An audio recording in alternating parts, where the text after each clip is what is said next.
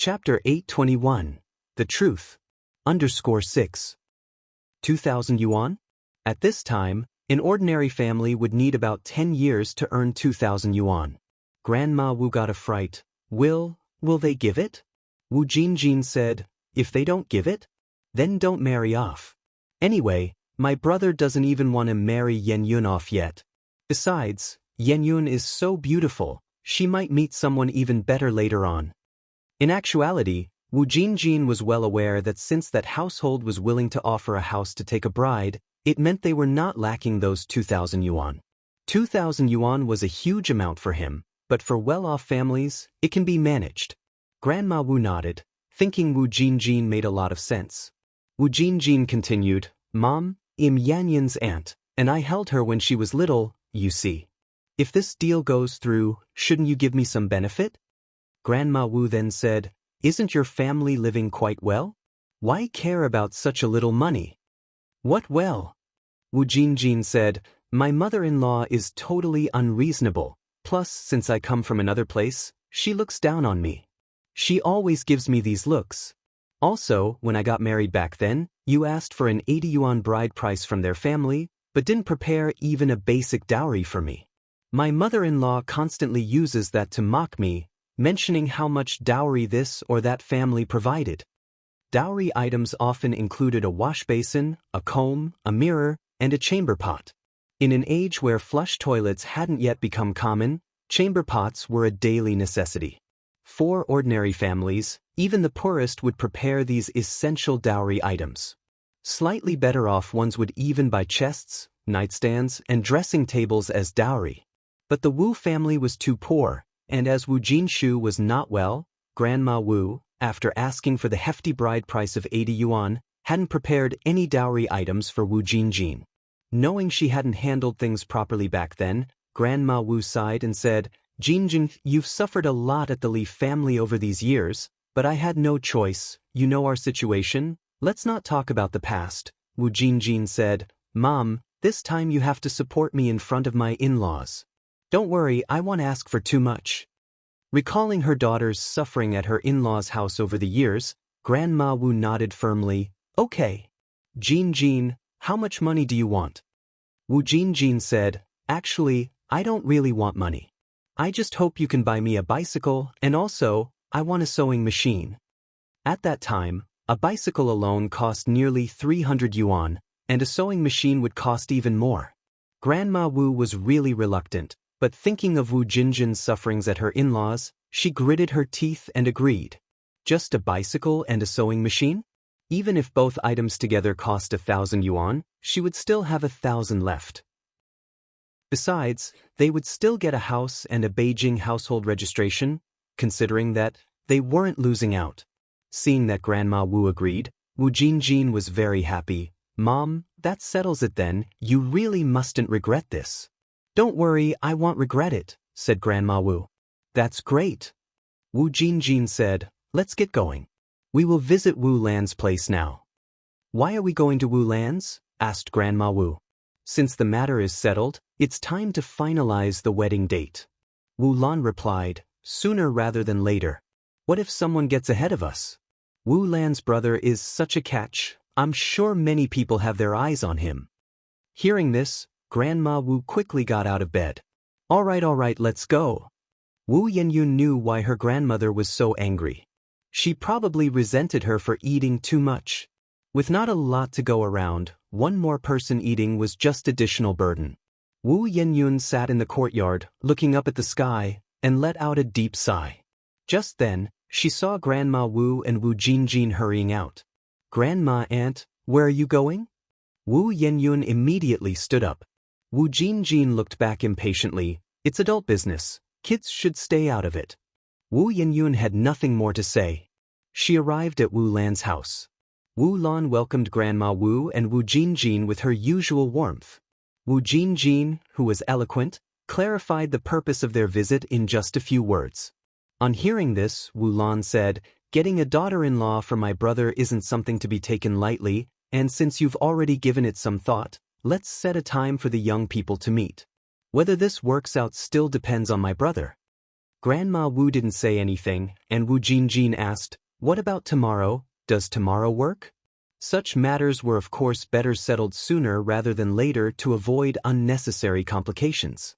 Wu Lan nodded. "Fine, let's make it tomorrow morning at 10 o'clock, and we'll meet at my place. If my brother takes a liking to Yenyun, our two families can sit down and discuss other issues thoroughly." Although Wu Lan thought Wu Yenyun was very attractive, it all depended on Wu Chang's own wishes. Wu Jinjin hurriedly nodded. "Yes, that works." After leaving Wu Lan's house, Wu Jinjin felt uneasy. "Mom, what if they don't like Yenyun? Didn't you say this deal was certain? Why do we have to meet first? If they didn't approve of Wu Yenyun, wouldn't she lose a bicycle? How could Wu Jinjin not worry? She dreamt of owning a bicycle and a sewing machine. With those two possessions, would her cruel mother-in-law dare to look down on her? Grandma Wu said, "Don't worry about that. With Yanyun's looks, you won't find another like her in 10 villages." Wu Yanyun's beauty was undeniable as she was not from the Wu family. Wu Jinjin said, "Hopefully. We'll meet at 10 tomorrow morning. They'll come over at 8:30. By then, will my brother and sister-in-law have gone to work?" This matter could not yet be disclosed to Wu Jinshu and Yen Erju. Grandma Wu replied, "They've gone to work. They leave for work every day at 7 in the morning." Wu Jinjin nodded. "That's good." Upon returning home, Wu Yenyun was not there. Wu Delong and Wu Erlong were taking care of their younger brother. Grandma Wu asked, "Why are you two looking after Xiaolong? Where's your older sister?" "She had something to attend to," Wu Erlong replied. "She has nothing to attend to. I bet she's just slacking off." "All right, go play, you'll watch Xiaolong," Grandma Wu said. Hearing they were relieved of the duty, Wu Delong and Wu Erlong ran off faster than rabbits. Wu Yenyun trudged down the street with heavy steps. She hadn't had enough to eat in the evening or at noon, and now she hardly had any energy. Walking down the streets of Beijing, she went from shop to shop asking if they needed part-time workers. She wanted to find a job that could help reduce the burden on her family. "Excuse me, are you looking for part-time workers? I'm hardworking and can do any sort of job." "No, we're not hiring. Get out of here." These were the kinds of rejections Wu Yenyun faced. But Wu Yenyun didn't lose heart. She continued asking from one place to the next, desperately hoping to find some part-time work. Chapter 822. Transfer. There were many shops on the street, but few needed part-time workers. After all, the economy at this time wasn't as developed as in later times, and the businesses weren't booming. Many shops could barely make ends meet, so how could they afford to hire people? Moreover, Wu Yenyun was still underage, so even the shops that needed part-time workers wouldn't dare to hire her. As she walked, Wu Yenyun came across a noodle restaurant with a long queue at the entrance, and next to it was a milk tea shop, both swarming with people. Business was booming. The milk tea shop was called New York Milk Tea, and the noodle restaurant was called Sour Fish Noodle Restaurant. Both establishments had become popular in Beijing over a year ago and had spawned many imitators in Beijing streets, yet the originals had never been surpassed. New York Milk Tea and Sour Fish Noodle Restaurant had significantly influenced the dining scene. Wu Yenyun entered the restaurant where two aunties were efficiently cleaning the tables. "Auntie, do you hire part-time workers?" The aroma inside the restaurant was so tantalizing that Wu Yenyun couldn't help but swallow saliva. Your business is thriving for a reason. Coincidentally, the store Wu Yenyun visited was managed by Zhou Qingsheng. Zhou Qingsheng had a daughter about Wu Yenyun's age. "Girl, would you like to come work here?" "Yes." Wu Yenyun nodded in a hurry. "Auntie, don't worry, I can do anything. You can pay me whatever you think is appropriate. I really need this job." Zhou Qingsheng then asked, "How old are you this year, young lady?" 17, Wu Yenyun replied. Zhou Qingsheng's daughter, Wang Xiaoya, was 16 and in her final year of junior high school. "Young lady, aren't you going to school?" Wu Yenyun shook her head. Zhou Qingsheng had also faced tough times in the past. If it weren't for Ni Yang and her daughter coming to Jinghua village, Wang Xiaoya probably would have dropped out of school by now. Seeing Wu Yenyun, she felt sympathy. "Just wait a moment for me, young lady." Zhou Qingshang quickly cleaned up the table and headed towards the kitchen. Wu Yenyun stood there waiting for Zhou Qingshang with a nervous heart. Zhou Qingshang soon came back with a bag in her hand. "Young lady, this is some leftover buns and noodles from our lunch. If you don't mind, you can take them home and eat, otherwise, it would just be a waste if we throw them away." "Thank you, Auntie." Wu Yenyun took the bag with both hands. Wu Yenyun continued, "Young lady, we have never hired part-timers before, and am not sure if the boss will hire you. Come back tomorrow afternoon at 2 o'clock and the boss will be here." Although Zhou Qingshang was now the store manager, hiring part-time workers wasn't something she could decide. Even more so since Wu Yenyun wasn't of age yet. She was afraid of causing trouble for Ni Yang. "Auntie, thank you. Thank you." Wu Yenyun held the bag and kept bowing to Zhou Qingshang. "You're welcome," Zhou Qingshang replied. "You should head back now and come again tomorrow." Wu Yenyun left with the food in hand. Zhou Qingshang had given a lot. There were 10 meat buns and a large bag of soup noodles. Actually, these foods were not leftovers from lunch but were bought by Zhou Qingshang herself. Looking at Wu Yenyun's condition, she knew she hadn't eaten enough. Zhou Qingshang had also experienced being hungry before and knew how painful that could be. Wu Yenyun was very hungry and couldn't resist eating a meat bun as she walked. The meat bun was truly delicious, bursting with juice at each bite. The flavor of the meat bun lingered in her mouth. Wu Yenyun ate 3 buns in a row before gradually regaining her strength. Just then, a car suddenly rushed around the corner. Screech! The sharp sound of an emergency brake echoed, and Wu Yenyun's face instantly turned pale, frightened and collapsing to the ground, the noodles scattering everywhere. Fortunately, the car stopped just 0.1 millimeters away from her. Wu Yenyun swallowed nervously, thinking she was about to be hit a moment ago. "Go and check." The man in the back seat, holding Buddha beads, spoke faintly. The sunlight shone through the car window and cast a faint glow on him, making the already ethereal and elegant man seem even more unreal. "All right." The driver nodded, opened the car door, and stepped out. "Are you all right, young lady?" The driver walked over. Wu Yenyun couldn't care less about herself, crying out in distress, "My noodles, my noodles." Those noodles were enough for a meal for her family, but now, they were all spilled. Chapter 823, Transfer_2. Bright sunlight cast her profile in a pale and delicate light. The man inside the car glanced back and just happened to catch the scene. He raised an eyebrow slightly, lowered the car window, and called out, "Xiaoqing." Upon hearing this, the driver immediately ran over. Boss Du twirled Buddha beads in one hand and took out a banknote from his wallet with the other. "Give this to her." "All right."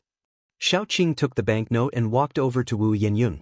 "Young lady, stop crying and get up. This is from our boss Du. Take it and go buy yourself a new bowl of noodles and buns." Before her eyes was a blue 100 yuan bill. The most common bills people saw at that time were the 10 yuan ones, also known as Big Unity. Ordinary families almost never saw a 100 yuan bill. The fact that this man gave out 100 yuan so freely suggested he was no ordinary person. Seeing that Wu Yenyun had no reaction, Xiaoqing stuffed the money into Wu Yenyun's hands and got back into the car. Wu Yenyun hurriedly lifted her head and saw a gentle and elegant profile through the fleeting car window. He was dressed in old-style traditional clothes, looking straight ahead, his handsome features set against a cool, snowy aura. Such people, who appear so cultivated, are actually the hardest to deal with. Wu Yenyun clutched the banknote tightly in her hand. Their family was indeed short on money at the moment. With this large sum of 100 yuan, they could do a lot. The streets bustled with people. After the black car disappeared, only Wu Yenyun remained sitting on the ground. A few stray dogs and cats ran over from not far away, quickly clearing the food remnants on the ground. Everything returned to normal as if nothing had happened. Wu Yenyun stood up from the ground and limped towards the grain and oil shop. She bought 100 pounds of rice in one go, along with 10 pounds of sesame oil, 50 pounds of flour, spending a total of 30 yuan. The shopkeeper even personally delivered these items to the Wu family. It may seem like a lot of goods, but with so many people in the Wu family, and their appetites larger at that time, these items wouldn't last very long, at most, half a month. When Wu Yenyun returned, Wu Jinshu and Yen Erju had already come back. Seeing the shopkeeper carrying bags of rice and oil into their house, Yen Erju pulled Wu Yenyun aside with a puzzled look. Xiaoyun, what's going on? Mom, this is for you. Wu Yenyun handed the remaining 70 yuan to Yen Erju and briefly explained the afternoon's incident. Yen Erju and Wu Jinshu paled when they heard that Wu Yenyun had almost been in a car accident. Xiaoyun, are you all right? Wu Yenyun shook her head. Mom and Dad, don't worry, I'm fine. That's good, Yen Erju continued.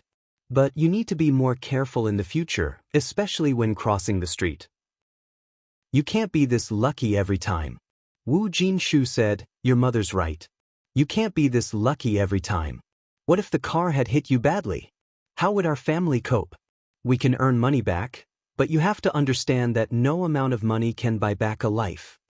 What's priceless in this world? Life is priceless.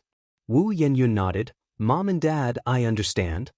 Wu Erlong added from the side, Mom and Dad, with this money, can sister go to school now? Yen Erju gave a bitter smile. How could this money be enough? Just the tuition for one semester was 98 yuan, plus miscellaneous fees and food. It all added up to 138 yuan. That was why in the 1980s, so many dropped out after middle school. Wages were low. To send one child to school could deplete a family's entire savings. Not like later generations, where 9 years of compulsory education was fully implemented. Not only was school free, there were scholarships and subsidies for students in need. Thus, those who lived through this era were very frugal in later times. Wu Dalong continued, is it enough for Erlong and me to go to school? Not enough, Yen Erju shook her head, then said, but don't worry, Xiaolong. Mom and Dad will work hard and provide for your schooling. It's just a matter of time before they could save enough for tuition. Just then, Granny Wu happened to overhear Yen Erju's statement, retorted, with what you and Jinshu earn, it wouldn't be enough even if you saved for 10 more years. Yen Erju and Wu Jinshu together earned less than 20 yuan a month. The rent was 10 yuan a month. Their meager income barely covered the family's expenses, and they still dreamed of affording their children's education. Chapter 824, Transfer_3. Dream on. The family was already living like this, yet Wu Jinshu stubbornly refused to marry off his daughter. He didn't even consider his own abilities. Fortunately, she was still clear-headed and able to make decisions for the household. Otherwise, Wu Jinshu and Yen Erju would have dragged the whole family down. Upon hearing this, Yen Erju's expression darkened. Then she said, Mom, are you hungry? I'll go cook some dinner. Tonight we'll have aromatic white rice. In later generations, rice was a common food, but in this era, struggling families could hardly afford a meal of white rice. Yen Erju's family normally only ate coarse rice. Coarse rice, meant for feeding chickens and ducks, was hard and astringent, choking the throat and causing pain. And even this coarse rice wasn't enough to go around. Grandmother Wu glanced at Yen Erju. Where did the money come from to buy white rice? Yen Erju explained the situation to Grandmother Wu. Grandmother Wu said, just 100 yuan makes you this happy? Wu Yenyun could exchange for a small Western-style house plus 2,000 yuan. How happy would Yen Erju be then? After Grandmother Wu left, Yen Erju tugged at Wu Jinshu's sleeve. Why do I feel like Mom was a bit strange today? She didn't even care about 100 yuan. If others heard, they might think our family is rich. Wu Jinshu wasn't concerned. That's just how my mom is, probably just in a bad mood today. Yen Erju didn't dwell on it and turned to Wu Yenyun. Xiaoyun, go rest for a bit. I'll make dinner today. Wu Yenyun rolled up his sleeves. Mom, you've been tired all day. Let me do it. Yen Erju smiled and said, Mom's not tired. You, on the other hand, must have been really scared by that car just now. Go rest, you've been working hard these days too. Unable to argue with Yen Erju, Wu Yenyun reluctantly went to his room to rest. That evening, Yen Erju steamed a large pot of rice, and also fried a plate of sesame oil vegetables and cooked a big bowl of sesame oil egg soup. The children ate very happily. Wu Yenyun also unusually had a full meal that shocked him, especially since grandmother Wu didn't give him any looks during the meal. He felt surprised and somewhat pleased. After all, he was still a teenager. He wanted to eat his fill too. Who would want to experience the pangs of hunger? The next morning, Wu Jinshu and Yen Erju went to work together. Grandmother Wu approached Wu Yenyun. Yenyun, let Dalong and Erlong keep an eye on Xiaolong. You come with me. Wu Yenyun nodded. Grandma, where are we going? You don't need to worry about that, Grandmother Wu continued. We'll leave when your aunt comes. Oh. Wu Yenyun didn't ask further. Soon Wu Jinjin arrived. Wu Jinjin was always neatly dressed, regardless of the occasion. Especially today, she had even brought out clothes preserved for special occasions and wore a pair of silver earrings she donned only during the new year. Yenyun, I brought a dress for you. Try it quickly to see if it fits. If it does, put it on and well go. Wu Jinjin handed a water-red dress to Wu Yenyun. Wu Yenyun was stunned. Aunt, is this for me? Wu Jinjin was a very dutiful and filial daughter, but not a good aunt. She didn't like Wu Jinshu's children at all, whether it was Wu Dalong, Wu Xiaolong, or Wu Yenyun. She never cared for any of them. From their childhood, she never once bought them candy. Whenever she brought something over, it was always secretly given to Grandmother Wu. Wu Yenyun was surprised when Wu Jinjin suddenly offered her a dress. Wu Jinjin smiled and said, Look at you asking such questions. If it's not for you, who else could it be for? Go change quickly, we have to go out soon. Convinced that the dress was for her, Wu Yenyun went back inside the house to change. After Wu Yenyun left, Grandmother Wu expressed her dissatisfaction. You work hard for your money, why waste it buying clothes for her? It's not bought. This dress belonged to Jianli when she was younger, Wu Jinjin replied. Jianli was Wu Jinjin's sister-in-law. Upon hearing the dress was an old one that didn't cost money, Grandmother Wu finally relaxed. After a moment, Wu Yenyun came out dressed. Wu Yenyun was unlike the rest of the Wu family. She was tall and even though she was only 17, she had already reached a height of 165 centimeters, surpassing Wu Jinjin by more than a head. Chapter 825, Transfer_4. Although the water-red color had faded to nearly white, it surprisingly looked good on Yenyun. Jinjin said, It really is true, clothes make the man and saddles make the horse. Our Yenyun is a grown lady now. Such a beautiful maiden. Wu Lan had no reason to look down on her. It looked like her bicycle and sewing machine might just be within reach after all, Jinjin thought, her smile growing brighter. Yenyun tugged at her skirt uneasily. Auntie, perhaps I should change out of this. It's not convenient for working. There's no need, just wear that. Jinjin grabbed Yenyun's wrist. Today, you don't have to do any chores. Let's go then, it's almost time, Grandma added.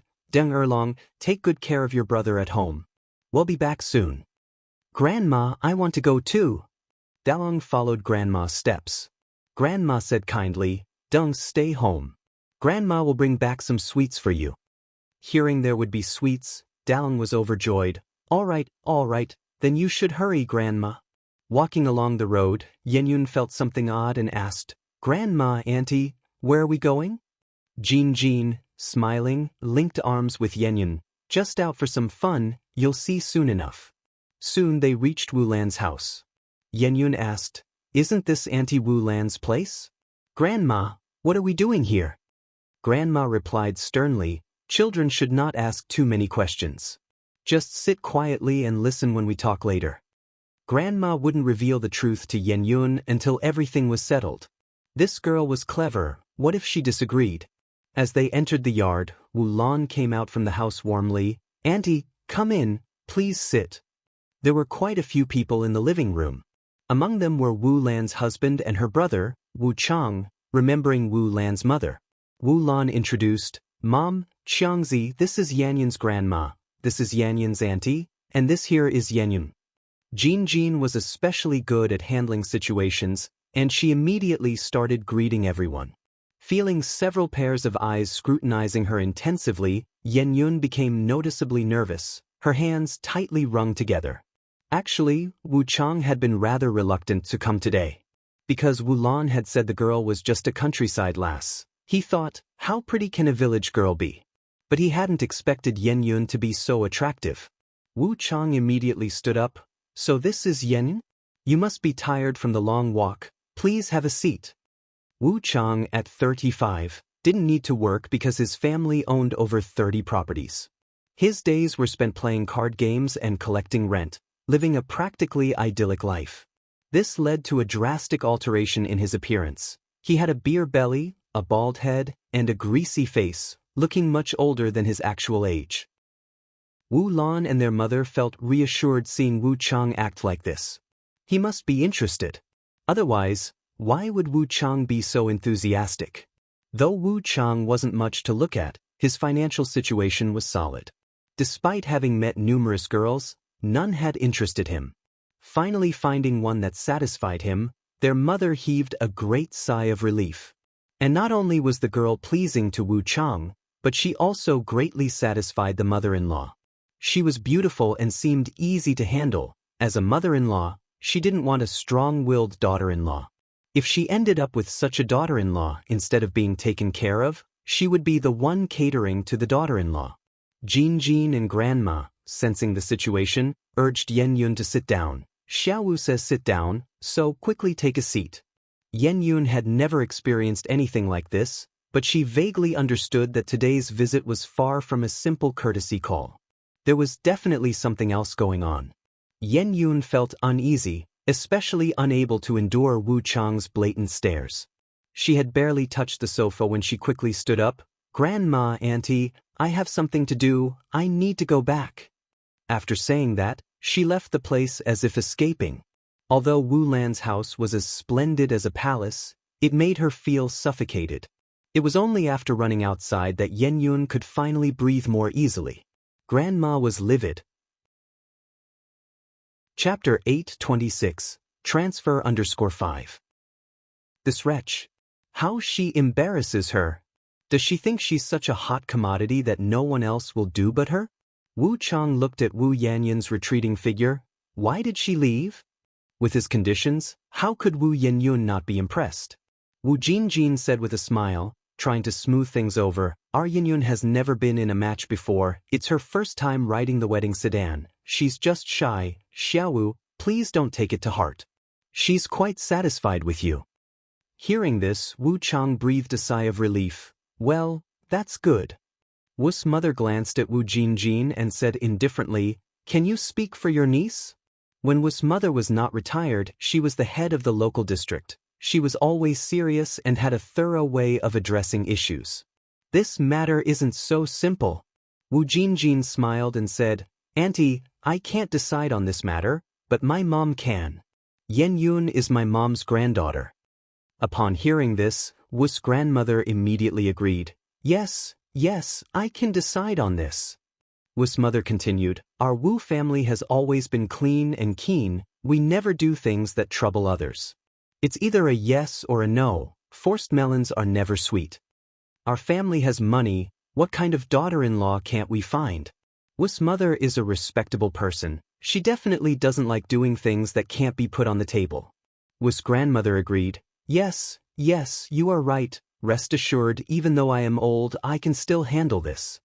Wu's mother continued, although you are the girl's grandmother, this matter still needs to be approved by your son and daughter-in-law, right? Wu's grandmother couldn't respond to this. Because Wu Jinshu and Yen Erju didn't know anything about this matter. Wu Jinjin hurriedly chimed in with a smile. Auntie, I'll just tell you the truth, the situation in our family is rather complicated. Yen Yun isn't my brother and sister-in-law's biological daughter. Yen Yun was picked up by my mom from the mountains, and it was my mom who raised her from infancy. She has no connection with my brother and sister-in-law, so as long as my mom agrees, it's settled. Wu's grandmother was startled. In her heart, she silently gave Wu Jinjin a thumbs up, truly her own clever daughter, quick to react, lying without a draft. Hearing this, Wu's mother nodded, I see. Since she isn't her own and was raised solely by the elderly lady, then this matter should be easier to handle. Wu Chang nudged Wu's mother.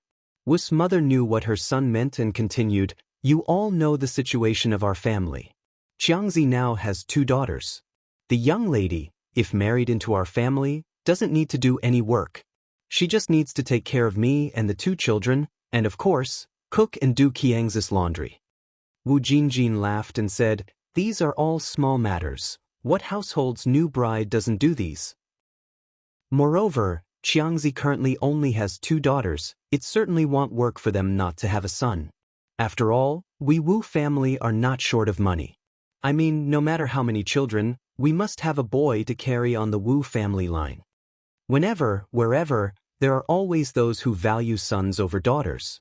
Daughters take their husband's name when they marry, sons bring in wives who take their name, continuing the lineage. Exactly, Wu Jinjin laughed. Aren't we women born to bear sons and raise children for our husband's family? What's wrong with having a few more children? Wu's mother nodded and continued. Moreover, Qiangzi's age is also a factor here. The sooner it's done, the better, as long as the 2 young people are willing. The longer the delay, the more dreams in the night. It's not easy to find the right person. Wu Jinjin said, "Auntie, fundamentally there are no problems with what you've said. However, since you've spoken to this point, let's be frank. I'll also speak on behalf of my mom and state our family's conditions." "Go ahead." Wu's mother took a sip of tea. Wu's grandmother watched Wu Jinjin, who was articulate and clever, feeling a deep sense of pride. Luckily she had such an excellent daughter to stand up for her. Wu Jinjin continued, "Aside from the household registration and small Western-style house your family agreed to up front, our family also wants a dowry of 3,000 yuan. 3,000 yuan. Wu's grandmother looked at Wu Jinjin, surprised. Wasn't it agreed it would only be 2,000 yuan? How did it suddenly become 3,000? Wu Jinjin gently patted Wu's grandmother's hand, signaling her not to be surprised. Chapter 827, Transfer_6. She had figured it out. The Wu family was not short of money at all. Since they weren't hard up, of course, she had to ask for more. Such lavish wealth only came once in a lifetime. Hearing this, Wu's mother placed her teacup on the table and gently tapped it. "Are you selling your daughter or marrying her off?" Country folks are country folks indeed. When it comes to marrying off a daughter, they don't beat around the bush. Even if she wasn't their own flesh and blood, did it have to be this ruthless? At this time, in Beijing, when an ordinary family took a bride, the most they'd offer was 500 yuan as a dowry. But their demands were different. Wanting both a house and money as soon as they opened their mouths, it was 3,000. Wu Jinjin said with a smile, "Auntie, what you said is a bit harsh. As the saying goes, a match made in heaven is tied with a thread. If our Yen Yun and Xiao Wu truly have no fate, then there is nothing we can do as family members."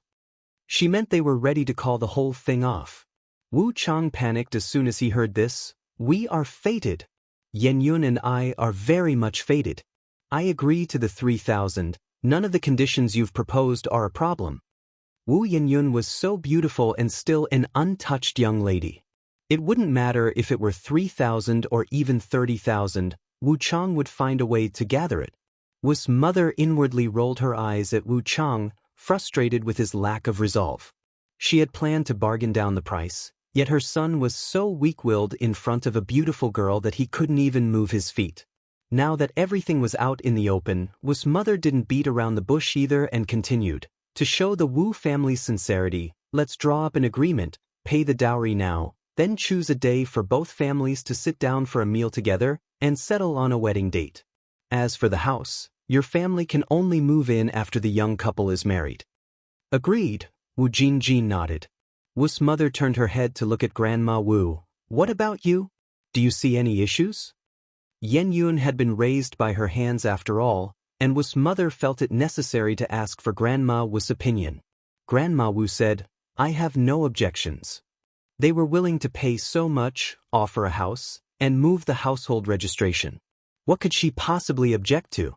Wu's mother had come prepared today. She took out 3 stacks of RMB from her bag. "Here is 3,000 yuan. Let's write up an agreement and consider this matter settled." Good, Grandma Wu nodded. Both Grandma Wu and Wu Jinjin were illiterate, So how the agreement was drawn up was entirely up to Wu's mother and Wu Lan. They only had to press their fingerprints as confirmation. It wasn't until they left Wu Lan's house that Grandma Wu still felt somewhat surreal. Jean, does our family really own a 2-story Western-style house with a yard now? Of course it's real. Wu Jin nodded. Not only that, you now have 3,000 yuan in your pocket too. Grandma Wu felt her pocket. Sure enough, those thick stacks of banknotes were still there. Wu Jin continued, how about it? I have got skills, don't I? The dowry was 2,000 yuan, and I managed to get it up to 3,000. According to your thinking, we would have just taken one house and nothing else. Wouldn't we have lost out big time? A full 3,000 yuan. What ordinary family could have so much money? Wealthy people really are different. Grandma Wu said with a smile. Yes, you are capable. No wonder they say a daughter is a mother's little padded jacket. Wu Jin went on, Mom, now that we also have money, let's go buy a bicycle and a sewing machine, shall we? Sure. Let's go now. A bicycle and a Singer sewing machine together cost over 1,100 yuan, but Grandma Wu wasn't hesitant to pay. After Wu Yenyun got home, she changed out of her long dress and into her usual clothes with patches. It wasn't until the afternoon that Grandma Wu returned with a smiling face, holding 2 roast chickens in her hands. Dang Erlong, come and have some roast chicken. Grandma Wu called Wu Delong and Wu Erlong over to eat the roast chicken. As soon as they heard there was roast chicken, the 2 little ones were over the moon and immediately ran over like crazy. Wu Erlong tore off a chicken leg. You'll bring this chicken leg to Big Sister to eat. Wu Grandma's face darkened. You are not to give it to her. Just now, Wu Yenyun had made the Wu family lose face, and Grandma Wu hadn't calmed down yet. At that moment, Wu Yenyun came over holding a dress. Grandma Wu quickly hid the roast chicken. What are you doing here? Wu Yenyun placed the dress aside. Grandma, I can't accept this dress. Please return it to Auntie. Wearing that dress never sat right with her. You were given it, you wear it, Granny Wu said. No need, just return it to Auntie. After saying that, Wu Yenyun turned and walked away. Granny Wu herself had a strong opinion of Wu Yenyun and now felt even more that Wu Yenyun was not presentable. All this fuss over a dress? In the afternoon, Wu Yenyun arrived at the noodle restaurant as agreed. 2 o'clock was precisely the restaurant's resting time. Seeing Wu Yenyun, Zhou Qingshang greeted her warmly. Young lady, you've arrived. Auntie. Zhou Qingshang continued, come in quick, our boss is inside. Wu Yenyun followed Zhou Qingshang inside. Just as she walked in, Wu Yenyun saw a familiar figure, Yang. And Yang was also a bit surprised and said with a smile, Aunt Zhou, is this young lady the one you mentioned was coming to apply for a job? Zhou Qingshang was also taken aback, nodded, and said, Yes, that's her. Yang, you two know each other. And Yang pulled up a chair for Wu Yenyun to sit down. More than just acquaintances, we're good friends too. And Yang had a good impression of Wu Yenyun. This young girl always gave her an unexplainable sense of affinity. Wu Yenyun looked at Yang with undisguised surprise in her eyes. Yang, you're the boss of this place? And Yang nodded, yeah. Yang, you're incredible. Someone like Yang would surely come from a good background, not like her who had nothing, coming from a poor background, and couldn't even keep her stomach full. To say she wasn't envious would be a lie. Every girl dreams of being a princess. Wu Yenyun was no exception. And Yang then said, Yenyun, are you looking for work? Yes. Wu Yenyun nodded. Yang, can you give me a job? And Yang hesitated for a moment. Yenyun, you're only 17 this year, and according to the rules, our shop can't hire minors. But my other shop is short of long-term staff. The monthly salary is 40 yuan. Would your parents be willing to come? After all, Yang was in business, and her competitors were watching her like a hawk. If she really hired a child laborer, it would be just asking for trouble. As the saying goes, the bigger the tree, the harder it is to stay out of the wind. Currently, she couldn't take such risks. However, she really wanted to give Wu Yenyun a hand, so she suggested hiring Wu Yenyun's parents. A monthly salary of 40 yuan? These words made Wu Yenyun's eyes light up. Wu Jinshu and Yen Erju's combined monthly salary was barely 20 yuan. If they worked for Ni Yang, they could make 80 yuan a month. With those 80 yuan, she wouldn't have to worry about her two brothers' schooling and food and clothing problems anymore. Wu Yenyun said excitedly, "My parents can really come to work?" Ni Yang nodded, "Yeah." Wu Yenyun said with some concern, "But my parents are illiterate, and my dad has a disability. His right hand is missing the little finger. Can they really come to work?" It was precisely because Yen Erju was illiterate and Wu Jinshu had health issues that they never found a good job. Otherwise, their family wouldn't be struggling to get by. "It's okay," Ni Yang continued, "as long as uncle and auntie don't mind. Doing cleaning work doesn't require literacy, and it's relatively light and doesn't require much strength." Chapter 828, Domineering. The noodle restaurant's cleaning job mainly involves tidying up tables and sweeping floors, which isn't considered heavy labor for someone used to hard work. "Yang, are you serious?" Wu Yenyun asked with a hint of disbelief. Ni Yang nodded. "Of course I'm serious. Do you think I would joke about something like this? By the way, are your parents home? If they are, have them come over for a trial. If they think it's good, they can start working tomorrow morning." Wu Yenyun excitedly said, "They're at home. They'll go and call them over right now." Wu Jinshu and Yen Erju were actually not at home, but Wu Yenyun didn't want them to miss such a good job opportunity. "All right, Yenyun, don't rush. They'll be in the shop all day today." Hearing this, Zhou Qingsheng looked at Ni Yang in surprise. Since there were several stores, Ni Yang usually spent no more than 2 hours in each shop. Today, to help Wu Yenyun, she said she would stay in the shop the entire day. "Then Yang, I'll be right back." Wu Yenyun ran towards the door. Fortunately, the place where Wu Yenyun worked wasn't far from here. She first went to the rice shop where Yen Erju worked. In the mild May weather, Yen Erju was nevertheless sweating profusely as she carried a 160-pound bag of rice up to the second floor of the rice shop. There were many workers in the rice shop who carried rice bags, but they were all strong men. It was quite rare to see a woman like Yen Erju doing such work. Therefore, everyone admired Yen Erju greatly. "Erju, your daughter's here," a co-worker told Yen Erju. Although Wu Yenyun seldom came to the rice shop, she was very beautiful, so everyone remembered her. "My elder daughter is here?" Yen Erju dropped the bag of rice and casually wiped her forehead with her sleeve. "Yes, she's waiting for you outside right now." "Oh, then I'll go right away." Yen Erju put her sleeve down.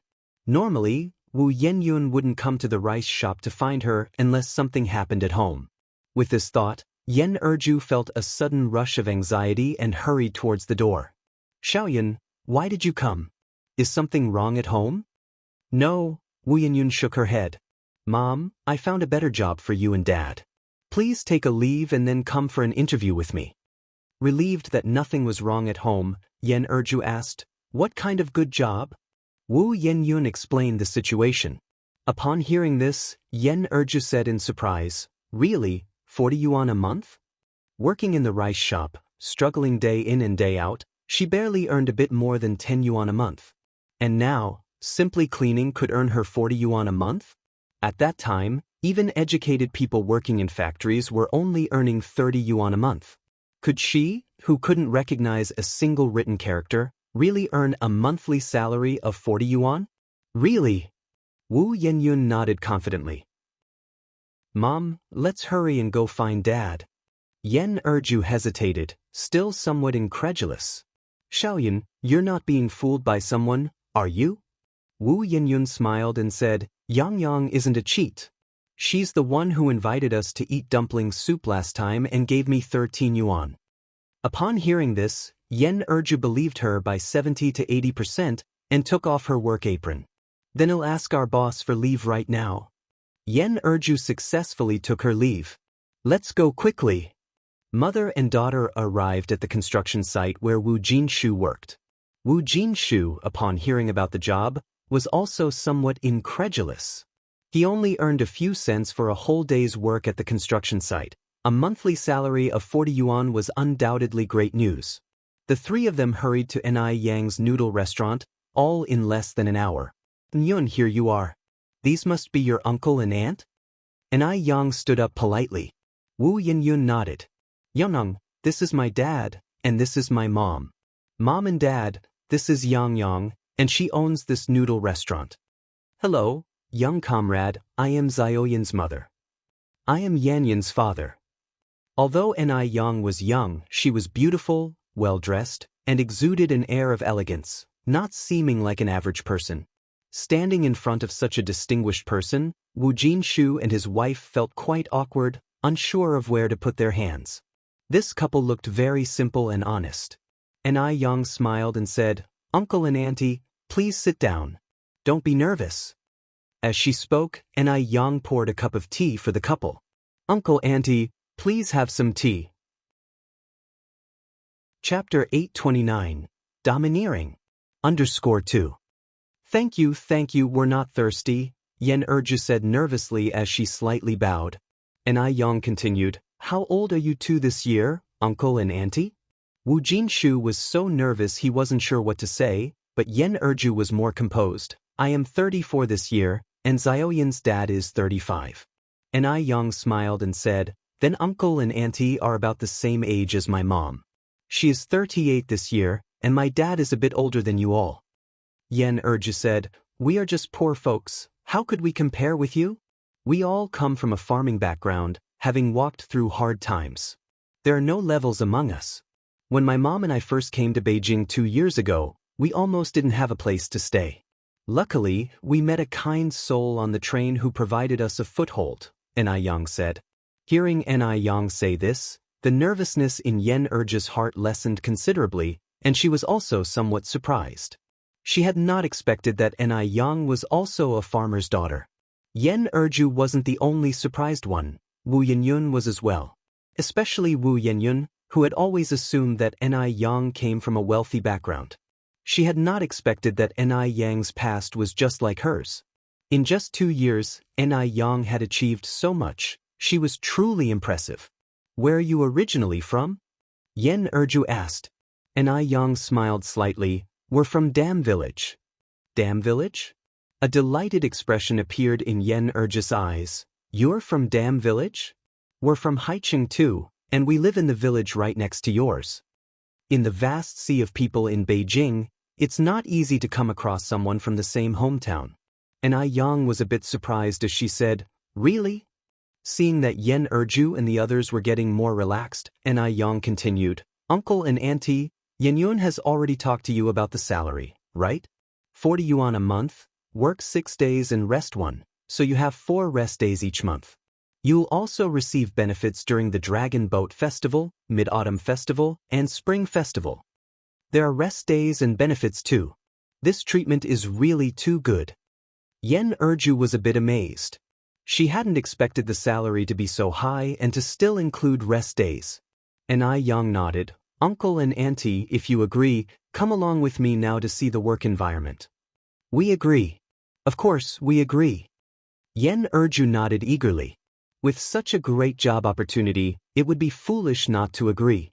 Then Uncle and Auntie, please come with me. The other noodle restaurant was a bit far from here. Ni Yang took the 3 of them there by taxi. The taxi had exactly 5 seats.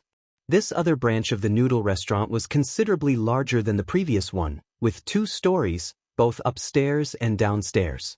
Although the storefront was large, it was still overwhelmed with diners. The store manager of this branch was Gooden's mother, Han Xiaoqin. Yang. Seeing Ni Yang arrive, Han Xiaoqin quickly came out to greet her. Ni Yang continued, Auntie Han, this is my good friend Wu Yun, and these are Yanyan's parents. Our store just happens to be in need of 2 cleaning staff, and I have already discussed this with Uncle Wu and Auntie Wu, and they will start working tomorrow. Uncle Wu, Auntie Wu, this is the store manager here, Han Xiaoqin. Hello, Manager Han.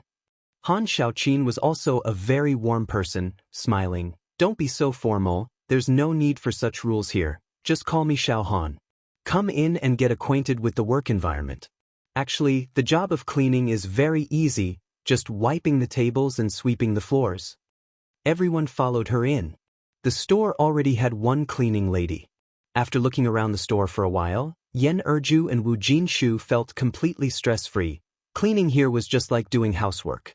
Being farmers themselves, this kind of work was nothing to them, especially since the salary at the store was so high. After confirming there were no issues with the job, the couple signed their contracts with Han Xiaoqin. Even when they got home in the evening, Yen Erju and Wu Jinshu were still a bit dazed. Jinshu, did we really find a job that pays 40 yuan a month? Really? Wu Jinshu nodded, pulling out the contract from the bag. Look, we've even signed the contract.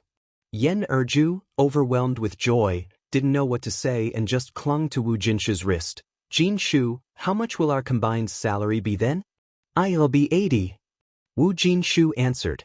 80. Yen Erju laughed out loud with joy. 80. With these 80 yuan, we can send all 3 kids to school and never have to worry about not having the rent money again.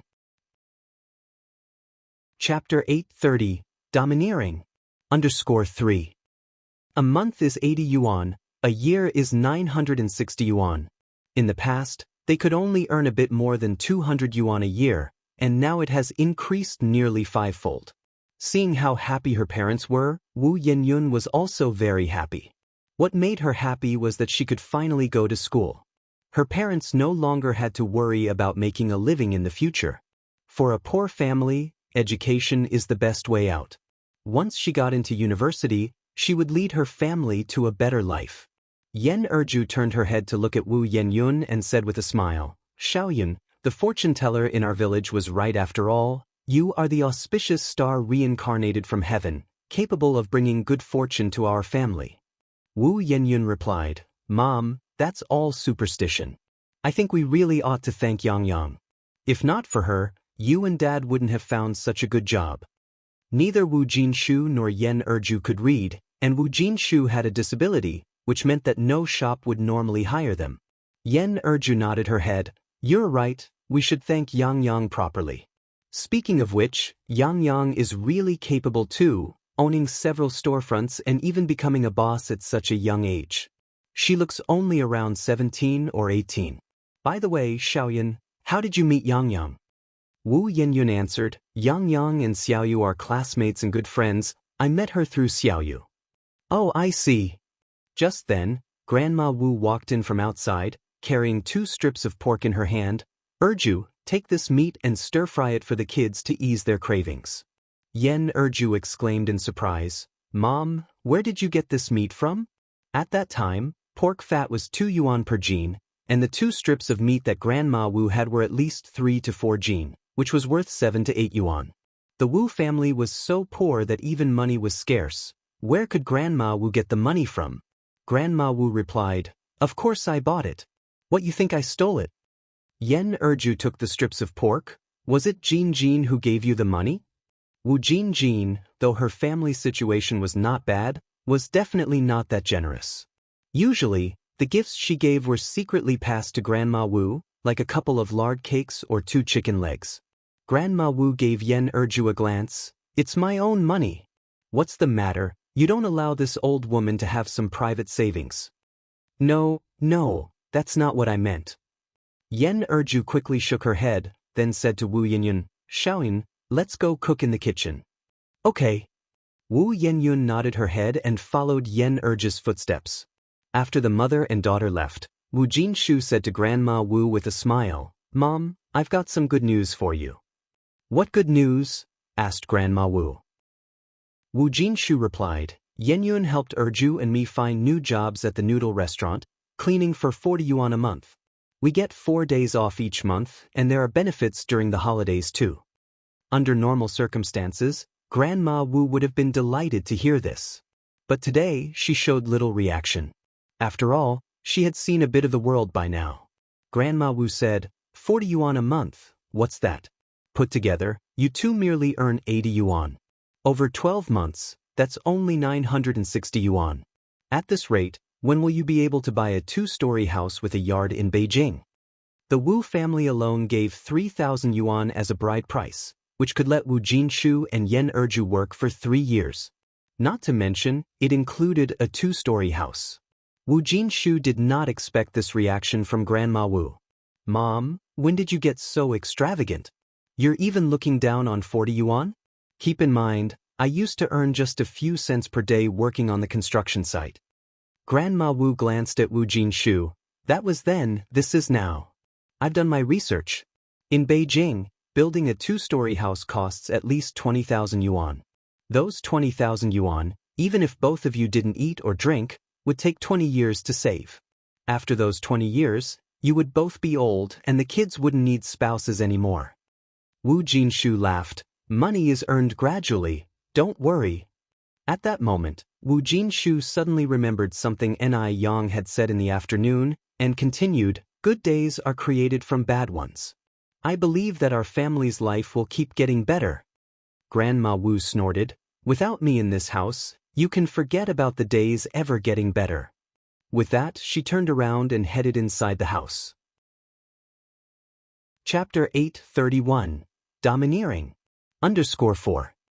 Wu Jinshu scratched his head in confusion. Why did he feel like there was more to his mom's words? It was so strange. However, Wu Jinshu's confusion was soon diluted by the braised pork yen erju served up. Now that the couple had new jobs, their life was looking up. They enjoyed the meal with a sense of ease and deep satisfaction. As evening fell, Ni Yang returned to the Zheng family home.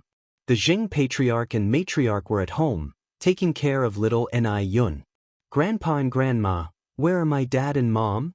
Ni Yang walked in and not seeing Ni Zihua or Shangguan Dehui, asked curiously. Their parents went to the orphanage and have not come back yet, Mrs. Zheng said. Only then did Ni Yang remember that Ni Zihua would go to the orphanage every Wednesday with Shangguan Dehui to bring clothes and food, and to spend time chatting and playing games with the children. Ni Zihua rarely spoke of it, but in fact, she had never forgotten those 3 abandoned daughters. She filed a report at the police station and provided a blood sample, hoping that one day she could find those 3 poor children. Going to the orphanage was also a way to accumulate blessings for those 3 children. Ni Yang nodded her head. Just at this moment, Zheng Su suddenly rushed down from upstairs, yelling, "There's a ghost trying to kill me. Sister, save me." Even though she was clearly insane, she still recognized Mrs. Zheng and hid behind her. "Don't be afraid, Suyu, don't be afraid," Mrs. Zheng said as she protected Zheng Suyu behind her. "There are no ghosts in this world." There are ghosts. Really there are, Zheng Su said, looking around in terror. "Look there, that's a ghost.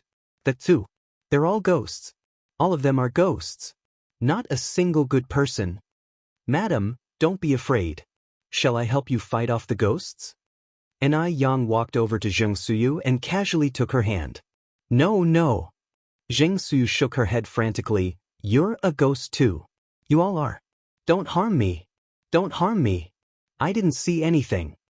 Zheng Suyu's condition was getting worse by the day, to the point where even when Ni Yang placed a golden needle in her Laogong acupoint, it had no effect. Ni Yang narrowed her eyes slightly, capturing Zheng Suyu's last sentence accurately. She looked up at Zheng Suyu. "You saw something, I know you did. What did you see?" "I didn't see anything, I didn't see anything," Zheng Suyu said in agony, clutching her head, becoming increasingly panicked. There seemed to be nothing in front of her, yet she acted as if she were staring into a bottomless hell. "I didn't see anything, don't harm me." Watching Zheng Suyu's condition deteriorate, Ni Yang swiftly knocked Zheng Suyu out with a chop of her hand. Mrs. Zheng was startled. "Yang, what are you doing?" Ni Yang continued, "It's okay, Grandma, don't worry, I'll take Madam upstairs to rest now."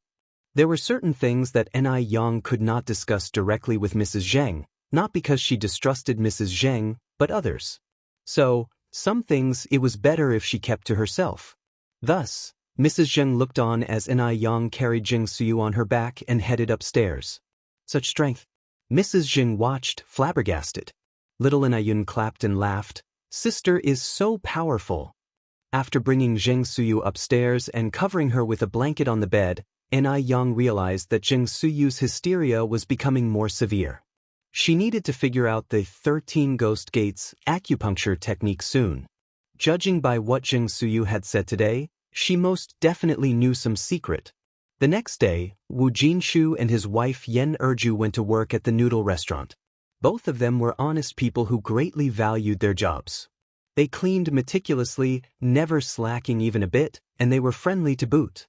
The other employees at the restaurant also took quite a liking to these two new colleagues.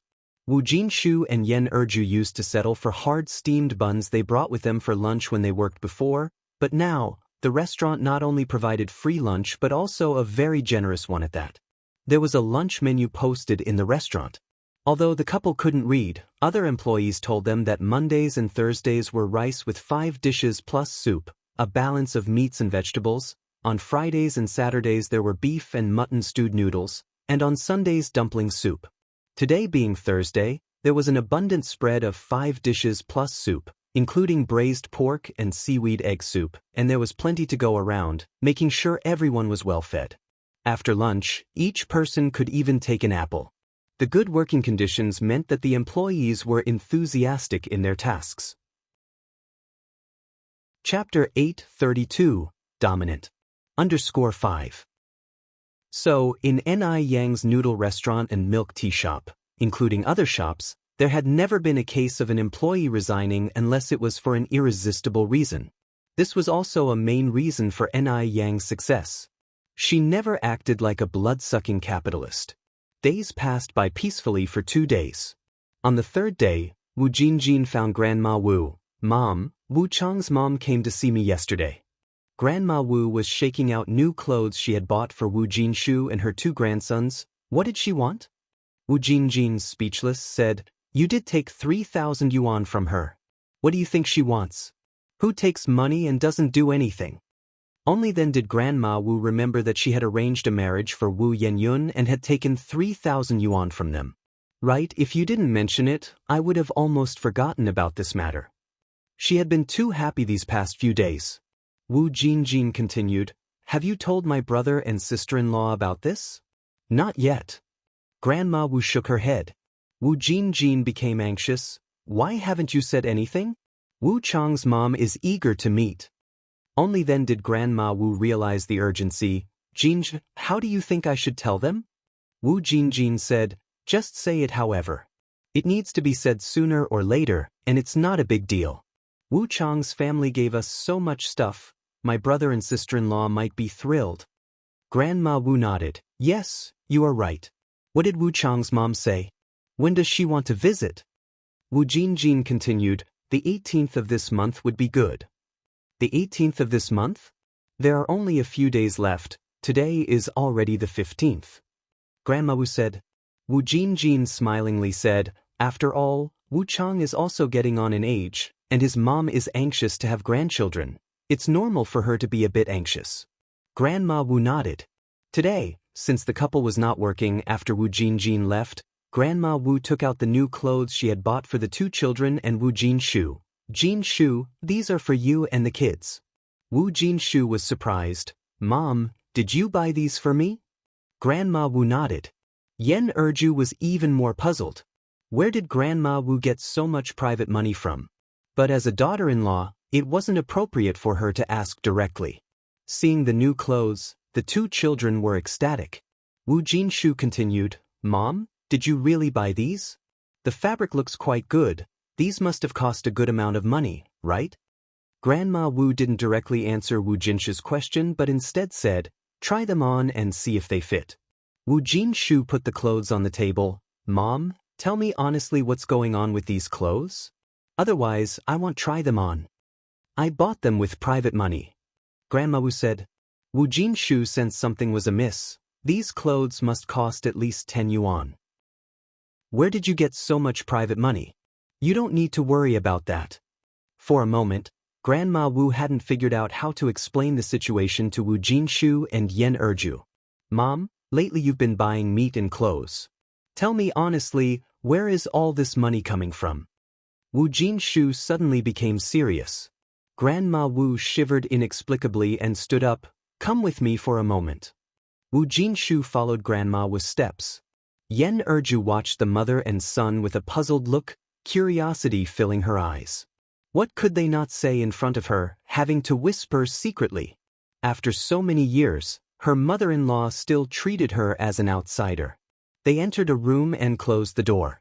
Wu Jinshu's eyelids twitched several times, sensing that something significant was about to happen. Mom, what exactly has happened? Grandma Wu pulled Wu Jinshu to sit down. Jinshu, sit first. Wu Jinshu sat down somewhat nervously.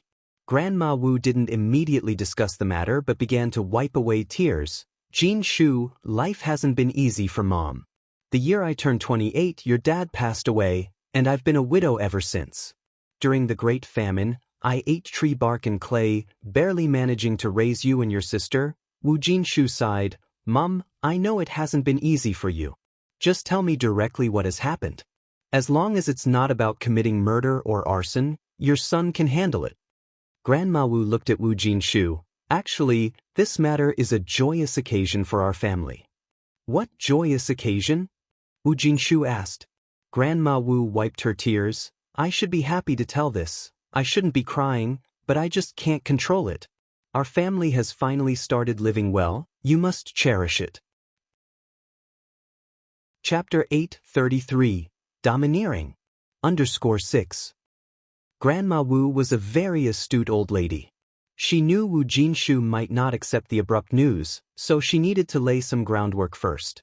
Wu Jinshu's patience was nearly worn out by Grandma Wu. What exactly is the happy occasion? Just say it. Grandma Wu suddenly stopped her weeping. I found a match for Yenyun. Wu Jinshu was shocked, his face turned pale, and he stood up from the table. What? Jinshu, don't worry. Although I'm not Yenyun's biological grandmother, I am no different from one. The family I found for Yenyun has very good conditions, and they even promised to give us a small Western-style house. Wu Jinshu seemed to suddenly realize something. So, these things you've bought in recent days, they weren't with your own money?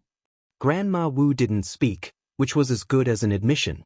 Wu Jinshu's voice grew loud with anger. So the fine cuts of meat I've been eating these days were bought with the money from selling off my daughter. Grandma Wu corrected him. It's the betrothal gift, not money from selling off a daughter. You're making it sound too ugly. No way. I don't agree with this. Go and return the money to them immediately. It can't be returned now. At this point, Grandma Wu became calm and composed. Why not? Wu Jinshu asked. It just can't be returned. Grandma Wu was very firm in her attitude. I just can't understand why you care so much about a girl who was picked up from the streets. Is she more important than your own son? Outside the door, when Yen Erju heard these words, she turned pale. She walked to the front room, trying to act as though nothing had happened, and said to Wu Yiyun, Xiaoyun, take Dalong and Erlong out to play on the street, and by the way, buy 3 pounds of salt and some soy sauce. Okay, sure. Wu Yinyun nodded. Yen Erju handed Wu Yinyun 2 yuan. Split the remaining money among the 3 of you and buy some candy. Wu Dong was overjoyed to hear they could buy candy. Seeing Wu Yinyun leaving the house with the 2 kids, Yen Erju's expression instantly turned cold. She rushed to the kitchen, grabbed a kitchen knife, and headed to Grandma Wu's room. Bang! Yen Erju, accustomed to physical labor, kicked open the rickety door with 1 foot. Both Grandma Wu and Wu Jinshu inside were startled. Yen Erju slammed the kitchen knife onto the table. If anyone dares sell my daughter today, I will fight them to the end. Yen Erju was a straightforward person, a respectful daughter-in-law. Throughout her years of marriage to Wu Jinshu, she had never argued with Grandma Wu. Today was a first. Grandma Wu was initially stunned, then sat down on the ground, starting to throw a tantrum, weeping, "Oh my God! What sins have I committed? Now, my own daughter-in-law is wielding a knife to kill me. When I was young, I lost my husband, and now even my daughter-in-law is turning against me, threatening to kill me. I struggled so hard to raise 2 children, what for? Had I known this, I wouldn't have bothered raising them. Oh God, why is my life so miserable? Why don't I just die? Lord, so many people are dying outside, why don't you take me too? You're leaving me here to suffer. In terms of being unreasonable and shameless, how could Yen Erju outdo Grandma Wu? The fact that Grandma Wu had managed to bring up 2 children alone during the Great Famine indicated she was no ordinary person. Yen Erju also sat down on the ground and began to cry loudly, "No one can sell my daughter." Grandma Wu cried even louder. How pitiful, I'm so pitiful. When I was young I lost my husband, the son I raised is useless, and now the unfilial daughter-in-law has joined forces to bully me, a lonely old widow. Go ahead and kill. Go ahead and kill. If you don't kill me today, you're not Yen Erju. As she spoke, Grandma Wu picked up the kitchen knife from the table and moved toward Yen Erju. Caught between his mother and his wife, Wu Jinshu was distraught to tears, fearing an actual loss of life. How would he resolve this? Mom, please don't do this. Erju doesn't mean that. Get out of my way. You're worthless. I'm not your mother. I don't have a spineless waste of a son like you. Grandma Wu kicked Wu Jinshu away. I tell you, today it's either her or me. She thinks she's tough? She wants to kill? Let her do it. Chapter 834. Domineering. Under she, Yen Erju, was fearsome indeed. She even dared to threaten her with a knife. If she did not teach her a lesson today, she would think she could be easily bullied. This time, Wu Jinshu did not hold back. Wresting the kitchen knife from Grandma Wu's hand, he harshly said, Mom, you were wrong in this matter. Erju is not to blame. Grandma Wu and Yen Erju were both stunned. Calm and steady Wu Jinshu had never lost his temper like this before. Wu Jinshu threw the kitchen knife into the yard. Mom, it's not just Erju who disagrees, I disagree too. Go and break off this engagement right now. Seeing Wu Jinshu supporting her, Yen Erju breathed a sigh of relief. Grandma Wu burst into tears again. I can't live like this, I can't live anymore, you are all forcing me to die. Mom, I'm not joking with you. Yen Yun is still young, she needs to study. She can't get married this early. Grandma Wu wiped away her tears. This matter cannot be called off now. It has to be called off regardless. Wu Jinshu's stance was very firm. Otherwise, don't blame me for not recognizing you as my mother. On hearing this, Grandma Wu looked at Wu Jinshu in shock. For that foundling girl, you would disown me, your own mother? Was she really less important than a foundling? Yen Erju suddenly spoke up. Xiaoyun is not a foundling. She is my own biological daughter. You never cared for her even for a day. What right do you have to sell her off? What right? In Yen Erju's heart, Wu Yinyun was her own daughter. Grandma Wu glared at Yen Erju. Not a foundling? If not a foundling, then did you have her with some unknown man outside? Oh, now I get it. That explains why you always protect that wild girl. You had an affair, dishonoring yourself. You shameless woman. How could our esteemed Wu family have someone like you, bringing us disgrace? What are you babbling about? Yen Erju was angrily triggered. Being an honest person, she could not tolerate such baseless accusations from her mother-in-law. I'm done arguing with you today. Yen Erju and Grandma Wu started physically fighting. Wu Jinshu massaged his temples in agony. Yen Erju was truly enraged, not holding back in her attacks, and though Grandma Wu was no pushover, she was getting on in years. She was no match for Yen Erju. Wu Jinshu thought it was about time and pulled them apart. Grandma Wu sat on the ground, crying her heart out, with 3 scratch marks on her face from Yen Erju. Yen Erju was not much injured, but her hair had been yanked out in clumps by Grandma Wu. Both were in a sorry state. After a long while, the atmosphere finally calmed down a bit, and Wu Jinshu took hold of Grandma Wu, saying, Mom, come with me to Wu Lan's house right now and clear up this matter. It's unfixable. Grandma Wu pushed away Wu Jinshu's hand. I've already received 3,000 yuan as a betrothal gift from Wu Lan's brother, bought a bicycle and a sewing machine for your sister, and 2,000 yuan is lost. Calling off the marriage sounds easy. Do you have 3,000 yuan? 3,000 yuan? For a family like Wu Jinshu's, 3,000 yuan was an astronomical figure. Wu Jinshu was stunned. After that statement, Grandma Wu moved to the bed to lie down, turning her back to Wu Jinshu and Yen Erju. I've already told everyone, they are coming to our house the day after tomorrow to dine and fix the wedding date. You all have to agree whether you agree or not. Otherwise, you might as well kill me. I don't want to live anymore. Chapter 835. I want to divorce you. Wu Grandma's words came out bold and shameless. Yet Wu Jinshu and Yen Erju were completely unable to do anything about her. They certainly couldn't really kill Wu Grandma. Yen Erju cried in despair, "I can't live this way anymore. Life is unlivable like this. Wu Jinshu, I want to divorce you." "Divorce, divorce, divorce. Let's do it immediately." Wu Grandma sat up in bed, pointing at Yen Erju. "You'd better take your things and get out of our Wu family's house. But the kids belong to our Wu family, and you're not taking a single one with you." Did Yen Erju think she could threaten her with divorce? She truly wasn't afraid. In the future, their family would have a Western-style house and a Beijing residence registration. Wouldn't it be easy for Wu Jinshu to find another wife? "You just say less." Wu Jinshu said. "Erju, don't be angry, my mom's gone senile. She's lost her mind."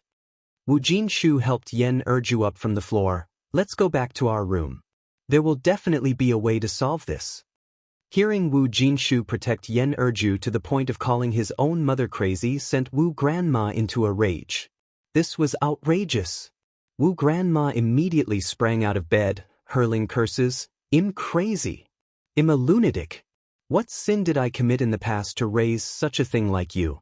Now, to protect a little vile woman, you even dare to call your own mother crazy.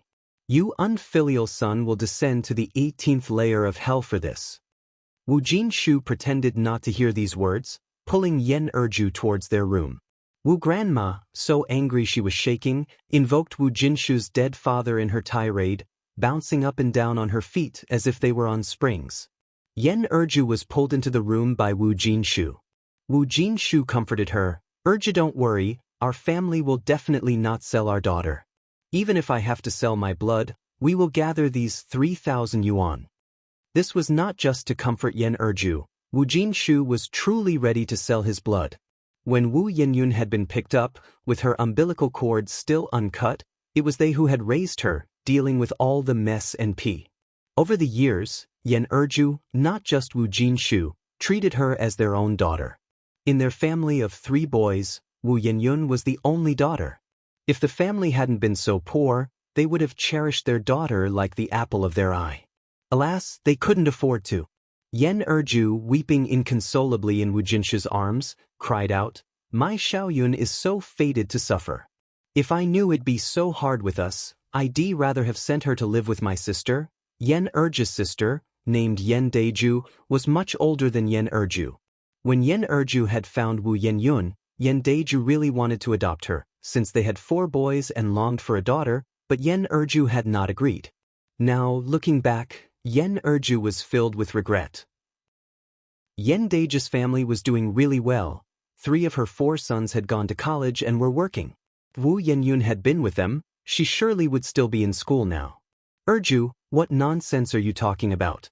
Since we've brought Yenyun home, she is our daughter, and you shall not say such things again. Come on now, wipe away your tears, lest the kids come back and worry unnecessarily when they see us like this." Yen Erju, wiping her tears, asked, "But what do we do now? Xiaoyun is only 17 this year. Are we really going to let her marry and become someone's stepmother?" "No. As long as I am around, I won't let her marry and become anyone's stepmother." Wu Jinshu said, "They'll sell blood right after work tomorrow, and we'll save whatever we can." Yen Erju nodded. "Okay, I'll go too." Wu Yenyun took her 2 younger brothers out to the streets. The 2 boys were young and overjoyed at the sight of candy. Wu Yenyun was weighed down with worries.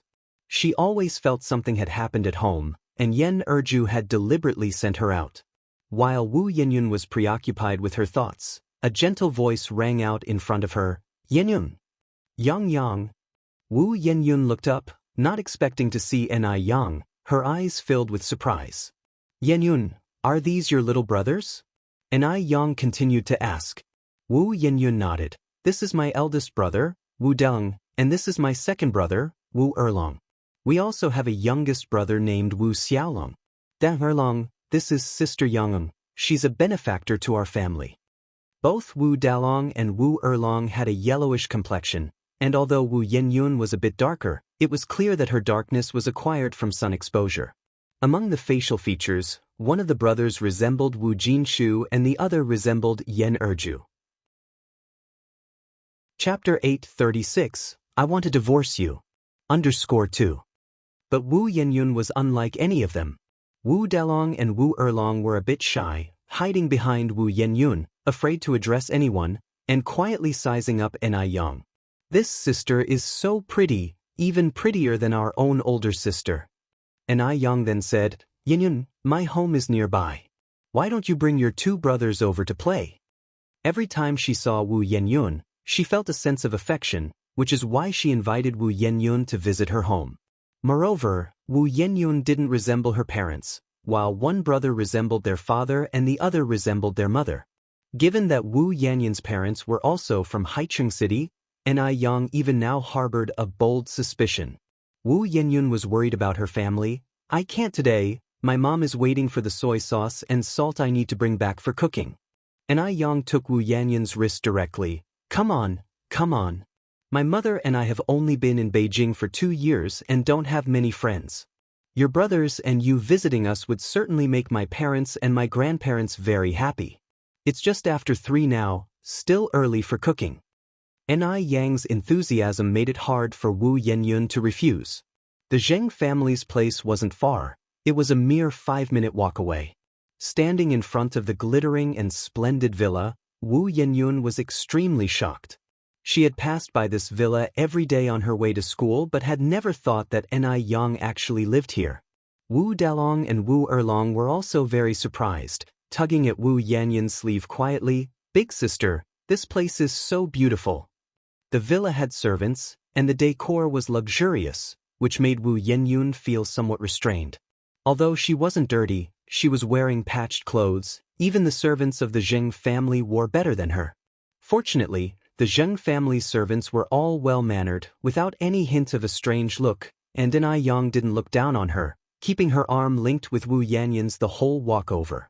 The butler brought over several plates of exquisite pastries and beverages. Ni Yang asked, Where's my mom? Madam is upstairs, the butler replied. Oh. Ni Yang nodded and then encouraged Wu Yenyun and her two brothers to eat the snacks and drink the beverages. Wu Yenyun still restrained herself, while her two brothers were happily eating. Yenyun, no need to be so tense, make yourself at home here. Actually, we've only just moved into this place ourselves. A year ago, it wasn't even our house. Ni Yang started the conversation willingly. Wu Yenyun was curious. Picking up 2 pastries, one for herself and passing one to Wu Yenyun, Ni Yang began to tell Wu Yenyun about Ni Qihua's background. Wu Yenyun listened in amazement. Oh my! I feel like I'm reading one of Auntie Jinjiu's novels. Auntie Jinjiu's tragic novels were very popular during that time, and Wu Yenyun had read them too. Ni Yang said, Life is not like a novel. My mother and I only started to have better days in the past 2 years. Before that, we were living in Dam Village. Our grandmother valued boys over girls. Right after my mother had a few sisters, she was thrown behind the mountain to feed the wolves. We decided to come to Beijing only when we couldn't go on living like that. Thinking back on that life now, it feels like a dream.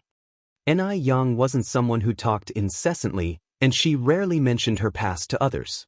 She did so this time because she had her doubts. Besides, these things weren't secrets. Even if things weren't as she thought, it wouldn't matter if Wu Yenyun came to know them. Wu Yenyun listened in amazement. How could your grandmother do such a thing?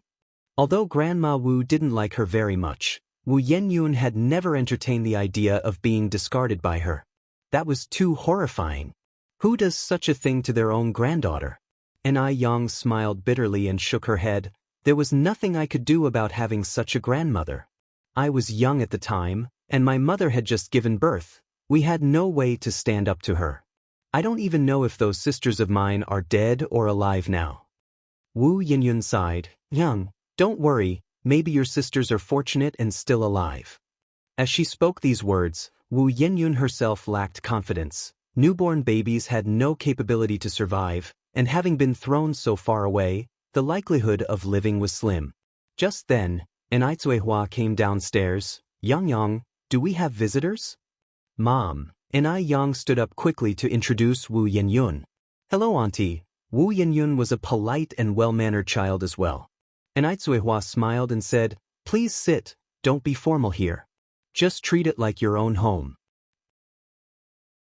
Chapter 837. I want to divorce you. _3. Upon finishing her sentence, Ai Tsuehua had someone bring over many delicious dishes. Yenyun, you and your brothers don't need to go back tonight, just stay for dinner. Ai Tsuehua was also fond of Wu Yenyun. The young girl was pretty and knew her manners. Upon hearing this, Wu Dalong and Wu Erlong's eyes lit up. Wu Yenyun said, Thank you, Auntie, you are too kind. My mom is waiting for the salt and soy sauce to cook dinner. Oh, is that so? Ai Tsuehua nodded and turned to walk upstairs. After a while, Ai Tsuehua came down from upstairs with 2 large bags in her hands. Around 5 o'clock, Wu Yenyun expressed her wish to leave. Ai Tsuehua handed the 2 bags to Wu Yenyun. Yenyun, these clothes were gifts for Yang Yang, but she usually prefers to wear cheongsam, so these are surplus to her needs and it's a waste to keep them at home. If you don't mind, please take them to wear. These were gifts from some relatives when Ai Yang returned to the Zheng family. The clothes were brand new but not to Ai Yang's taste, so they remained at home. Ai Tsuehua originally wanted to donate them to the orphanage, but the children there were quite young. Ai Tsuehua saw that Wu Yenyun's clothes were not very nice, so she decided to give them to Wu Yenyun. Wu Yenyun's family was poor. Her clothes, generally patched up, were mostly relief clothing received from the village. Though these relief clothes were previously worn by others, the clothes Ai Tsuehua gave were all new. When Ai Tsuehua handed over the clothes, Wu Yenyun was very happy. Thank you, Auntie. I don't mind at all. Seeing how happy Wu Yenyun was, Ai Tsuehua was also very pleased. I'm glad you like them. Remember to come visit us often. Okay, Auntie, Wu Yenyun nodded. Ai Tsuehua and Ai Yang saw Wu Yenyun out to the gate. Under the sunlight, Ai Yang's hand held a slender strand of hair. Wu Dalong tugged at Wu Yenyun's sleeve. Sister Yang Yang earlier was so pretty. Can we often come to visit their home? Wu Yenyun pinched Wu Dalong's nose. You just want those tasty snacks and candies, don't you? Wu Dalong stuck out his tongue. Honestly, aside from being a bit greedy, Wu Dalong really didn't have any other faults. Wu Yenyun continued, If we visit Yang Yang's home again, you can't be impolite like today, greet people properly, and eat elegantly without making smacking sounds. Oh, got it, Wu Dalong and Wu Erlong nodded. When Wu Yenyun and her brothers got home, Grandma Wu had already calmed down, with the kitchen knife previously brandished now nowhere in sight. Although the quarrel had subsided, there was still an indescribable oppressiveness in the yard. It was odd. Mom, Wu Yenyun took the bought soy sauce and salt to find Yen Erju. Hearing Wu Yenyun, Yen Erju quickly wiped her eyes and pretended as if nothing had happened. Mom's in the kitchen. Xiaoyan, did you buy everything? I bought it. Wu Yenyun placed the salt and soy sauce on the stove, carrying 2 bags of clothes over to Yen Erju. Mom, look, these are clothes from Yang Yang's mom and they're all new. Oh, they look nice. Yang Yang's mom, just like Yang Yang, is a kind person. Wu Yenyun noticed something was off with Yen Erju and asked, Mom, why are your eyes red? I'm fine. Yen Erju casually wiped her eye. Just some sand got in because of the wind. Did you thank them properly for giving you so many clothes? I did. Don't worry, Wu Yenyun continued. Mom, are you sure you're okay? Somehow, Wu Yenyun felt uneasy. Yen Erju smiled. Look at you worrying, I'm really fine. You should go try on those clothes to see if they fit. Mom, if something is wrong, you have to tell me. I know. Yen Erju pushed Wu Yenyun towards the door. Go on and change your clothes. All right. Girls always loved looking beautiful, so Wu Yenyun went inside to try on the clothes. During dinner that evening, Grandma Wu didn't show up. Wu Yenyun asked curiously, why isn't Grandma coming out to eat? Yen Erju didn't respond. Wu Jinshu said, she's sick. I'll bring some food over to her, Wu Yenyun said. Chapter 838, I Want to Divorce You. _4. Yen Erju scooped up half a bowl of rice and grabbed a couple of chopsticks full of greens. Let Dalong go. Wu Yenyun said, Mom, why aren't you taking some meat? The meat was bought by Wu Jinshu. Today was the first day of rest for the couple after starting their jobs, and they had wanted to celebrate properly with the family. So he specifically bought 2 jin of meat, only to end up like this in the end. Yen Erju said expressionlessly, "Your grandma is sick and has no appetite for meat. Dung, go deliver it quickly." Wu Dung, carrying the bowl, ran swiftly to Grandma Wu's room. Grandma Wu was lying in bed, and upon seeing Wu Delong coming, she said contentedly, "It's good to have my oldest grandson, not like those other people who have forgotten about Grandma. Grandma is doing all this for their own good." Wu Delong didn't understand what Grandma Wu was talking about. After setting down the bowl, he ran off quickly. He was still waiting to go back to his room to eat meat. Grandma Wu grabbed hold of Wu Dalong's sleeve. "Dung, don't rush off just yet. Accompany Grandma and talk for a while." Wu Delong broke free from Grandma Wu's grasp and ran outside in a hurry. "Grandma, I'll come back after I finish the meat." In a moment, that greedy Erlong will have eaten all the meat. They were eating meat? They were eating meat, and they only brought her a little bit of greens and half a small bowl of rice. It was such a bullying. Grandma Wu, with a clang, smashed the bowl onto the floor, shattering it. On the other side, Wu Yenyun heard the commotion and immediately said, "I'll go check on Grandma." "No need to go," Erju pressed Wu Yenyun's hand. "Eat your meal." Wu Jinshu didn't speak, just silently ate his food. Wu Yenyun asked somewhat anxiously, "Mom, what's really going on?" Erju said with a smile, "Nothing much. Your grandma is probably just in a bad mood. If you go now, aren't you asking to be scolded? Eat quickly." Oh, Wu Yenyun was somewhat skeptical. The family continued to eat. The next day, Wu Jinshu and Yen Erju went to work as usual. As soon as they left the house, the couple's faces were filled with worry. 3,000 yuan. A whole 3,000 yuan. Where were they going to find these 3,000 yuan? In the evening after work, the couple went to the hospital, ready to sell blood, but the formal hospital said they were malnourished and advised against drawing blood, so they went to a private hospital instead. A normal healthy person could only sell 400 cc of blood, but each of the couples sold 800 cc. After the 800 cc of blood was drawn, both of them were dizzy, with wobbly legs. Yet 1600 cc of blood only got them 100 yuan. Compared to the needed 3,000 yuan, 100 yuan was merely a drop in the bucket. "What should we do?" Yen Erju cried while holding Wu Jinshu. Wu Jinshu comforted her, don't cry, there'll be a way. I don't believe that my mom really bought my sister a bicycle and a sewing machine. I'll beg my mom when I get back, let her take out that 3,000 yuan. As a son, he didn't believe Grandma Wu would be so callous as to not leave them any hope for survival. Okay. After getting home, Wu Jinshu went to Grandma Wu's room. Grandma Wu was still lying on the bed with her back to the door, the same as yesterday, without changing her position. The shattered bowl on the floor had not yet been cleared away.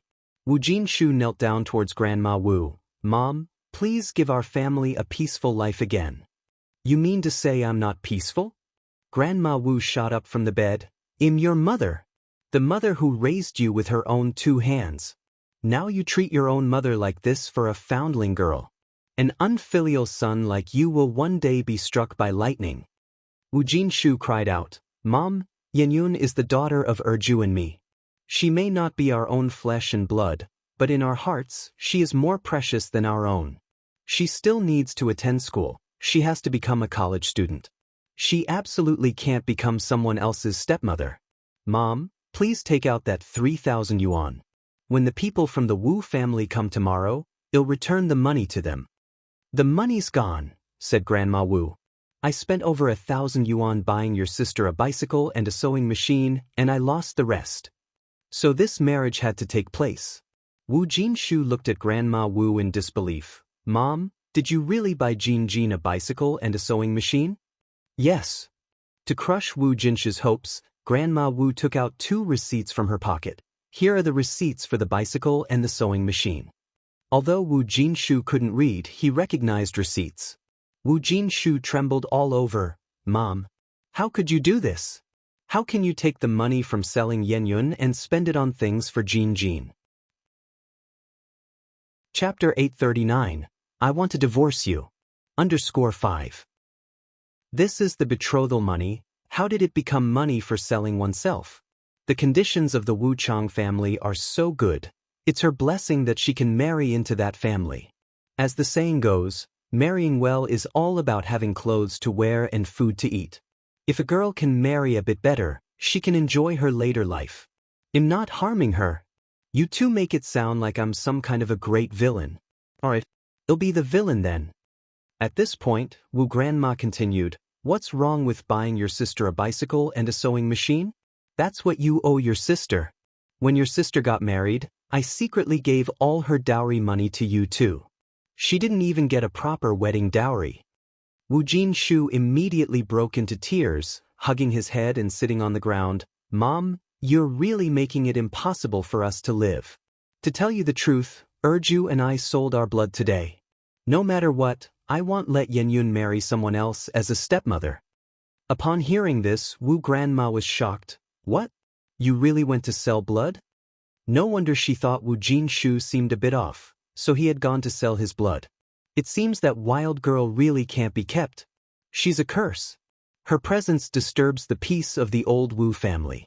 Wu Jinshu nodded. We really did. So Mom, I'll accept you buying Jin a bicycle and a sewing machine. Can you give me the rest of that money? Together we can come up with enough to call off this arranged marriage.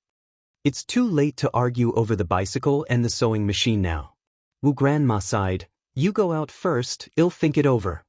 Seeing Wu Grandma finally softening, Wu Jinshu breathed a sigh of relief and immediately stood up from the ground. Mom, you think about it, I won't disturb you anymore. You go out. Wu Grandma waved her hand.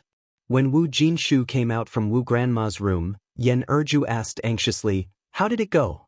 What did your mom say? Wu Jinshu said, my mom isn't an utterly ruthless person, she agreed to think about it. After all, Yenyun is her granddaughter. Hearing this, Yen Erju also sighed with relief. At dinner, Wu Grandma still didn't join the table. Wu Yenyun noticed Wu Jinshu and Yen Erju's complexions looking bad and asked, Dad, Mom, are you okay? Your faces look so pale. Wu Jinshu said, it's nothing, probably just too tired from work during the day. Yenyun, later on take your brothers to bathe, and your mom and I are going to bed. Okay, Wu Yenyun nodded, still a bit worried. Dad, Mom, are you really all right? Should we call Dr. Lee to come take a look? Dr. Lee was the barefoot doctor in their area. No need, we just need some rest. At night, after seeing that her brothers had all gone to bed, Wu Yenyun prepared to wash the dishes. Just then, Wu Grandma, who hadn't shown her face all day, suddenly stepped out. Yenyun, come here with me. Wu Yenyun was stunned. Oh, okay. In Wu Grandma's room, have your parents gone to bed? Wu Yenyun nodded. Wu Grandma continued, do you know why your parents looked so pale? Wu Yenyun shook her head.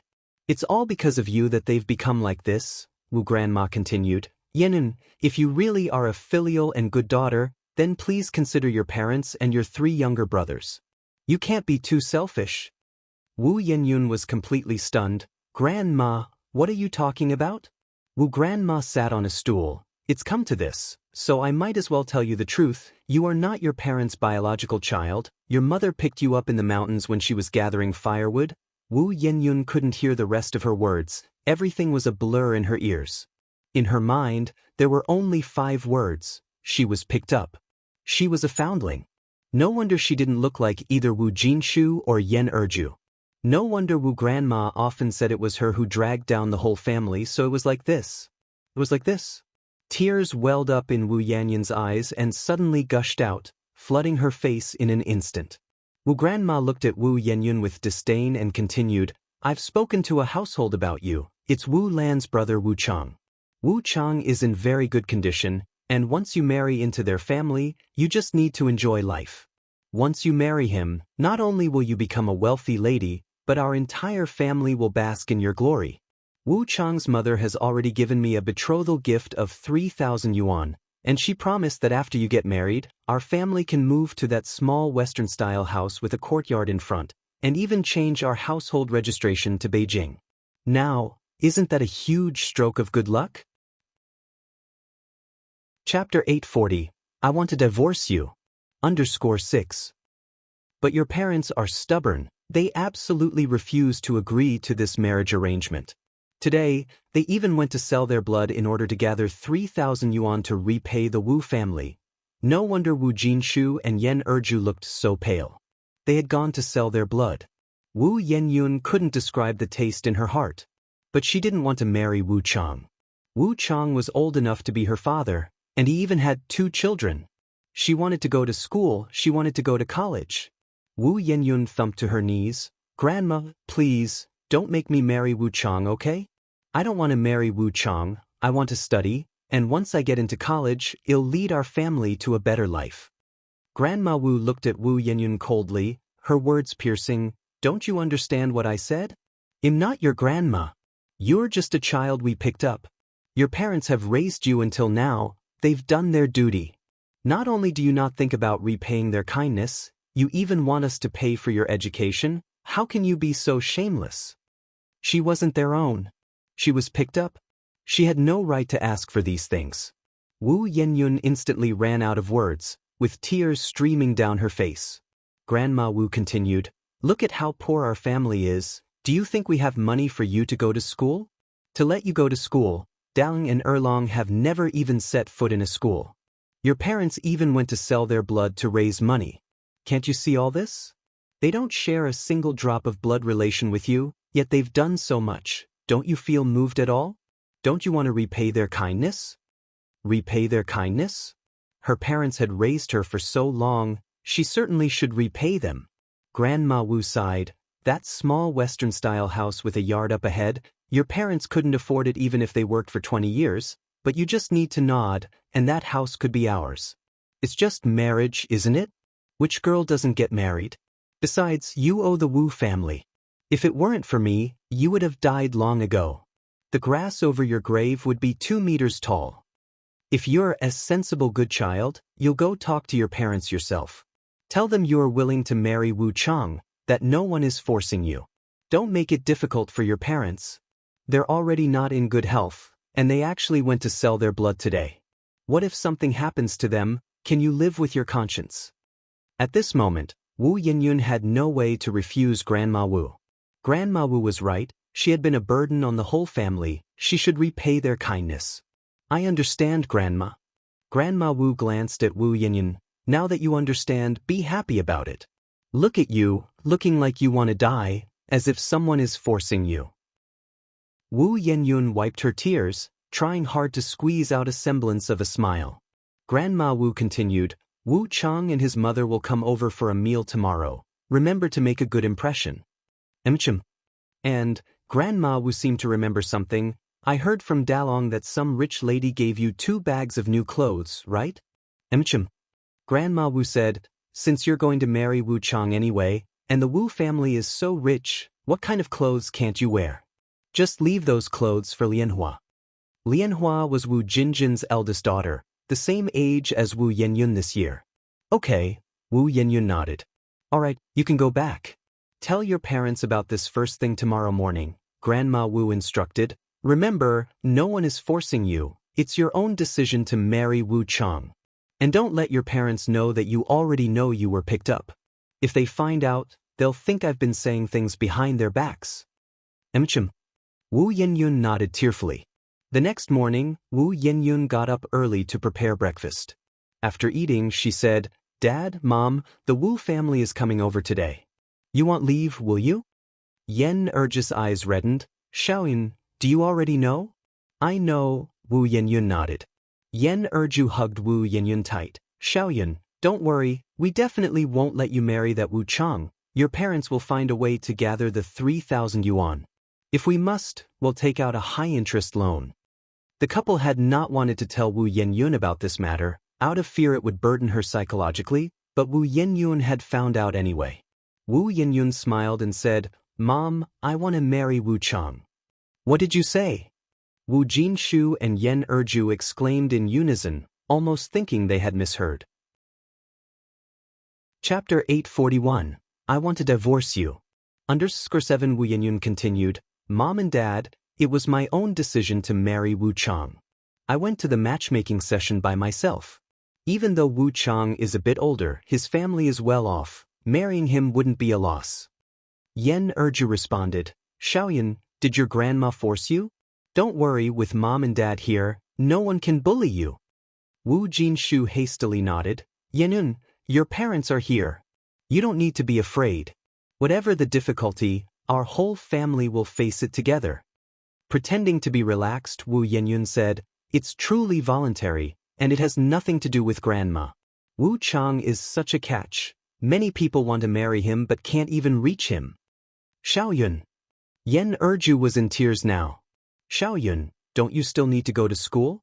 You can't marry Wu Chang, he already has 2 children.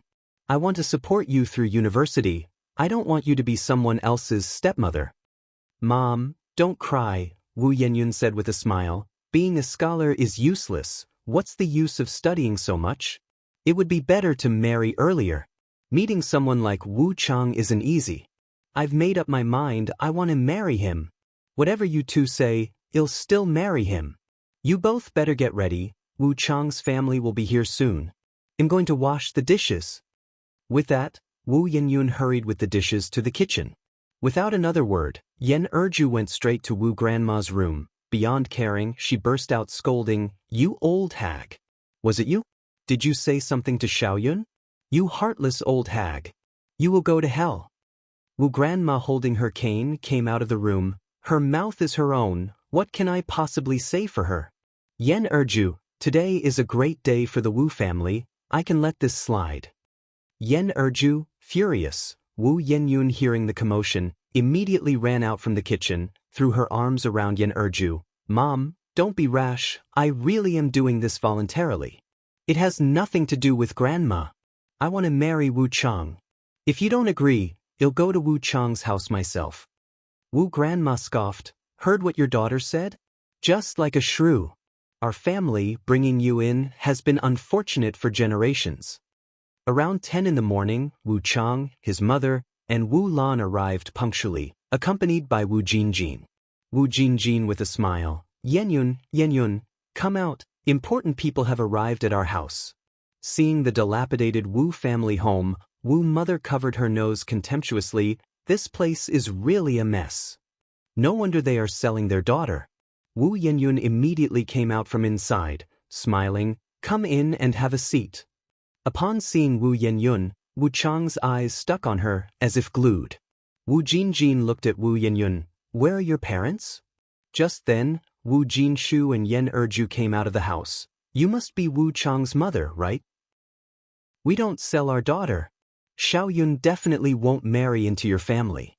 Please leave. Well, find a way to return that 3,000 yuan dowry. Wu mother was taken aback, then said, You want to call off the marriage? Then bring 6,000 yuan. 6,000? Wu Jinshu's face turned pale, shocked. Wasn't it 3,000? Wu mother pulled out a contract from her pocket. It's written clearly here, black on white, backing out costs double the penalty. Either compensate us or marry off your daughter. Seems like today's meal won't happen.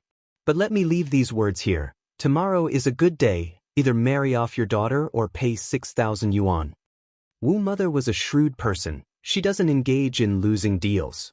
After speaking, Wu mother left with Wu Chang. Wu Jinjin hurriedly followed, offering appeasement. Mother-in-law, please don't go. We're supposed to be uniting families, not causing disputes. My brother didn't mean anything by it, please don't be angry.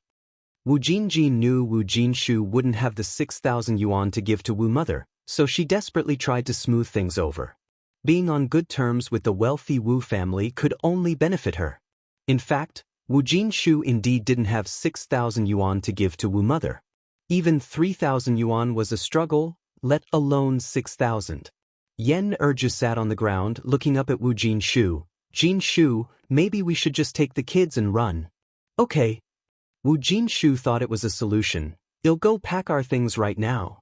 Let's leave tonight. Upon hearing that the couple wanted to flee, Grandma Wu was frantic. If they ran off, what would happen to the small Western-style house? She hadn't moved into the small Western-style house yet. Wu Yenyun said, Mom and Dad, I'm willing to marry Wu Chang. Given our family's current situation, where can we run? Leaving here, you and Dad won't even be able to find decent jobs. We would starve. Moreover, under these circumstances, the local authorities certainly won't issue us a proof of residence letter, and without it, where can we run? It was an era of restricted travel, where everyone needed introduction letters for long journeys, otherwise, they would be deemed undocumented migrants. Upon hearing this, Wu Jinshu and Yen Erju looked completely disheartened. Grandma Wu was overjoyed. Yen Erju hugged Wu Yenyun tightly. Xiaoyan, my daughter, my poor daughter. Wu Yenyun, holding Yen Erju, said, Mom, I'm doing this voluntarily. After marrying Wu Chang, I won't have to do anything, just be a rich wife, I'm not pitiful at all. Wu Jinshu was also wiping away tears from behind. In the blink of an eye, it was the next day. They were about to move to the small Western-style house, and Grandma Wu was very happy. She had cut many Shi characters overnight and posted them in every corner of the Wu family house. Wu Erlong asked curiously, Grandma, is Big Sister getting married? Yes, Grandma Wu nodded happily. Wu Erlong didn't say anything and turned to run to the room. Big Sister, are you getting married? Wu Yinyun nodded. Big Sister, I don't want you to get married. I don't want you to get married. Wu Erlong hugged Wu Yinyun tightly. Wu Yinyun smiled and said, Silly boy, girls have to get married when they reach the right age. Wu Erlong then ran to find Yen Erju. Mom, I don't want Big Sister to get married. Big Sister doesn't want to get married. I heard her crying last night. Mom, please don't marry her off, okay? Yen Erju's eyes, already swollen, instantly reddened and she wept uncontrollably. Wu Delong ran over and pulled Wu Erlong away. Erlong, come with me. Wu Erlong cried, Big Sister is getting married, and you still feel like playing. Are you even Big Sister's brother? The usually naive Wu Dong seemed to have grown up overnight. I know why Big Sister has to get married. It's because Grandma took the money from the landlord's sister's brother, those people who came yesterday. Erlong, let's go find Sister Yang Yang, okay? Didn't Sister Yang Yang tell us last time to come to her if we have any troubles? Sister Yang Yang will definitely have a way to stop Big Sister from getting married. Wu Erlong nodded. Okay, let's go find Sister Yang Yang. But I don't remember the way to Sister Yang Yang's house. Wu Delong said, No worries, I have a good memory, I know the way. Chapter 842. Yang Yang giving life lessons online. Hearing that Wu Delong knew the way to Ni Yang's house, Wu Erlong was overjoyed. He quickly grabbed Wu Dalong's hand as if he had grasped the last straw for salvation. Let's go, then we must find Sister Yang Yang quickly. Hand in hand, the brothers ran swiftly towards the Zheng family's direction. The atmosphere in the Wu family's courtyard was very oppressive, and ironically, the door was covered with many happiness characters. Wu Jinshu and Yen Erju sat in the living room, wiping away their tears. They were just simple peasants. Faced with this kind of situation, they had no idea what to do. Grandma Wu came in from outside. Stop crying. It's a bad omen to wipe tears on a joyous day. Yenyun isn't just your daughter, she's my granddaughter too. Would I, as her grandmother, harm her? Harm her? Yen Erju said angrily. Isn't selling her off to be someone else's stepmother harming her? Is there any grandmother as cruel as you in the world? Wu Jinshu let out a deep sigh. His mother indeed hadn't had an easy life. She became a widow at 28, and the year his father died he was 10, and Wu Jinjin was only 6. During the year of the Great Famine, he didn't know how his mother had survived. By rights, he should have been able to understand his mother, but he just couldn't. She was someone who had gone through so many hardships. Now that life had barely become a bit easier, why couldn't she just live peacefully? Mother, do you really have to turn our home upside down and destroy our family before you can be happy? Wu Jinshu looked at Grandma Wu with eyes filled with disappointment. Old Mother was dialect from their hometown, and since coming to Beijing he seldom referred to Grandma Wu that way. Grandma Wu gave Wu Jinshu a withering look. Today is a big happy day for Yenyun. I don't want to argue with you. And I don't want to quarrel, lest we become the laughing stock of others. You may hate me today, but perhaps after moving into the small Western-style house tomorrow, you will be grateful to me. Don't think I don't know, in fact, you are just putting on an act. Deep down, you're hoping to marry Yenyun off to Wuchang. Who wouldn't want to live in such a fine house? Don't pretend to be virtuous after getting the benefits. After all, Yenyun wasn't the biological child of Yen Erju and Wu Jinshu. Grandma Wu didn't believe they would be so heartbroken over a wild girl whose background was unknown. In an era where even a full meal was difficult to come by, a girl being able to exchange for so many good things would have many parents eager to send their daughters there without getting the chance. Hearing this, Yen Erju grabbed a teacup used for drinking water and threw it. Shut up! Shut up! Crash! The teacup shattered as it hit the ground. You dare to think like that, yet you're afraid of others saying it? Grandma Wu said. Erju! Wu Jinshu embraced Yen Erju tightly. Calm down, let's think of a solution together. I definitely won't let Yenyun marry over. Definitely not. The couple wept together with their heads in their arms. Grandma Wu glanced at the couple and then walked towards Yenyun's room. Yenyun was really sitting by the bed, crying with her head down. Hearing footsteps, she quickly wiped her tears and looked towards the door. Grandma! Grandma Wu hummed in acknowledgement and walked in, expressing her discontent. You agreed to marry Wu Chang willingly, and now you're wiping tears and putting on an act. Who are you performing for? Are you trying to sow discord? Do you want your parents to hate this old woman to death? It's not. I didn't. Yenyun hurriedly explained. She didn't blame anyone. She just wanted to cry, really wanted to cry, and couldn't hold back her tears at all. She still had a university dream, after all. Grandma Wu walked over to Yenyun and handed her 2 red hair ropes. When I got married, I didn't even have red hair ropes. These are specially bought for you by your aunt. Thank you, Auntie. Yenyun reached out to take the red hair ropes. Grandma Wu looked around the room and then asked, Where are your new clothes? What? Yenyun was taken aback and didn't catch on.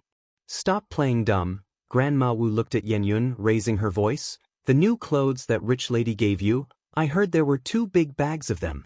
Didn't you say you were going to give them to Lianhua? It was because Grandma Wu said Yenyun had 2 big bags of new clothes that Wu Jinjin had been generous for once, bringing 2 old hair ropes for Yenyun. Yenyun, where was she in the mood to think about those 2 bags of new clothes now? Only when Grandma Wu mentioned it did she remember those 2 bags of clothes. The clothes in the bags were all given by Enai Zehua. There were 2 pieces she had tried on, which looked very pretty. Wearing them, she felt like a city person. Chapter 843, Yang Yang Giving Life Lessons Online _2. When Wu Yenyun didn't speak for a long time, Grandma Wu got angry. You ungrateful girl. Where are the clothes? Where are the clothes? Our old Wu family has really raised a white-eyed wolf. You don't have a shred of gratitude. You will go and live a good life at Wu Chang's place in the future. Do you still care about those 2 new outfits?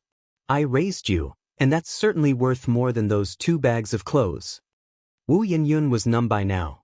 She walked behind the bed, took out the 2 bags of new clothes, and handed them to Grandma Wu. Seeing the new clothes, Grandma Wu's face looked slightly more pleased as she continued, Is this all? Wu Yenyun nodded her head. Did you hide any? Grandma Wu somewhat disbelieved Wu Yenyun. No. Really none. Such nice clothes. She just couldn't believe Wu Yenyun didn't keep any to herself. Really none. Grandma Wu placed the clothes on the table. No, I must search. Wu Yenyun sighed and did not stop Grandma Wu. The room was small, separated into 2 sections, with only a bed and a broken cabinet. Grandma Wu searched thoroughly and, finally satisfied that Wu Yenyun had hidden nothing, she took the 2 bags of clothes and left. She specifically left through the side door. If she had left through the front door, she surely would have been seen by Wu Jinshu and his wife, Yen Erju. Wu Jinjin was already waiting for Grandma Wu in her bedroom. Wu Jinjin was the instigator of this situation and did not dare show her face in front of Wu Jinshu and Yen Erju. What if they decided to act ruthlessly? Mom! When she saw Grandma Wu enter, Wu Jinjin immediately stood up. Are these the new clothes you were talking about? Grandma Wu nodded her head and handed the bag to Wu Jinjin. Wu Jinjin was like a hungry wolf spotting a lamb, her eyes sparkling as she took the bag and dumped out all the clothes, exclaiming continuously, "Oh my! Oh my! These clothes are all imported. I saw this one in the department store, it was over 100 yuan. These clothes were all new, the tags still hadn't been removed. I think I can wear this dress." Wu Jinjin picked up a lace-edged dress and held it up against herself. "Then I'm keeping this one." Wu Jinjin was not tall. On Wu Yinyun, it was a short skirt, but on her, it became a long dress, which looked very uncoordinated. But she had never seen anything so fine and felt that wearing this dress would turn her into a glamour girl from a big poster. Grandma Wu continued, "You're so happy now, but your brother and your sister-in-law are furious with me. Especially your brother, he is really unfilial. I've worked so hard to raise him, and he even calls me a crazy old woman, saying I'm sick." "What?" Wu Jinjin immediately put down the clothes in her hand. "My brother dares to say that about you?" "That's right," Grandma Wu continued, "and your Yen Erju is just another outsider. She even dared to come at me with a kitchen knife wanting to kill me. Tell me, what bad karma have I created?" Grandma Wu had been holding back her anger for days, and now with Wu Jinjin there, she surely wanted to vent. Hearing this, Wu Jinjin was furious. "Mom, my brother is really too much. You've worked so hard to raise him, and this is how he treats you. Even a dog knows to wag its tail in gratitude. Besides, you're only doing it for him and his wife. I tell you, you've raised a son for someone else. Don't expect him to take care of you in future. If you grow old and can't walk, he probably won't even glance at you." Grandma Wu's brows quivered as Wu Jinjin spoke. She was already over 60, and it wasn't long before she wouldn't be able to walk. She was afraid Wu Jinshu would neglect her in the future. Given the recent events, it was very likely that Wu Jinshu would indeed neglect her. Wu Jinjin continued, "Mom, don't worry, you still have a good daughter. If my brother won't take care of you, I will in the future. Isn't there still 1900 yuan by your side? I think you should give me that money, just in case my brother and his wife trick you out of it. And that little Western-style house, I don't think you should give it to my brother anymore, give it to me instead. Our house is too small, and you can rest assured, he'll give you the best room to live in, he'll take good care of you. You see, I even scrape off a bit of meat from my own mouth to give to you. What has my brother given you? Not only does he give you nothing, but this time he's also made such a huge fight with you." Grandma Wu was very tempted by what Wu Jinjin said. Chapter 844, Yang Yang giving life lessons online _3. Her son had failed her expectations, but she could still rely on her daughter. "Right, you're right. I can't count on that ungrateful son of mine anymore. That small Western-style house in front will be yours, but I'm keeping the money for myself." Grandma Wu was no fool, she wouldn't hand over the money just like that. That was her retirement fund. "So, Mom, you agree?" Wu Jinjin was overjoyed. It was a 2-story Western-style house, and Wu Jinjin almost thought she was hallucinating. After all, in Grandma Wu's eyes, boys were always the most important. Grandma Wu nodded. "Take it, and let your brother regret his actions. Every time I think about what he's done these past few days, it makes me uncomfortable. I've struggled so hard to raise him, and in the end, I've raised an enemy." Just then, some significant noise came from the doorway. Wu Jinjin said, "It's Wu Chang and the others." Grandma Wu immediately stood up. "Then let's hurry out to meet them." "Right." On the other side, Wu Delong and Wu Erlong were panting heavily as they ran to the Zheng family's home. Normally, N.I. Yen wouldn't be home at this time, but coincidentally she was just about to leave the house when she saw the two brothers. "Dang, Xiaolong, what brings you here? Where's your elder sister?" Wu Dalong burst into tears. "Sister Yangyang, only you can save my elder sister now." N.I. Yen was shocked. "What's going on?" "Don't rush, take your time to explain." Wu Delong cried so hard he could barely catch his breath. He didn't intend to cry, but he couldn't help it when he saw N.I. Yang. Seeing Wu Dong like this, Wu Erlong said, "Sister Yangyang, please go save my elder sister. She's about to get married." "Get married? How could she suddenly be getting married?" And Yang frowned slightly. She had seen Wu Yenyun just 2 days ago and had heard nothing about this. Let's go to your house now, and you can tell me on the way. Yang took Wu Delong by one hand and Wu Erlong by the other and headed for the door. After a few steps, Yang realized walking was too slow, so she went back with the 2 children. Let's take a car. They called the driver, and all rushed to the Wu family's home. It was Wu Dalong and Wu Erlong's first time in a sedan. Under normal circumstances, they would have been curious, but today, they didn't have time for that. In the car, Yang roughly understood the situation. Wu Yanyun's parents were good, but her grandmother might not be. The Zheng family and Wu family were 3 kilometers apart, a 15-minute drive but much longer by foot. Dang Erlong, how did you get here? Yang asked. Wu Erlong cried, Sister Yang, we ran here. Can we please hurry up? I'm afraid I won't see my elder sister again when I get back. Only then did Yang notice that the brothers were sweating profusely, and Wu Delong had even scraped a big gash in his knee. These kids really weren't having an easy time. Yang hurriedly urged the driver, Uncle Lu, please, go faster. The driver reluctantly said, Miss, there are too many people on the road today. It's usually not this crowded, no idea what's happening today. Yang continued, Uncle Lu, let me do it. The driver thought he had misheard. Miss, what did you say? I'll drive. Yang had quite enjoyed driving in her previous life, so she was skilled at it. The driver never expected Yang could drive, let alone that she could drive so well. A woman driving was truly a rare sight back in the day. Wu Jinjin and Grandma Wu walked outside, and indeed, Wu Chang had come for the wedding procession. It wasn't just Wu Chang, his mother, Wu Lan, and other relatives from the Wu family were there, but the young men smoking at the front clearly meant trouble. These were local ruffians Wu Lan had roped in to intimidate Wu Yenyun and Erju. The relatives are here, Grandma Wu said with a sycophantic smile. Wu Lan somewhat looked down on this old lady. If Jin Shu and Erju had willingly married into their family, that would be one thing, but clearly, the two were opposed. She prided herself on her dignity and disliked making others uncomfortable, but Wu Chang was too fond of Wu Yenyun. For her son's sake, she felt she had no choice. Where's Yenyun? Wu Lan asked. Grandma Wu replied, she's inside. Jin, go bring Yenyun out. Okay. Wu Jin immediately headed inside. Just then, Erju and Jin Shu walked out from inside, blocking Wu Jinjin's way. Chapter 845. Yang giving life lessons online _4. Wu Jinjin said with a smile, Brother and sister-in-law, on this joyful day, what do you want to do? Let me take Yenyun out. Wu Jinshu looked at his somewhat unfamiliar sister. This is the Wu family. It's not the turn of a married girl to be the head of the family. Our Yenyun still needs to study, go to college. She cannot get married.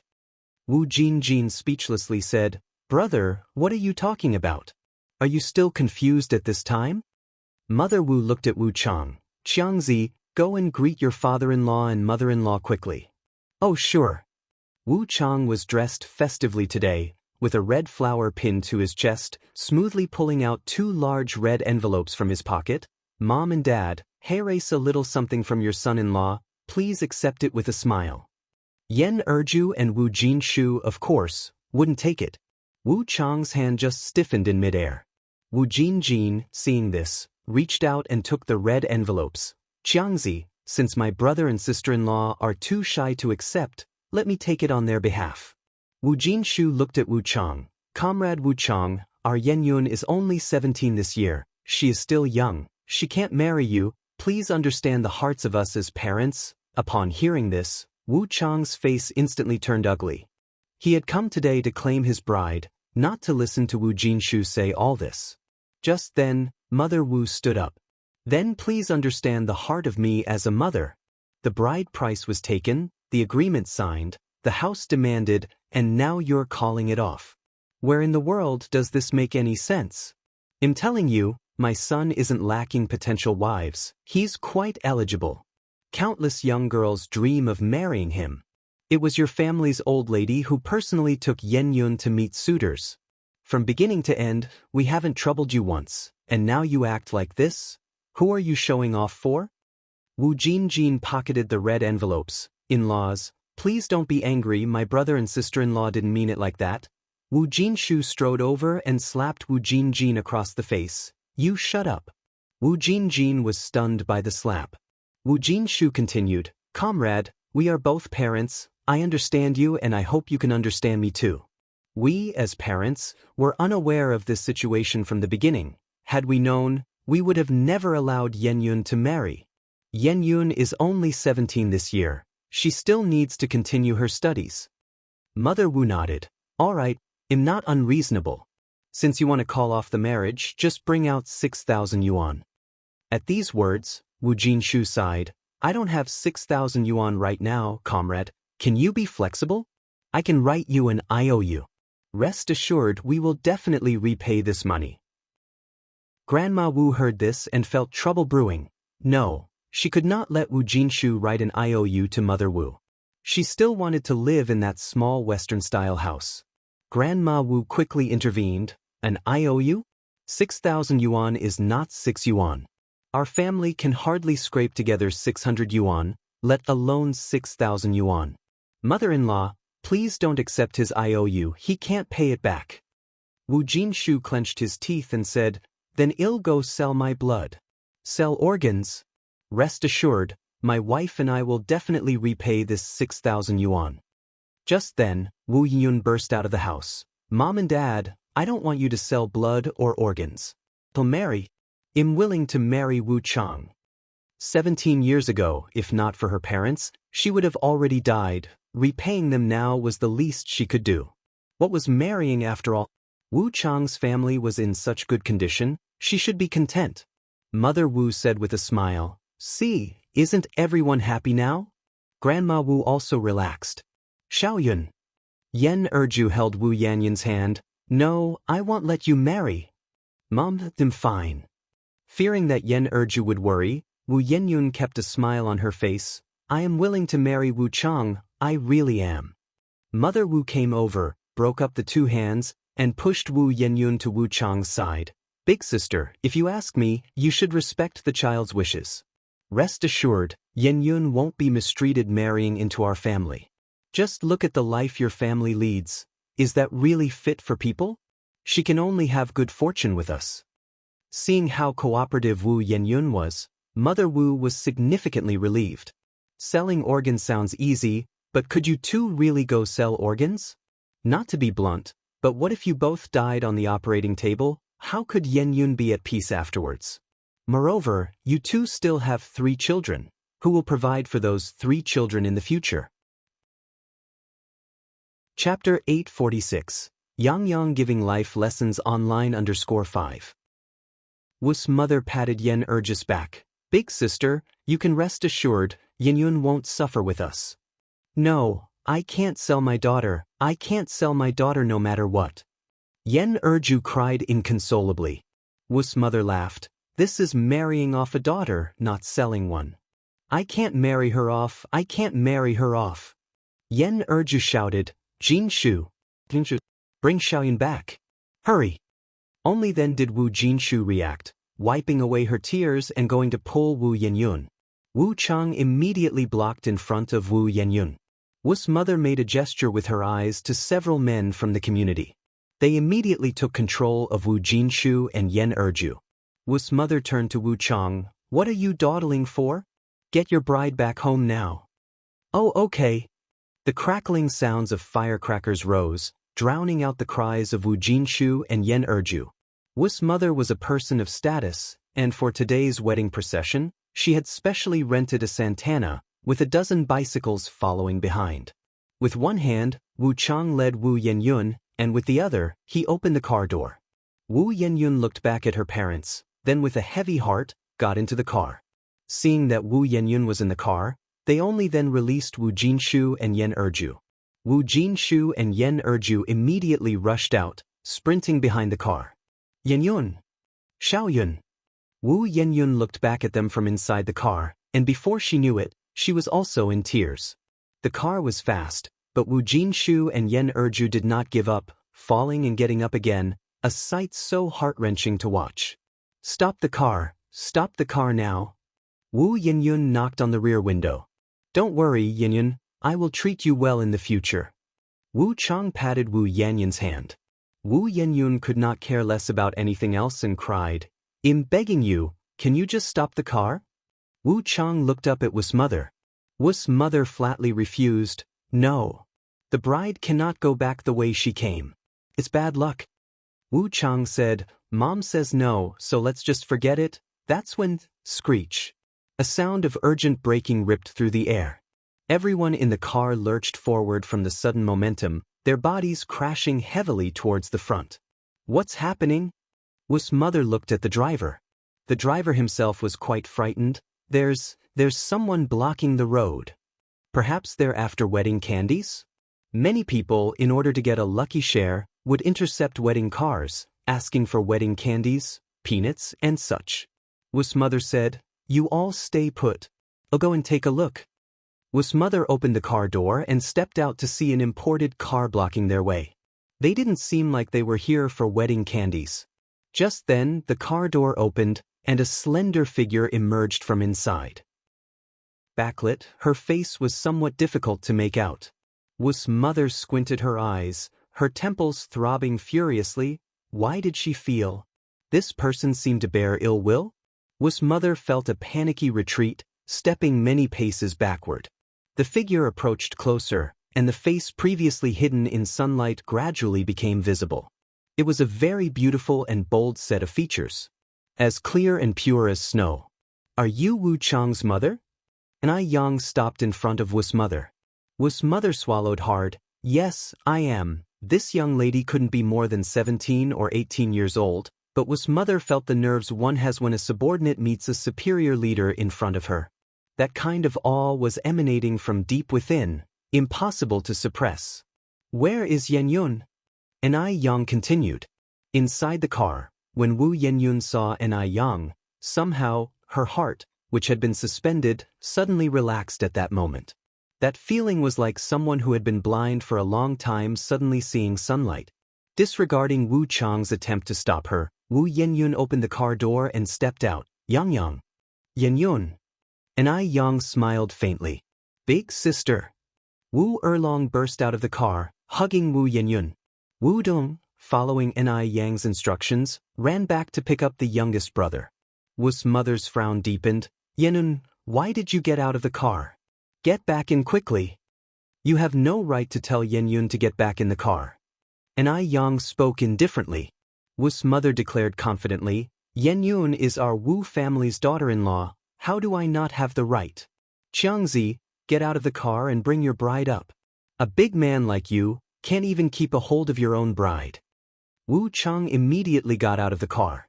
Wu Yenyun instinctively hid behind An Yang. Seeing that things didn't look right, Wu Lan quietly slipped away, planning to bring Wu Jinjin and Grandma over.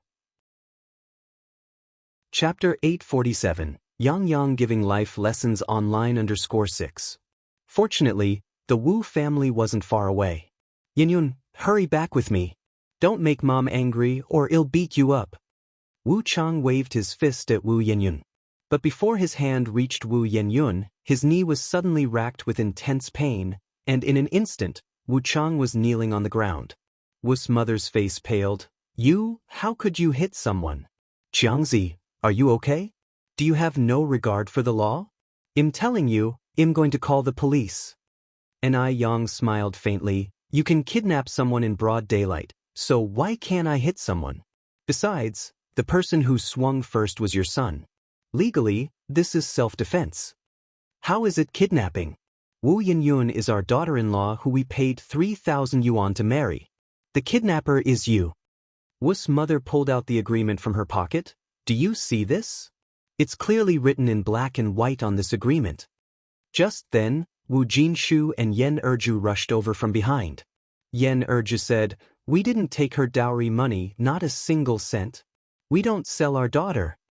Wu's mother's complexion turned white again, furious. From what you're saying, you want to deny the debt? Don't think just because you have someone backing you that you can deny the debt. An Yang spoke calmly, Don't rush to anger. I'm a reasonable person. As I know, the person who took this money isn't aunt and uncle, right? The person who took the dowry money is me. Suddenly, an elderly voice sounded from behind. Wu's grandmother and Wu Jinjin squeezed through the crowd. Who is this little girl meddling in our family's business? Wu Jinjin quickly laughed it off. In-law mother, don't be angry, we don't know this little girl. Hearing that Ni Yang was unrelated to the Wu family, Wu's mother breathed a sigh of relief. An outsider wanting to stand up for Wu Yenyun? Difficult. From what Wu Dalong and Wu Erlong said earlier, Ni Yang guessed that they must be Wu Yanyun's aunt and grandmother. Who knew these two were such characters, selling off Yenyun and yet acting so righteous? Ni Yang nodded slightly. Oh, so it's you who took the money.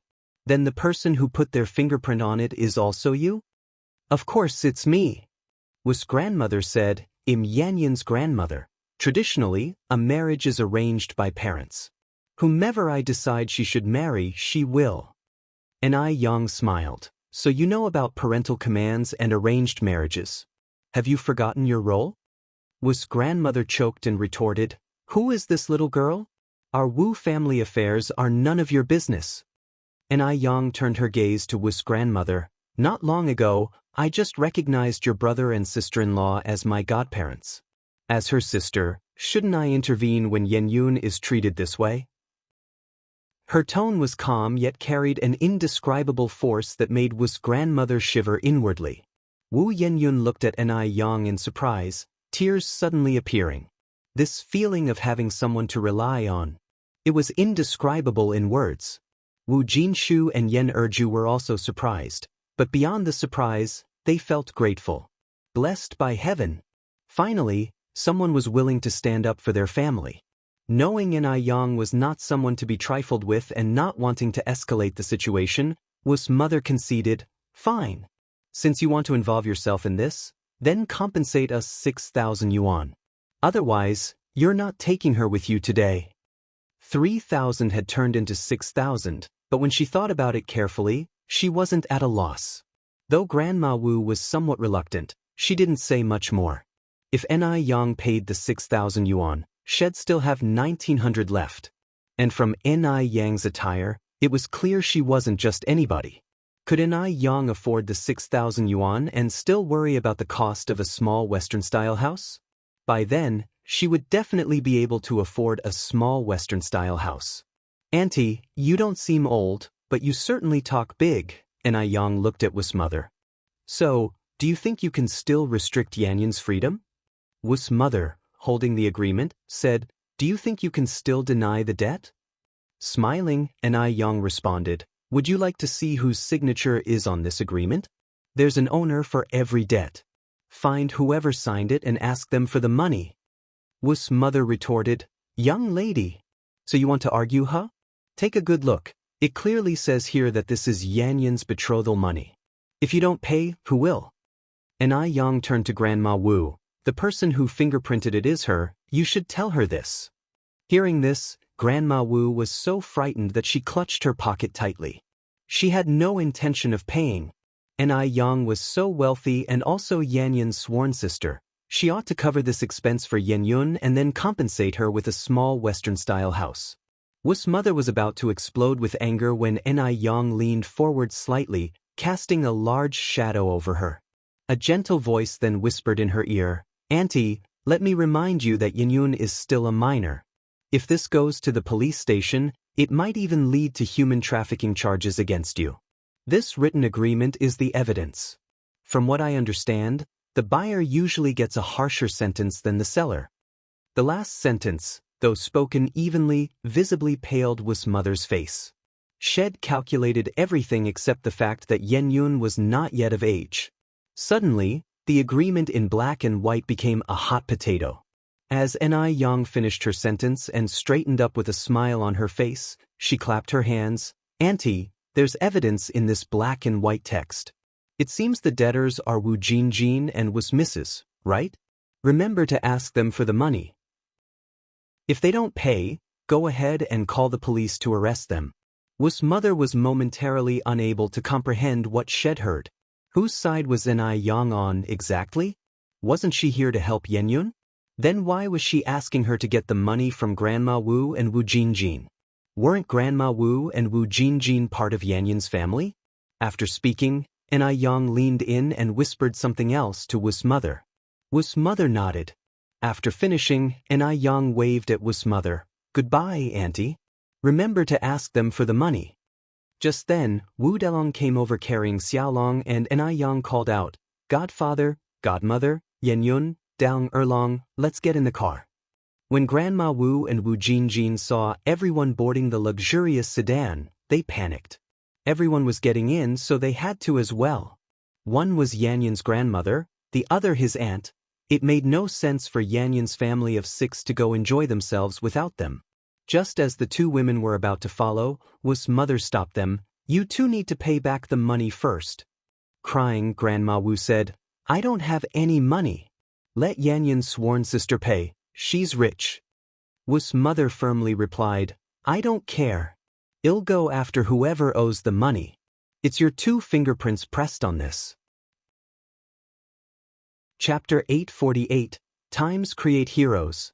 A gentleman on the beam seeing her mother demanding money, Grandma Wu immediately resorted to her specialty. She sat on the ground and started throwing a tantrum, crying and wailing. But Wu's mother wasn't someone to be trifled with. During her years as a street director, what kind of troublemaker hadn't she seen? You throwing a tantrum with me won't work. Debt repayment is a matter of principle. It was you who took the money, the thumbprints are yours and your daughter's. Today either pay up or go to jail for 8 liang. Wu Jinjin was startled. She definitely didn't want to go to prison. She was uneducated and lacked culture. Unaware that the agreement wasn't legally binding, she only knew that repaying debts was the natural order of things. Dear relatives, please don't be angry. Although the money was taken by my mother, it was meant for Yanyun's dowry. You should ask my brother and his wife for it. Their goddaughter is so rich, they surely won't miss these 6,000 yuan. Holding the agreement, Wu's mother said, These are your mother's and your thumbprints. If I report this to the police, they will only look for you too. Forget it, I don't want the 6,000 anymore. Just give me back 3,000. They'll just take the loss this time. It's impossible to get Grandma Wu to part with the money. Once the money was in her pocket, it was hers. I don't have any money. Grandma Wu clutched her pocket tightly, as if to say there wasn't 300 silver taels there. Wu's mother laughed. No money, is it? Well, they'll just report you to the police. Qiangzi, go to the police station right now and get this old shrew and the young one arrested. No pay, no freedom. You really think I can be easily fooled? Wu Chang was a simpleton and, hearing his mother's words, immediately pushed his bicycle, saying, All right, Mom, I'm on it. Wu Jinjin turned white with fear. Mom, please take the money out. I don't want to go to jail. I have elderly and young to care for. I don't want to go to jail. Seeing that Wu Chang was truly about to report to the police, Grandma Wu got scared too. At her ripe old age, she certainly didn't want to die in a cell. She immediately stood up from the ground and grabbed Wu Chang's bicycle. I'll pay back the money, just let it be. Wu's mother signaled to Wu Chang with her eyes, and he stopped his bicycle. Grandma Wu pulled out a shabby cloth pouch from her pocket, unwrapped it layer by layer to reveal the crisp blue-green 100 renminbi banknotes inside. She hadn't even warmed up this money before it swiftly became someone else's. As Wu's mother took the money from Grandma Wu, the old lady clutched the banknotes tightly. Wu's mother had to pull hard to retrieve them. After counting, she frowned. How come there's over 1,000 yuan missing? That 1,100 yuan had been spent on Wu Jinjin's bicycle and sewing machine, and Grandma Wu had used a dozen more to buy meat and new clothes. Grandma Wu said, that 1,000 was used to buy things. That's all I have left now. Hearing this, Wu Jinjin's heart skipped a beat. Her bicycle and sewing machine had only been bought a few days ago. She hadn't even learned to ride the bike, and she hadn't been willing to use the sewing machine yet. Wu's mother continued, Then those things will compensate for the money. Wu Jinjin screamed, No way. I don't agree. Wu's mother turned to Wu Chang. Qiangzi, maybe you should visit the police station after all. Okay. Wu Chang nodded. Wu Jinjin rushed to hold Wu Chang's bike. Compensate. Well, compensate you. Wu's mother was secretly thrilled. She had thought she'd lost those 3,000 yuan for good when Wu Yenyun was still a minor, but to her surprise, she managed to get it back. And it was all thanks to Ni Yang's tip. So, the procession set out to take the sewing machine and bicycle from Wu Jinjin's home. When they returned home, Wu's mother unceremoniously burned the agreement. After Wu's mother left, Grandma Wu sat in the empty courtyard, sobbing and wailing. Wu Jinjin sat beside her, joining in the crying. The mother and daughter had pinned their hopes on Wu Yenyun coming into a fortune, but in the end, it had all been in vain. After a good while of crying, Wu Jinjin gradually calmed down. Mom, don't cry. He's still your biological son after all. Now that they've recognized such a capable goddaughter, I refuse to believe he'll disown you, his own mother. At these words, Grandma Wu seemed to instantly find her backbone. Right, Jinjin, you're right. Wu Jinjin went on. Besides, my brother and his wife still have their home here. I refuse to believe they'll abandon it altogether. When the time comes, you must enjoy the good life with them, and don't forget about me. Grandma Wu patted Wu Jinjin's hand. Don't worry, Jinjin. With your brother's goddaughter being so rich, I won't let you down. Chapter 849. Times Create Heroes. A Gentleman on the Beam _2. On the other side, the Wu family of 6 sat in the car. At that time, traffic management in Beijing was not as strict as in later years, so even if the car was overloaded, no one cared. The car sped quickly, sending dust flying everywhere. Sitting in the back seat, Yan Erju, frightened, said, Sister Yang, where are you taking us? Ni Yang smiled and said, Don't worry, Godmother. You'll know when we get there. Godmother? Yan Erju was stunned. She thought Ni Yang was just pretending, but even on the car, Ni Yang still called her godmother. Ni Yang continued, Yen Yun and I have a special connection. I also really like the 3 brothers Wu Dalong, Erlong and Xiaolong. Godfather and godmother, if you don't mind, I would like to be your goddaughter from now on. Wu Jinshu, not expecting Ni Yang to say that, quickly said, We don't mind at all, Sister Yang. I think, your aunt and I haven't. Wu Jinshu hadn't even finished speaking when Ni Yang said, Since you don't mind, then from now on, you 2 are my godparents and Yen Yun is my sister. Wu Delong, Erlong and Xiaolong are my brothers. That's great. I like Sister Yang. Wu Delong blurted out. I like you too. Ni Yang turned her gaze to Wu Yenyun and asked, Yenyun, what do you think? Wu Yenyun, sitting in the passenger seat, turned to Ni Yang and said, Sister Yang. She was truly grateful to Ni Yang. If it hadn't been for Ni Yang today, she would have had to marry Wu Chang. Ni Yang smiled slightly. Soon, the car entered a community and beautifully swerved to stop in front of an apartment building. Ni Yang had bought many houses in the urban area before, and this apartment building was one of her properties. The house was simply furnished, but it had everything from pots and pans. Before Ni Zihua was back in Beijing, they occasionally stayed here for a few days. Godfather, godmother, someone comes regularly to clean here. Except for the utensils we've used, everything else is new. You can live here from now on, Ni Yang said. How could we possibly do that? Wu Jinshu exclaimed. Sister Yang, this is your house. How could we live here? Tai Yang, smiling, said, Don't worry, godfather. It's not like I'm giving you this house for free.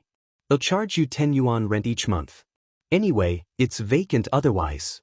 When you're later financially stable and want to buy a place, I can sell this apartment to you. Although Ni Yang didn't care about this particular property, she knew Wu Jinshu and Yan Erju were honest people who wouldn't accept her gift without cause. Hence, she proposed renting it to them. The apartment had 4 rooms and 2 living rooms, and with 2 bathrooms, there was plenty of space for everyone in the Wu family. Wu Jinshu looked around the house. Sister Yang, such a nice place and you only charge 10 yuan a month. Even though it was simply decorated, in Wu Jinshu's eyes it was extremely luxurious. The house had everything, even tile and wooden flooring. After all, even Wu Lan's basic mud house rented for 10 yuan a month. Ni Yang said, The house remains vacant anyway, and I wouldn't feel comfortable renting it to strangers. Renting it to you and godmother gives me peace of mind." With that, Wu Jinshu felt much relieved.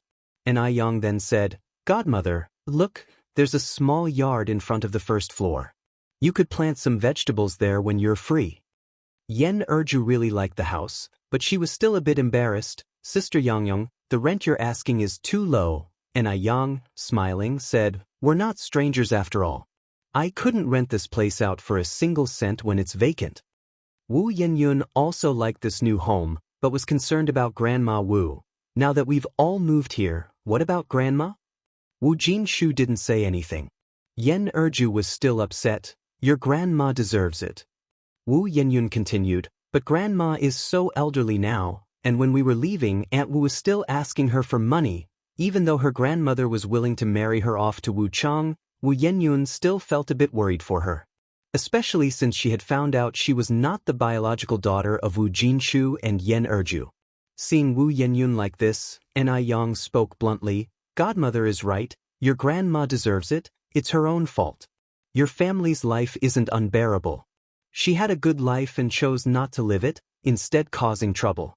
Have you ever thought about what would happen if you had married Wu Chang?"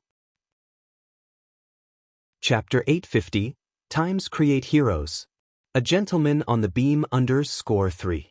Ai Yang paused for a moment and then continued, "After marrying Wu Chang, you would transform from a young girl into a housewife, not only bearing children for Wu Chang but also acting as a stepmother to his 2 daughters.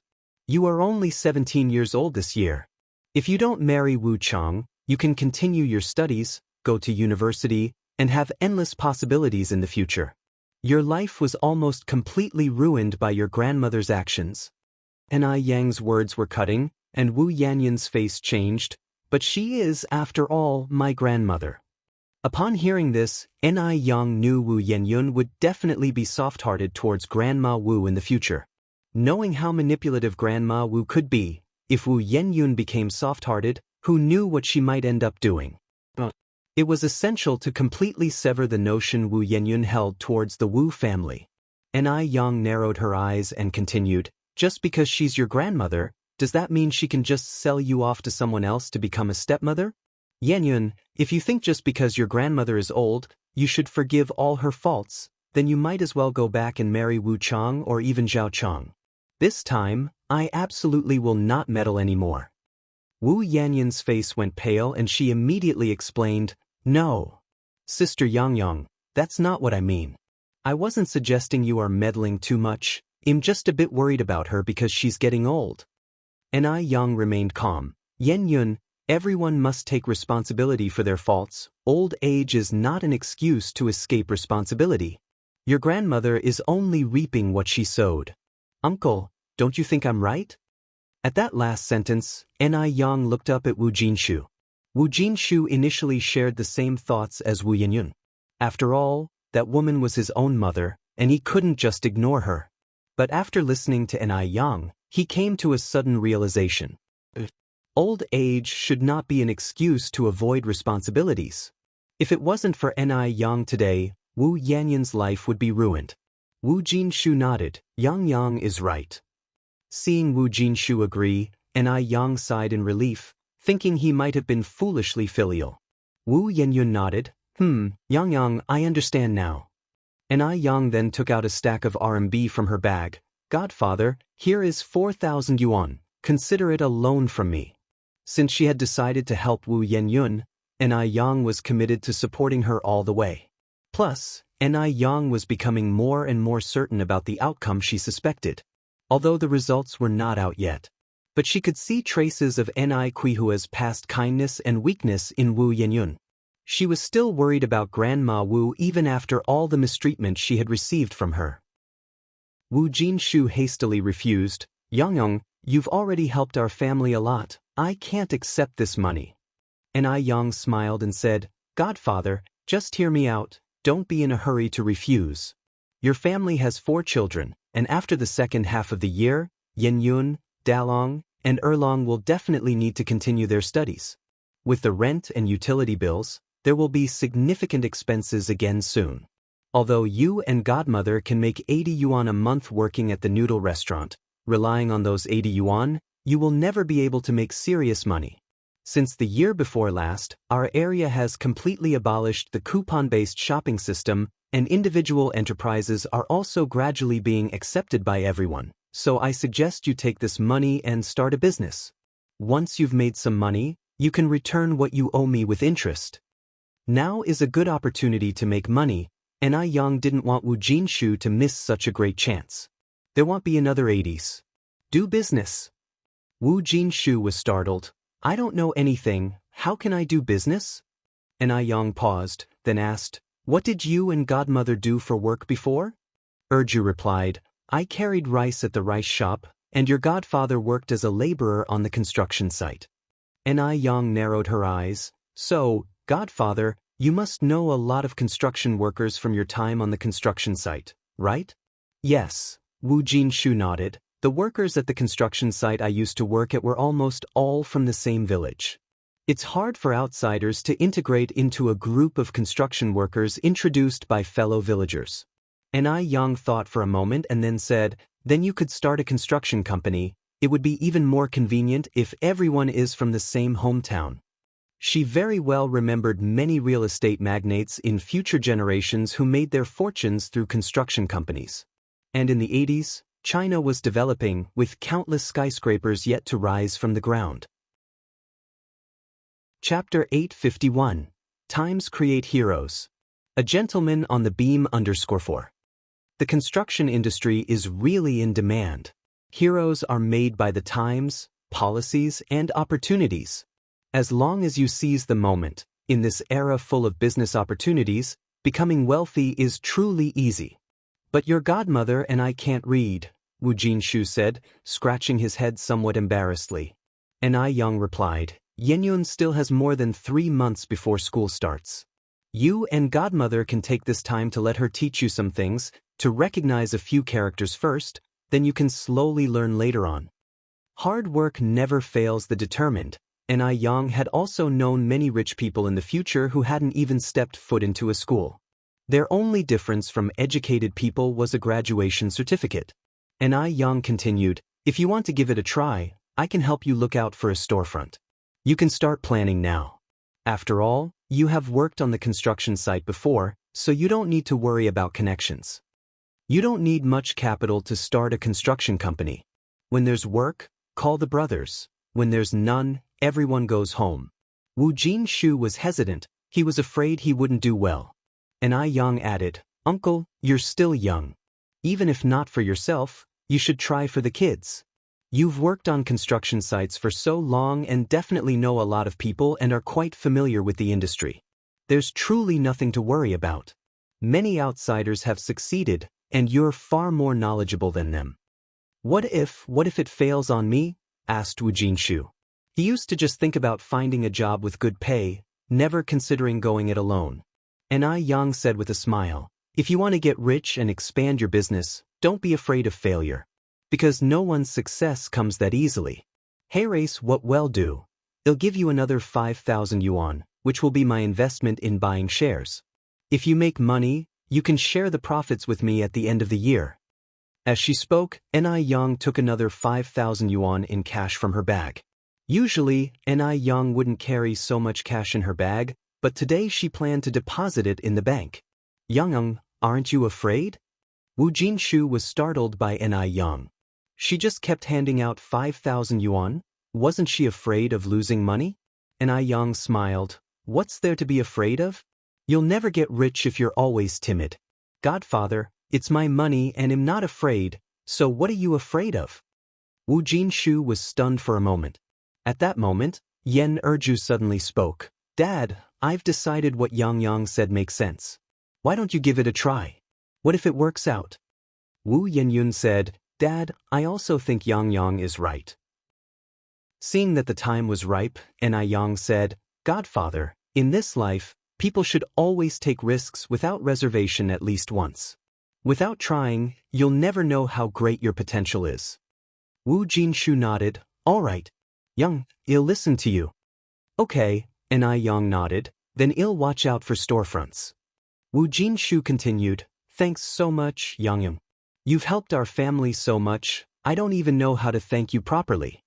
And I Yang looked at Wu Jinshu and said, I think the best thank you is not to be soft-hearted. Wu Jinshu knew what Ni Yang meant. Don't worry, I won't be. After talking about these things, Ni Yang went on, Godfather, Godmother, it's your first time moving over today. First, get to know the surrounding area. The house is fully equipped with sheets and quilt covers. You just need to buy some clothes to change into. Just turn right outside the community gate and there's a department store. As for your old home, I suggest you don't go back for now. Okay, Wu Jinshu nodded. Ni Yang picked up her bag. I have other matters, so I'll leave first. Wu Jinshu and Yen Erju wanted to see Ni Yang off, but she said with a smile, Godfather, Godmother, no need to fuss, let Yun escort me. Ni Yang left the building with Wu Yenyun. Yang, thank you so much for today. Ni Yang replied with a smile, Yenyun, you've already thanked me. And I'll say it again, the best thanks is to not be soft-hearted. With someone like your grandmother, don't think about repaying evil with kindness. If you do, she will only ask for more and I'll be endless. It's been hard for your family to find peace. Don't let an old lady disturb it. Right? Wu Yenyun nodded. Ni Yang patted Wu Yenyun on the shoulder. As long as you understand. They'll be off now. Young'un, be careful on your way, said Wu Yenyun. Don't worry, Ni Yang assured before getting into the car and driving off. Chapter 852. Times Create Heroes. A Gentleman on the Beam Under Survive. Ni Yang recalled how she had raced the car on the way over, and Wu Yenyun continued, Yang, take it slow on your way back. Ni Yang nodded, I will. However, before even a blink of an eye, the car had already disappeared from Wu Yenyun's view. This is way too fast, isn't it? What happened to driving slowly? Wu Yenyun opened her mouth in disbelief. Ni Yang hadn't felt this adrenaline rush of speed in a long time. In her previous life, because of Beijing's traffic congestion, she would go to official race tracks to experience the thrill of racing. But now in the 80s, Beijing's traffic signals were still not fully functional, and it was difficult for an ordinary family to buy even a bicycle. Where could traffic congestion come from? Without traffic restrictions or speed limits, and without waiting for traffic lights, the boss and I was very satisfied. Passers-by were continuously amazed. This is too impressive. Du Jiaojiao's eyes widened as she quickly tugged on Grandpa Du's sleeve. Look over there. Grandpa Du remained calm, twirling his Buddha beads. I saw it. To Du Jiaojiao, it might be incredibly impressive, but for Grandpa Du, it was nothing unusual. He had once driven while being pursued, navigating unharmed through a hail of bullets. Such a small trick could only deceive a naive girl like Du Jiaojiao. Without a second thought, he knew it was something a rich young man would use to attract girls. Just then, a strand of long hair floated out of the car window, tracing a perfect arc through the air. A woman? Grandpa Du raised his eyebrows slightly. My goodness! The driver is actually a woman. Du Jiaojiao nearly jumped for joy. Did you see that just now? Women drivers in this era were rare, Du Jiaojiao included. In this era, a woman driving was a novelty, so Grandpa Du remained calm. I saw it. Du Jiaojiao looked at him with disdain. How can you look so unexcited? There's nothing to be excited about, Grandpa Du said in a bland tone. Du Jiaojiao shook her head. It's so boring to be with someone like you. Grandpa Du said nothing, calmly twirling his Buddha beads. Du Jiaojiao went on to say, I've decided from today on, I'm going to learn to drive. Grandpa Du replied, I'll have Ziki teach you. Can't you teach me yourself? Du Jiaojiao knew Grandpa Du was a good driver. Don't worry, Ziki has more than enough skill to teach you, Grandpa Du assured her. Du Jiaojiao did not say much more. Ni Yang parked the car in front of Fragrant Beauty and then walked in. Coincidentally, Fragrant Beauty was also Du Jiaojiao and Grandpa Du's destination. Seeing the familiar sedan, Du Jiaojiao exclaimed in surprise, Isn't that the car we just saw? Indeed it is. Grandpa Du had a good memory for license plate numbers.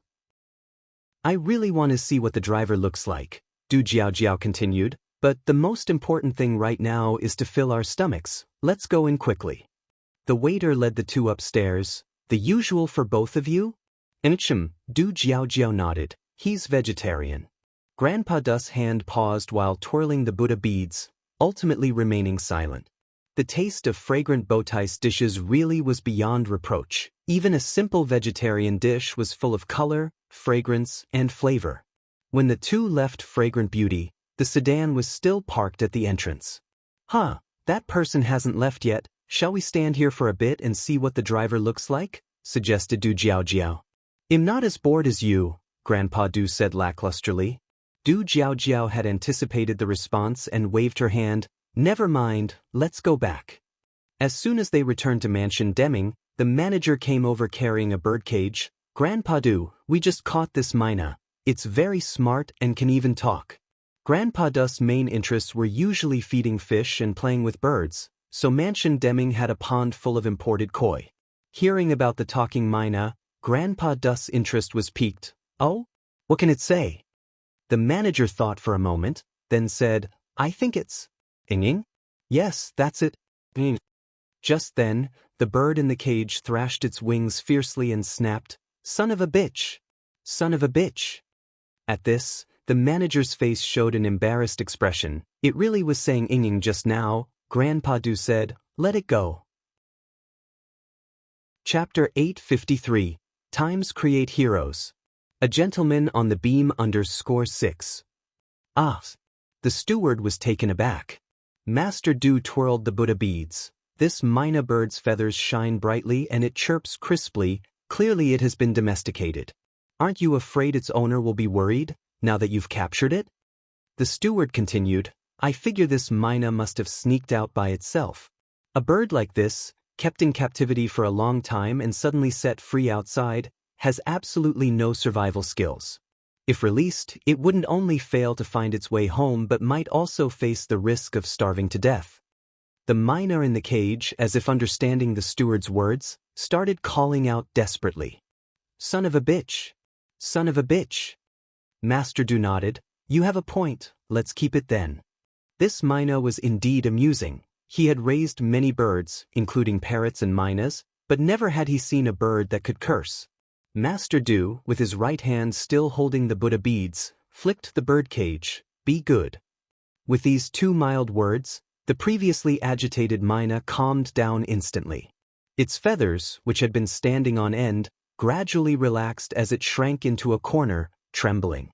But as soon as Master Du turned away, the previously silent bird became fierce again, yelling, Son of a bitch! Son of a bitch!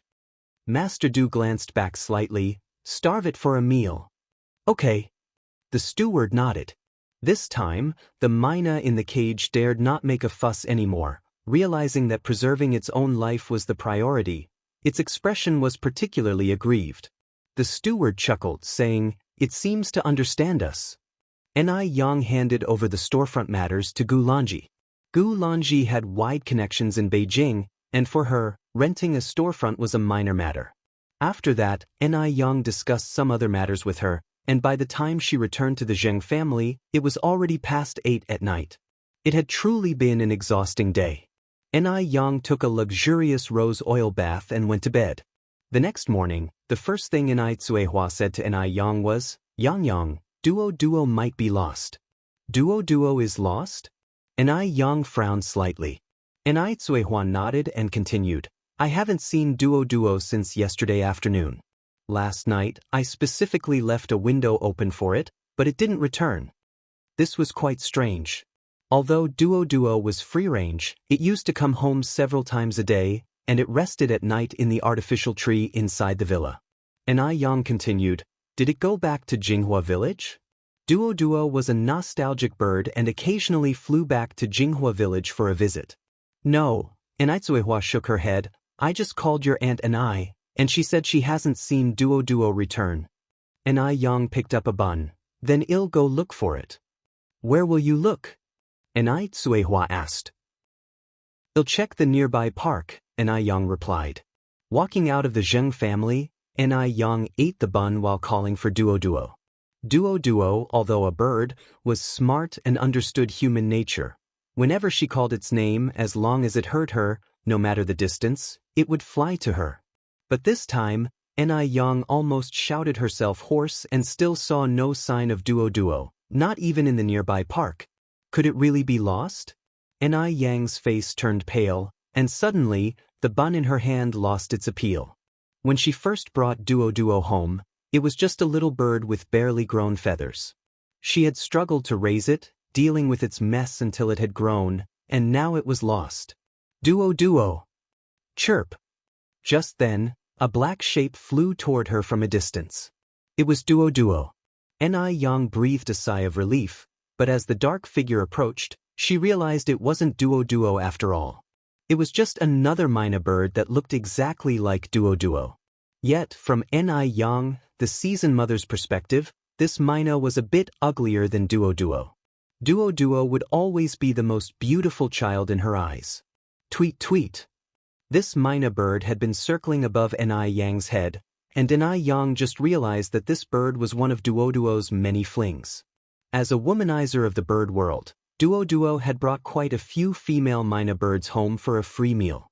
Ni Yang was particularly impressed with this myna bird because of its unique claws.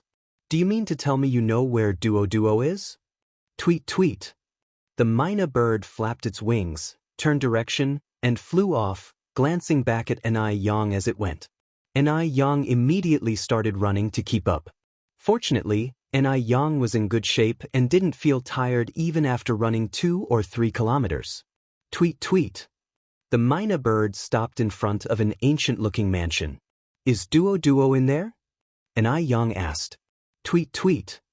Then he'll knock on the door.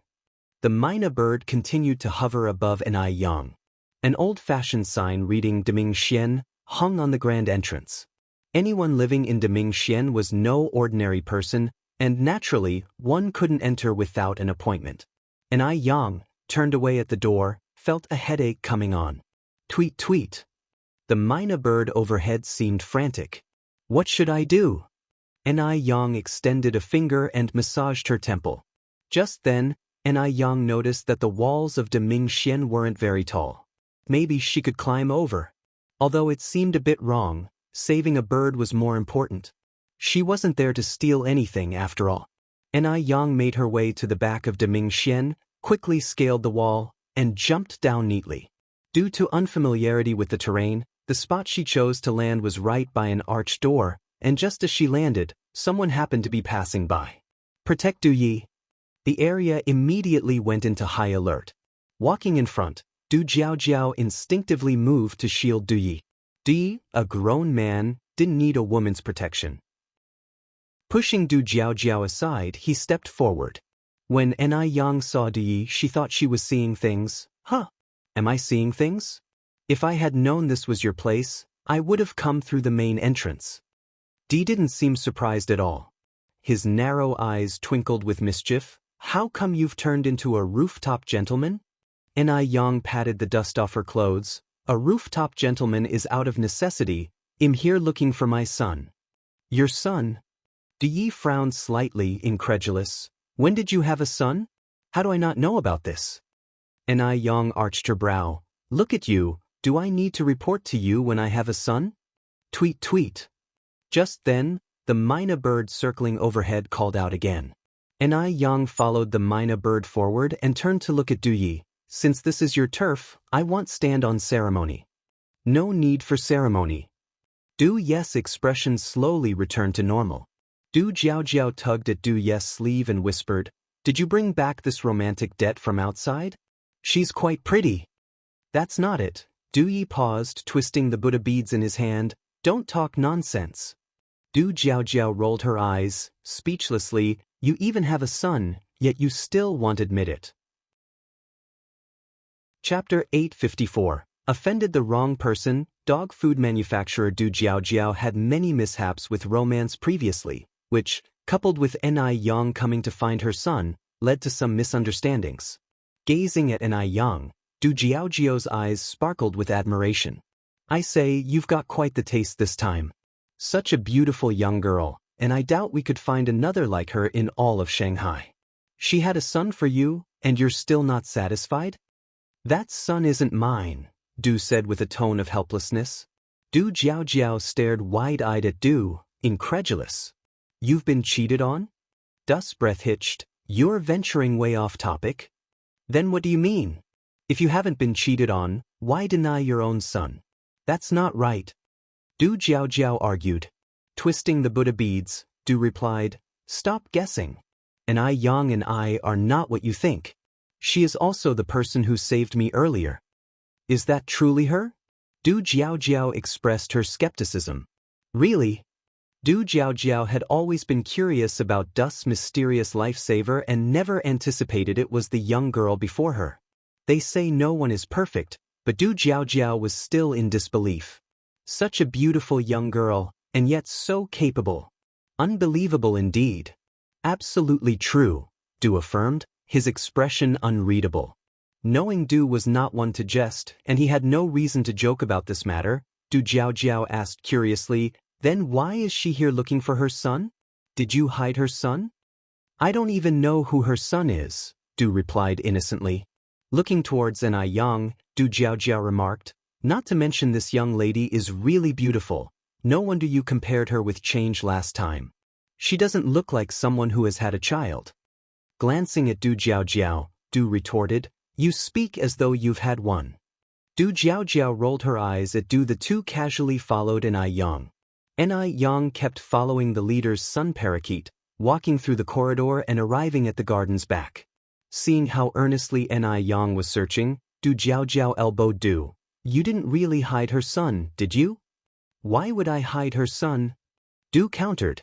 Du Jiao eyed Du seriously, maybe to become her kid's stepdad. Du's breath hitched again. Don't spout nonsense.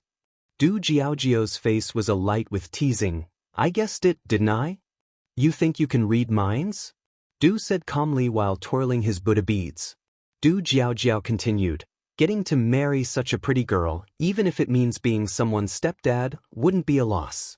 This time, Du didn't respond. He knew Jiao too well. If he kept responding, Jiao would never stop teasing. Are you admitting it? Du Jiao nudged Du again. Du remained silent. Du Jiao scoffed lightly. Yang had searched around in the garden and hadn't found Duo. Miss, did you find your son? Du Jiao approached. Need any help? Thank you. Before Yang could finish, a crisp voice filled the air. Yang. Duo. Yang's face lit up. Hearing Yang's response, Duo called out even more joyously, Yang.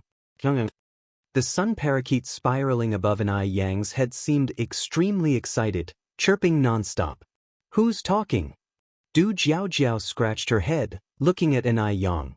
Your son? Yep. Yang nodded, her gaze catching a middle-aged man walking towards them with a birdcage covered by a black cloth. Yang. Yang approached the middle-aged man. Excuse me, sir. May I take a look at what you're holding? The middle-aged man paused, about to ask who Yang was, but Du interjected, Open it for Miss and I to see.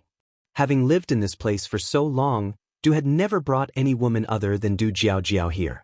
Yang was most likely the first. The middle-aged man promptly lifted the black cloth over the birdcage, and Duo was ecstatic. Yang.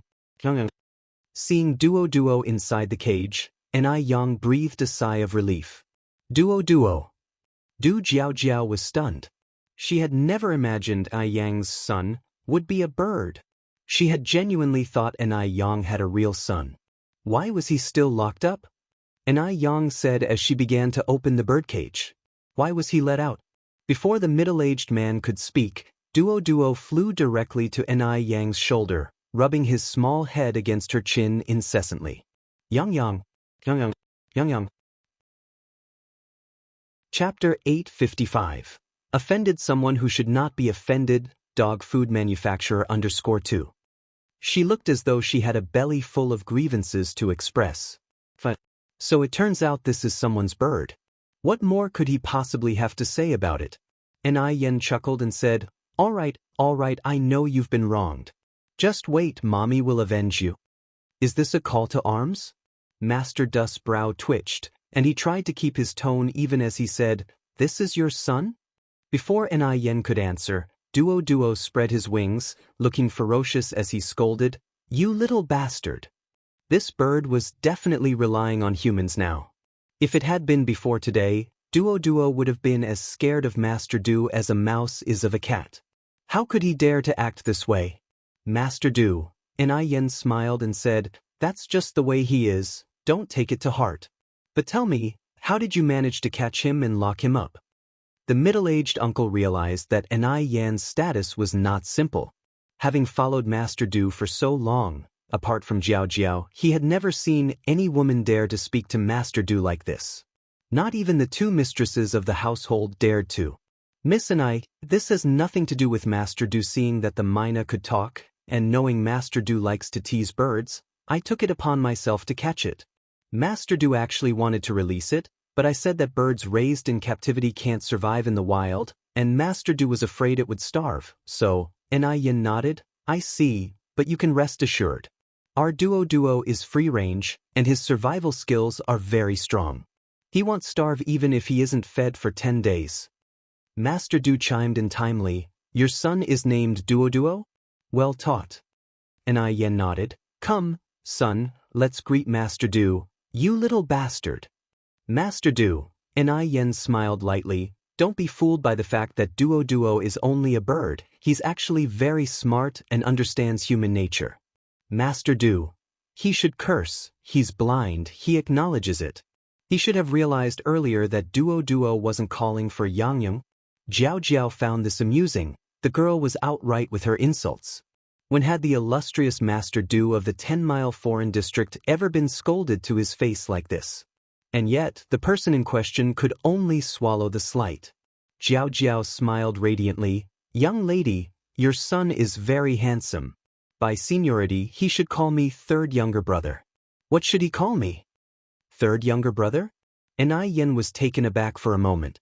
Master Du introduced, "This is my second sister, Jiao Jiao." "Miss Du," Yen wasn't pretentious, continuing, "My name is Yen.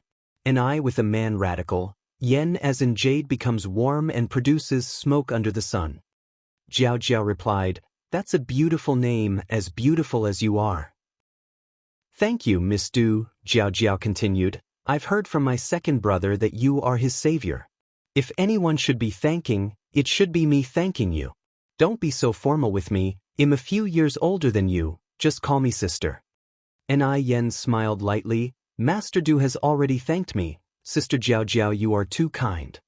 The girl wasn't affected or coy, and her forthright personality was very appealing to Jiao Jiao. "Then he'll call you Yang Yang," Jiao Jiao said.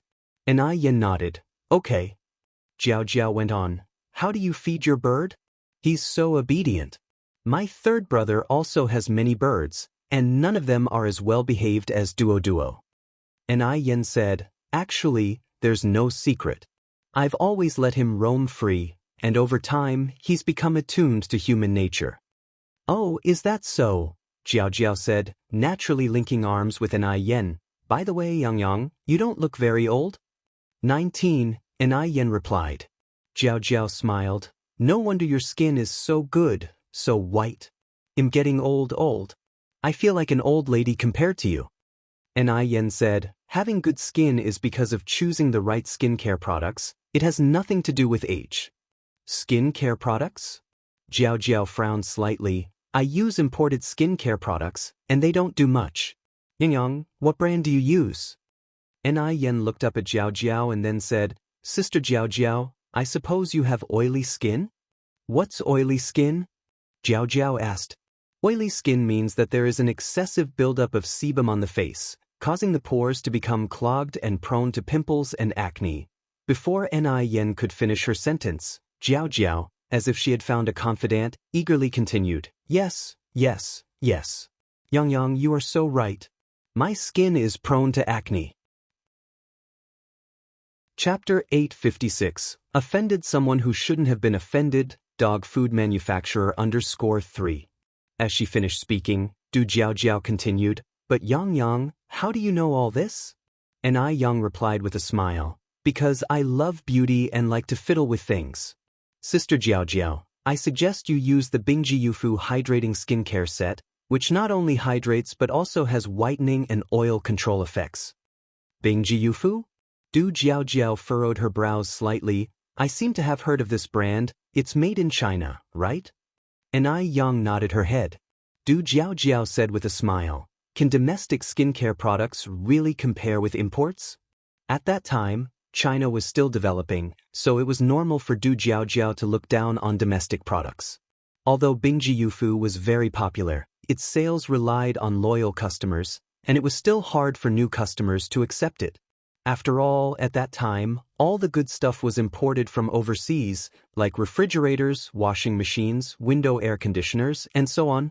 In later years, you could still feel the prestige of imported goods, things like foreign shovels, nails, cement, and grease mentioned by the older generation. Ai Yang's lips curved in a faint smile. You can't be too absolute about everything. Sometimes foreign goods aren't necessarily better than our Chinese products. It's just that people are used to imports and unwilling to try new things. Du Jiaojiao didn't take Ai Yang's words to heart and casually nodded. You make some sense. I'll definitely try Bingji Yufu when I get a chance. As soon as she finished speaking, Du Jiaojiao continued, Yang, you're still in school, right? Ai Yang nodded. Yes, I'm in my senior year now, and the college entrance exam is coming up in July. The 80s were different from later years. In later years, the college entrance exam was in June, but in the 80s, it was in July. 19 and still in senior year? She must have repeated a few years, right? It seems that my younger brother's lifesaver isn't very smart. Du Jiaojiao gave Ai Yang a thoughtful look but said nothing. While the two of them were chatting, Grandfather Du just stood silently to the side. He marveled inwardly at how amazing Du Jiaojiao was. She hadn't known Ai Yang for long, yet she had managed to find out so much about her. He had spent an entire night alone with Ai Yang and still didn't know her as well as she did. After chatting for a while, Ai Yang suggested it was time to say goodbye. Du Jiaojiao, arm in arm with Ai Yang, said, Yang, don't be in such a rush to leave. It's almost time for lunch. You should eat with us before you go. Ai Yang replied with a smile, Sister Jiaojiao, you're being too polite. When I went out to look for Duo earlier, my mom specifically instructed me to hurry back once I found Duo. If I don't return soon, she might really think Duo is lost. Upon hearing this, Du Jiaojiao no longer insisted on keeping Ai Yang and added, we've just arrived in Beijing and don't have any friends here. Yang, if you have time, come and keep me company for a chat. Sure, Ai Yang nodded. I'll head back first then. Grandfather Du walked Ai Yang to the door. Duo, say goodbye to Mr. Du, little bastard. Duo was still fuming. Duo, Ai Yang patted its head, don't be so impolite. Grandfather Du, however, was calm, a smile playing on his lips. Why bother with it? Besides, this was all my fault to begin with. I should be the one apologizing to it. Ai Yang said smiling, you shouldn't say that. This little guy is always pushing its luck. He'll be going now. Grandfather Du nodded slightly, be careful on your way. Just as Ai Yang turned to leave, Grandfather Du called out, wait a moment. What is it? Ai Yang looked back. Grandfather Du twirled his Buddha beads. My name is Du Qingfeng. Ai Yang was taken aback at first, and then asked, Qingfeng, as in I desire to ride the wind to return? Yes, Grandfather Du nodded. Nice name, Ai Yang said. Grandfather Du, holding the Buddha beads, paused for a moment. Thank you. When Ai Yang's figure disappeared under the shade of the parasol trees, Grandfather Du also turned and went inside. As soon as he entered, Du Jiaojiao approached. That Yang is very pretty. Yeah, Grandfather Du replied to her. Du Jiaojiao continued. Did she just call you Mr. Du? Yeah. Doesn't she know you're the Grandfather Du of the 10-mile foreign trade area? Du Jiaojiao asked back. She knows. Grandfather Du lifted the lid of the incense burner and lit a piece of sandalwood. Du Jiaojiao narrowed her eyes. Knowing that and still calling you Mr. Du, is she playing hard to get? It was no wonder Du Jiaojiao would overthink. She had met too many people who thought they were very clever. Chapter 857. Offended someone who shouldn't have been offended. dog food manufacturer _4, who would not respectfully address him as Mr. Du. There really were hardly any who dared to call him Sir Du. He's not that kind of person, Mr. Du firmly negated. TSKS, TSKS, TSKS. Du Jiao watched Mr. Du with a mischievous smile. So quick to defend her? Mr. Du did not explain further, merely saying, "Ever heard of how appearance reflects the heart?" Determining that Zheng Xianjing would be that kind of person was more fitting. And I Yang? She would disdain engaging in such matters. Du Jiao nodded. That's true too. Yang is so beautiful. If she were interested in you, she wouldn't need to play hard to get. She just has to nod, and you'd have a new concubine in your backyard. You're overthinking it, Mr. Du said indifferently. Du Jiao agreed. Indeed, I am overthinking. Like Ni Yang, you can tell she is not one to be confined to the boudoir. How could she possibly content herself with being one of many concubines, competing and becoming jealous of other women? Mr. Du silently twirled his Buddha beads. Sister, you're getting further off topic. Yang is so beautiful, and you're not at all moved by her? Du Jiao retorted. Mr. Du's expression remained stoic. Only a dead man's heart stays still. Do I look like a dead man to you? Du Jiao, lost for words, said, I'm not talking about that kind of being moved. I meant the kind where you like her. You seem so smart usually, how come you turn silly at crucial moments? Forget it. Speaking to someone heartless like you wouldn't understand even if I explained. Mr. Du sat cross-legged on a low stool and began preparing tea. He was particularly meticulous about brewing tea, which in later eras would be referred to as tea ceremony.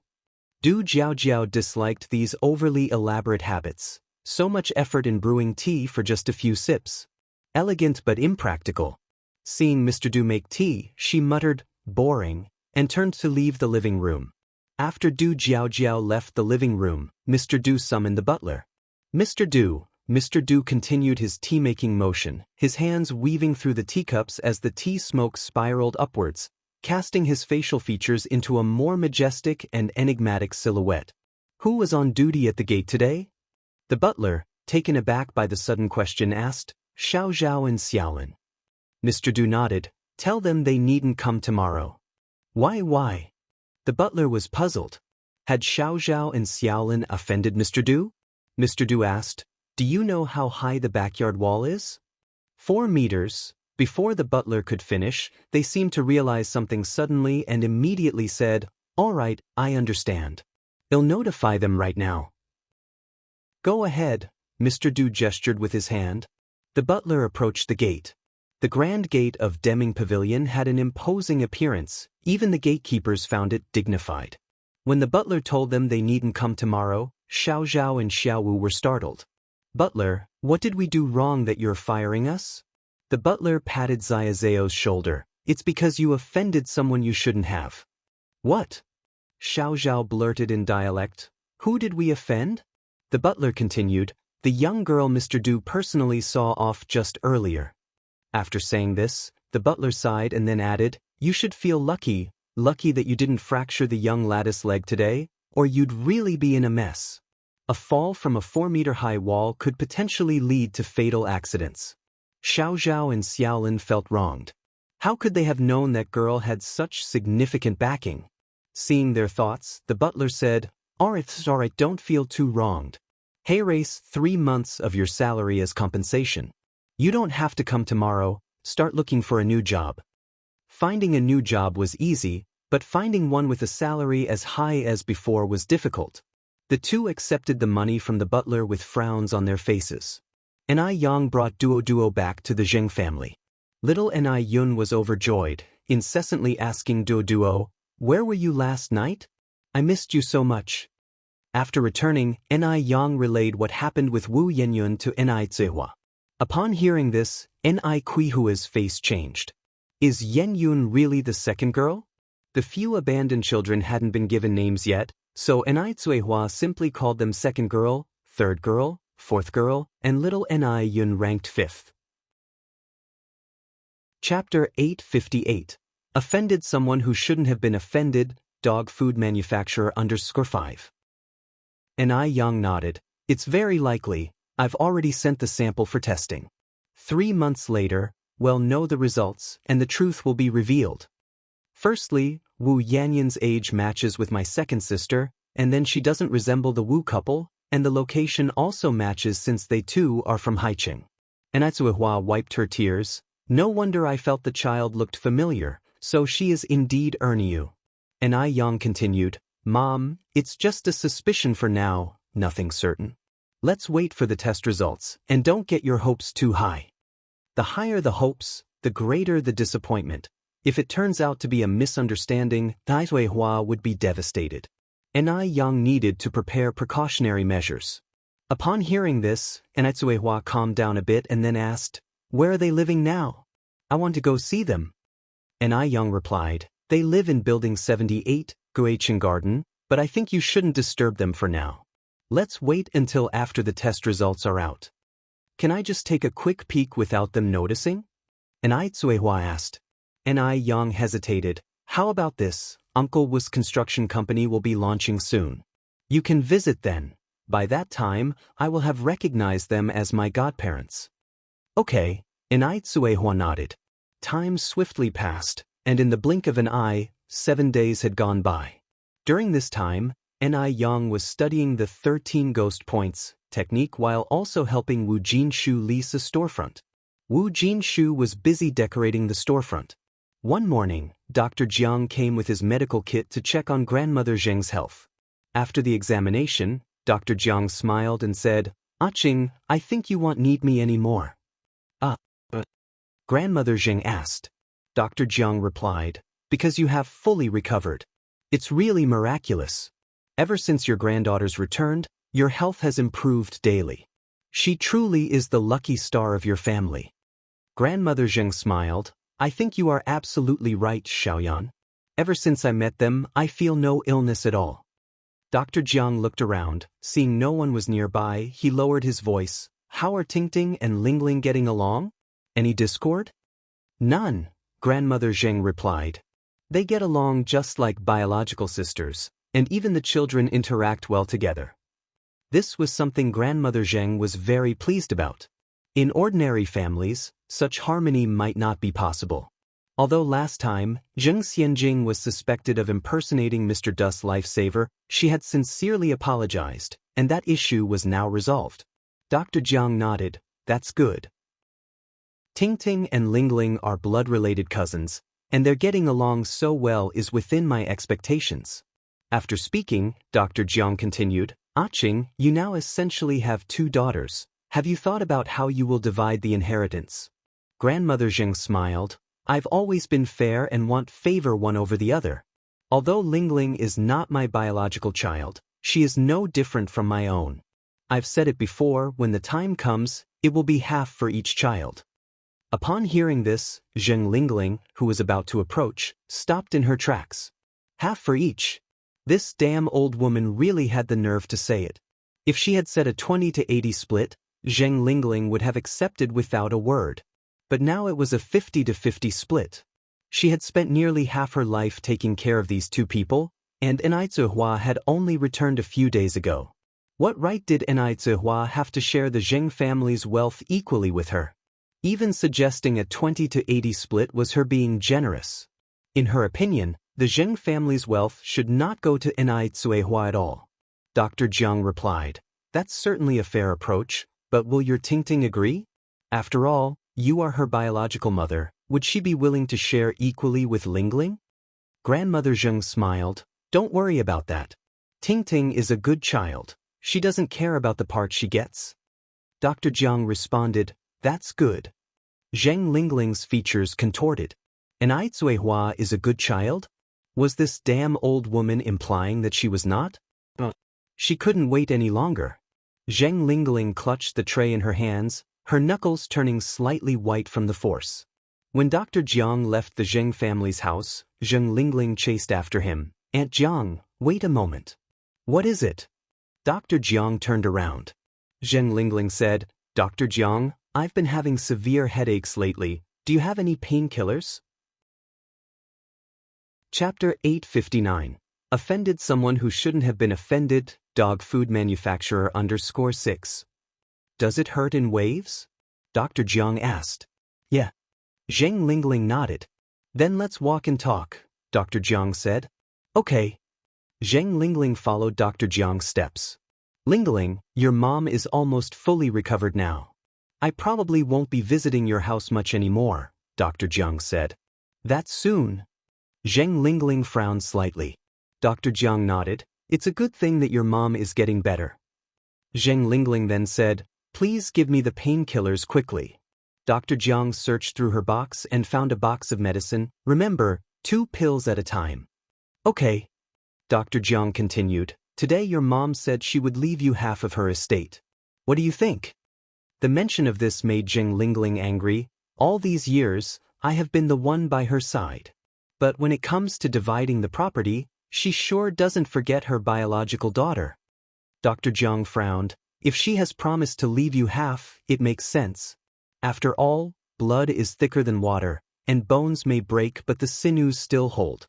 I'm afraid. Auntie Jiang, what do you mean? Dr. Jiang went on. I've been sisters with your mom my entire life. There were no secrets between us. But ever since Tingting returned, she hasn't been as open with me as before. Zheng Lingling asked impatiently, Auntie Jiang, what do you mean by that? Dr. Jiang said, like the paternity test and the fact that Ni Yang knows medical skills. She paused, then continued, but Lingling, don't worry too much. Ni Yang is a doctor, sure, but she practices traditional Chinese medicine. It has nothing to do with mental health. Zheng Lingling nodded. She wasn't worried about Ni Yang. Just a teenager, how skilled in medicine could she be? Dr. Jiang continued, I suspect your mom is deceiving me. She doesn't really want to divide half of the property with you. After all, you're not her biological child. She wants to leave all the wealth to her biological daughter, which is natural human sentiment. Zheng Lingling bit her lip. What should I do then? Everything in the Zheng family was hers. She was not willing to be so easily robbed. Dr. Jiang took out another box of headache pills from her medical kit. Some things are better dealt with sooner rather than later. Don't underestimate a headache as a small issue. If it drags on for long, it can turn into a big problem. Life is unpredictable. Who knows what might happen tomorrow? Zheng Lingling took the box and nodded solemnly. Got it, Auntie Jiang. I understand. Today was the grand opening of Wu Jinshu's construction company. The name of the construction company was chosen by Ni Yang. Zhonghua Construction Company, Limited. As the sole investor, Ni Yang, of course, couldn't miss the opening day. At 8 in the morning, Ni Yang and Ni Tsuehua arrived at the company on time. The more Ni Tsuehua looked at Wu Yinyun, the more she felt Wu Yinyun was her second daughter. Her eyes began to moisten. How hard it must have been for her to grow up so big, being thrown away so young. Poor child, she hadn't even had the chance to drink milk since she was little.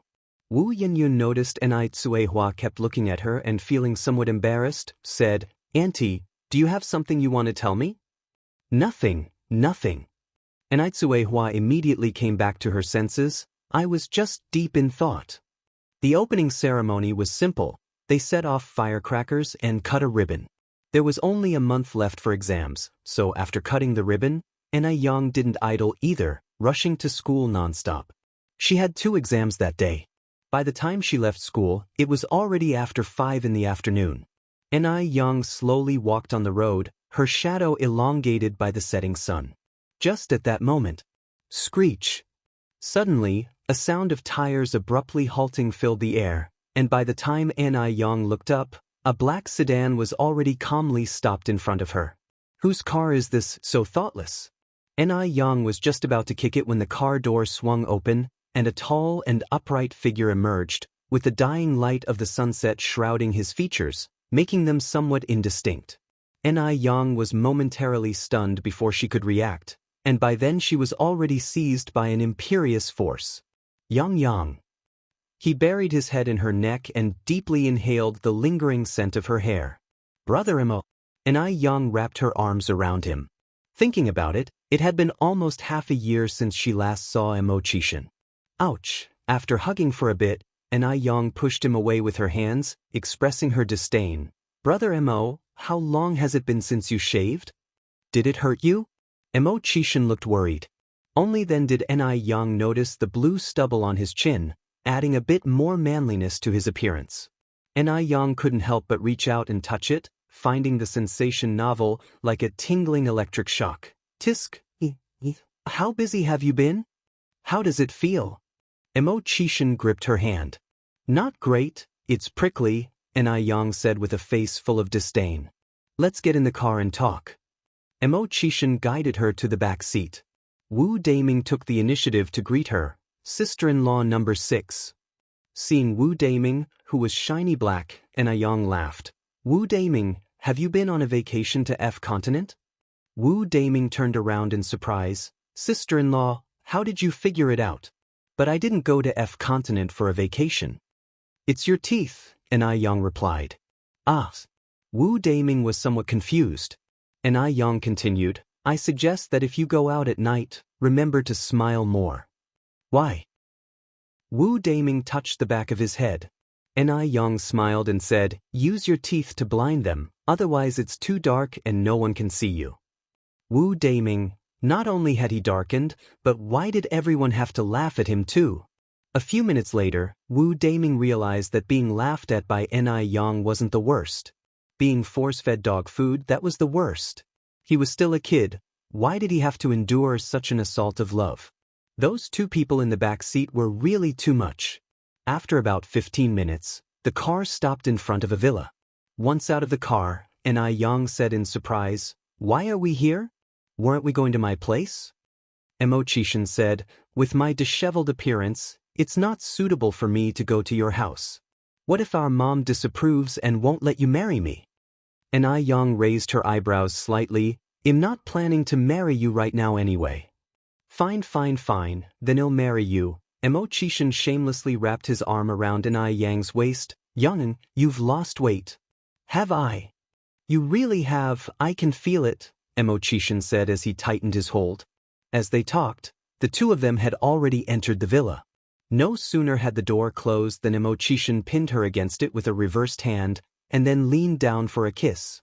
The blue stubble prickled against her fair skin, a bit painful, yet Mo Chishan couldn't bring himself to let go so soon after such a long time apart. After a while, Young pushed him away. Go shave now. Chapter 860. Can you get first place like this? Mo Chishan went to the bathroom to take a shower and shave. Young, having nothing better to do, sat on the couch to watch TV. At this time, there weren't many channels available on TV, but the programs being broadcast were future classics. Playing on TV right now was the 1985 version of Jigong, although there were only 8 episodes of it currently. Young hadn't really watched Jigong before, but she found it quite interesting now. By the time Mo Chishan emerged from the washroom, half an hour had passed. Let's go, Young said, reaching to turn off the TV when she saw Mo Chishan come out. While fastening the buttons on his shirt, Mo Chishan asked, is Mom still staying at Grandma's place? Yep. Young reached out to pinch Mo Chishan's face. Saying Mom and Grandma so smoothly, Big brother Mo, I've found your skin is getting thicker and thicker. Mo Chishan grinned cheekily. My skin is so thick, did it hurt your hand? What do you think? Young raised her eyebrows slightly. I guess it must have hurt. Let me rub it for you. Mo Chishan took Yang's hand. Big brother Mo, I beg you to be a bit more human. The two chatted as they walked away.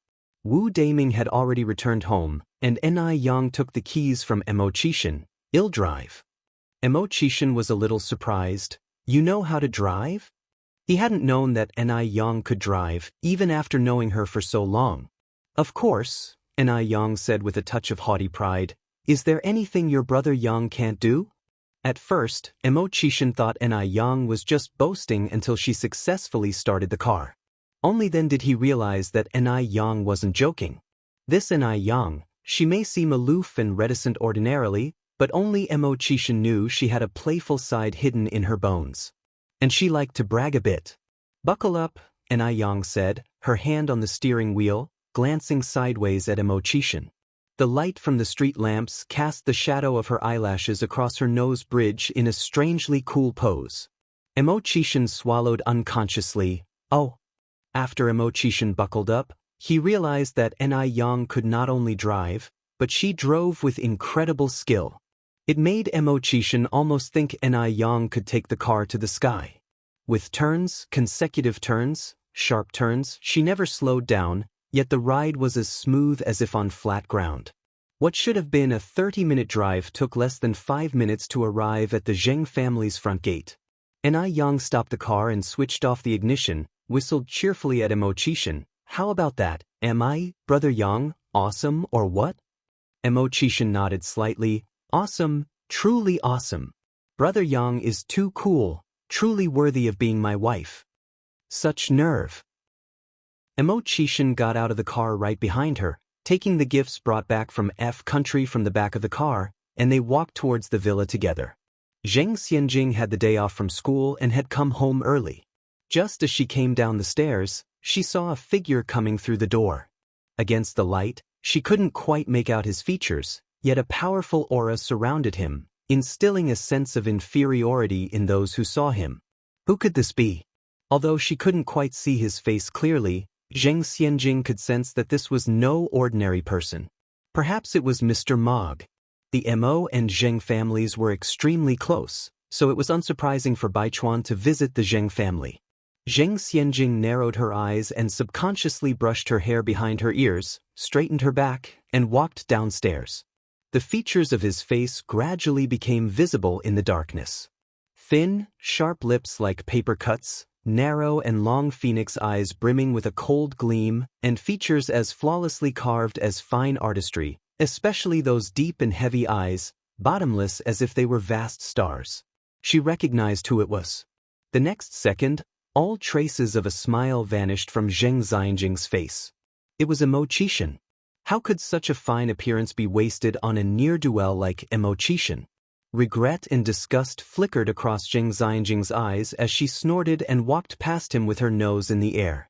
For a good-for-nothing like Emo-chishin, even the right to hold her shoes was unattainable.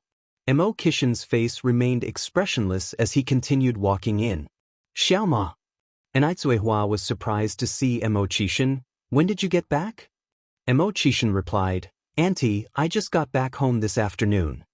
Laughing, Anaitsuehua said, Come on in, and by the way, where's Yang Yang? Did you see her? Emo-chishin answered, Yang Yang was supposed to come in with me, but she felt a bit unwell the moment we were entering the door, so she went to the washroom. Chapter 861. Can you get first place like this? _2. Emo-chishin handed the items in his hand to Anaitsuehua. These are the gifts I brought from F country for Grandpa Jing, Grandma Jing, and you and Uncle. Anaitsuehua smiled and said, You child, coming here is enough. Why bring gifts? Grandpa Zheng and Grandma Zheng also liked Emo-chishin very much. Although Emo-chishin's reputation wasn't good, he was truly good to Ni-young and, based on their understanding of him over time, Emo-chishin wasn't as difficult as the rumors suggested. As long as Ni-young had no objections, neither did they as the elders. Soon after, Ni-young walked in from outside. That evening, after Emo-chishin had some drinks, Ni-young drove him home. This time she didn't speed but drove leisurely. The car didn't have the air conditioning on, all the windows were down, and a gentle breeze flowed in, making it pleasantly refreshing. While driving, Ni-young started discussing Wu Yenyun with Emo-chishin. Emo-chishin said, If she really is your second sister, then your third and fourth sisters must still be around too. Ni-young nodded, hopefully. By the way, tomorrow is Sunday. I just recognized Yanyan's parents as my godparents, so how about I take you to visit them tomorrow? Sure. Despite the slow speed of the car, it didn't take long to arrive at the Emo family's house. Since they were already there, Ni-young went in with Emo-chishin, planning to greet Mr. and Mrs. Emo. Seeing Ni-young, Mr. and Mrs. Emo were very happy. Yang is here. Come in. We just got a few kilograms of green husk lychees this afternoon from Officer Wu, and I saved half for you, planning to send them over in a couple of days. Ni-young loved lychees, and hearing they were green husk lychees excited her even more. Are they Guelu from Xingqing? Yes, yes, the gulu from Xingqing. They're very sweet and even seedless. Green husk lychees were the most expensive among lychee varieties. Anai Yang remembered once, in her previous life, a single green husk lychee was auctioned for a record high price of 550,000.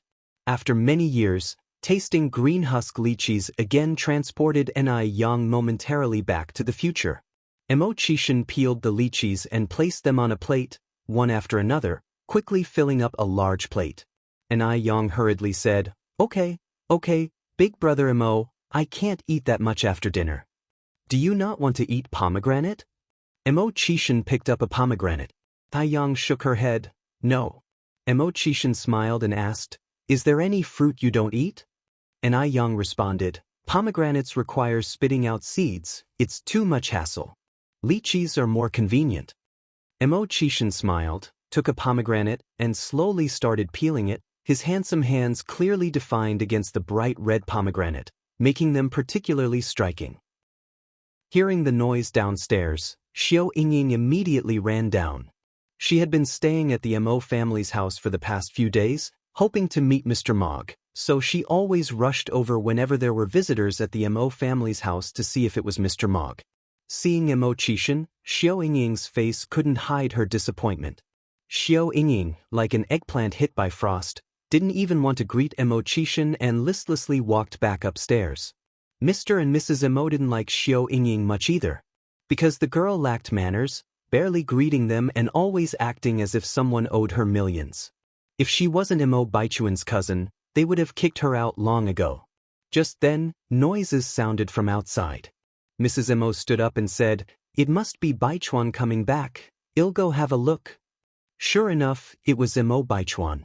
Mo Baichuan had been staying at the base, and he hadn't expected to see Mo Chishan and Anai Yang upon his return. Your Uncle Six came back today, and Yang Yang is here too. Go greet them. Okay. Mo Baichuan took off his white gloves and walked into the living room. Uncle Six. Mo Chishan nodded slightly. My nephew is back. Didn't you see your Aunt Six? Anai Yang greeted. Nephew, would you like some lychees? What was this back and forth exchange about? Mo Baichuan frowned. I don't eat them. Oh. Anai Yang didn't say anything more and continued eating lychees, just being polite. Mo Baichuan then asked, When did Uncle Six get home? Chapter 862. Can you get first place like this? _3. I just returned this afternoon, Mo Chishan said.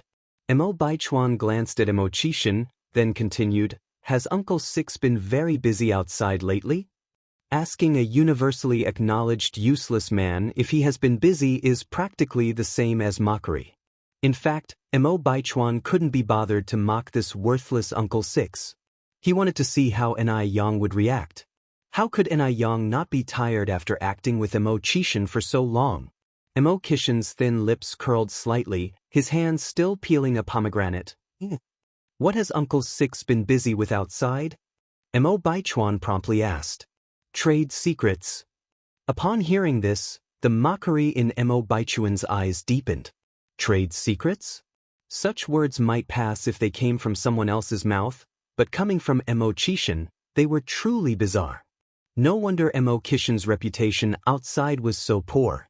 Since it's a trade secret, then I won't pry.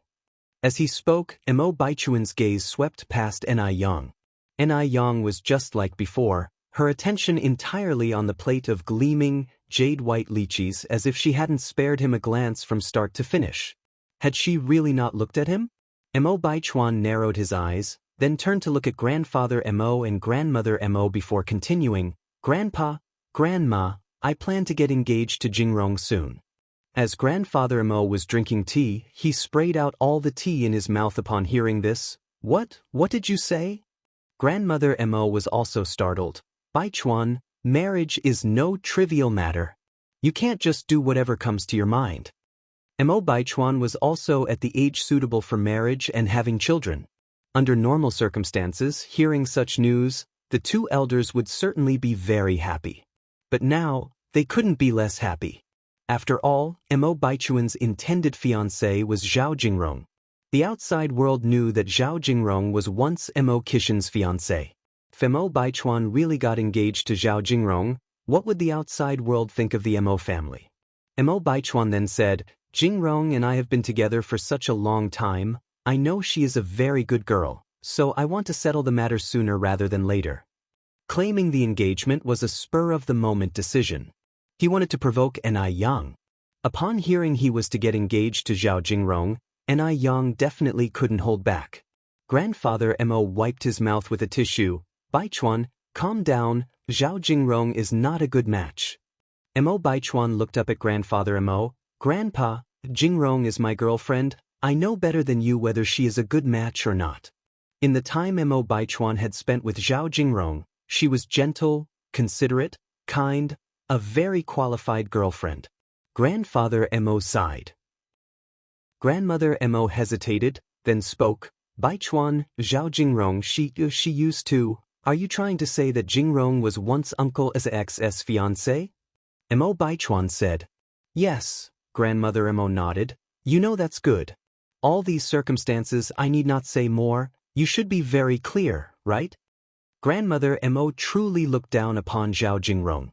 Mo Baichuan's eyebrows furrowed slightly as he continued. The reason Jingrong broke off the engagement with Uncle Six is that Uncle Six had no ability to keep her. Moreover, she and Uncle Six were initially betrothed as children, and it's been so many years since such practices were abolished. Child engagements are already null and void, and Jingrong has the right to choose her happiness.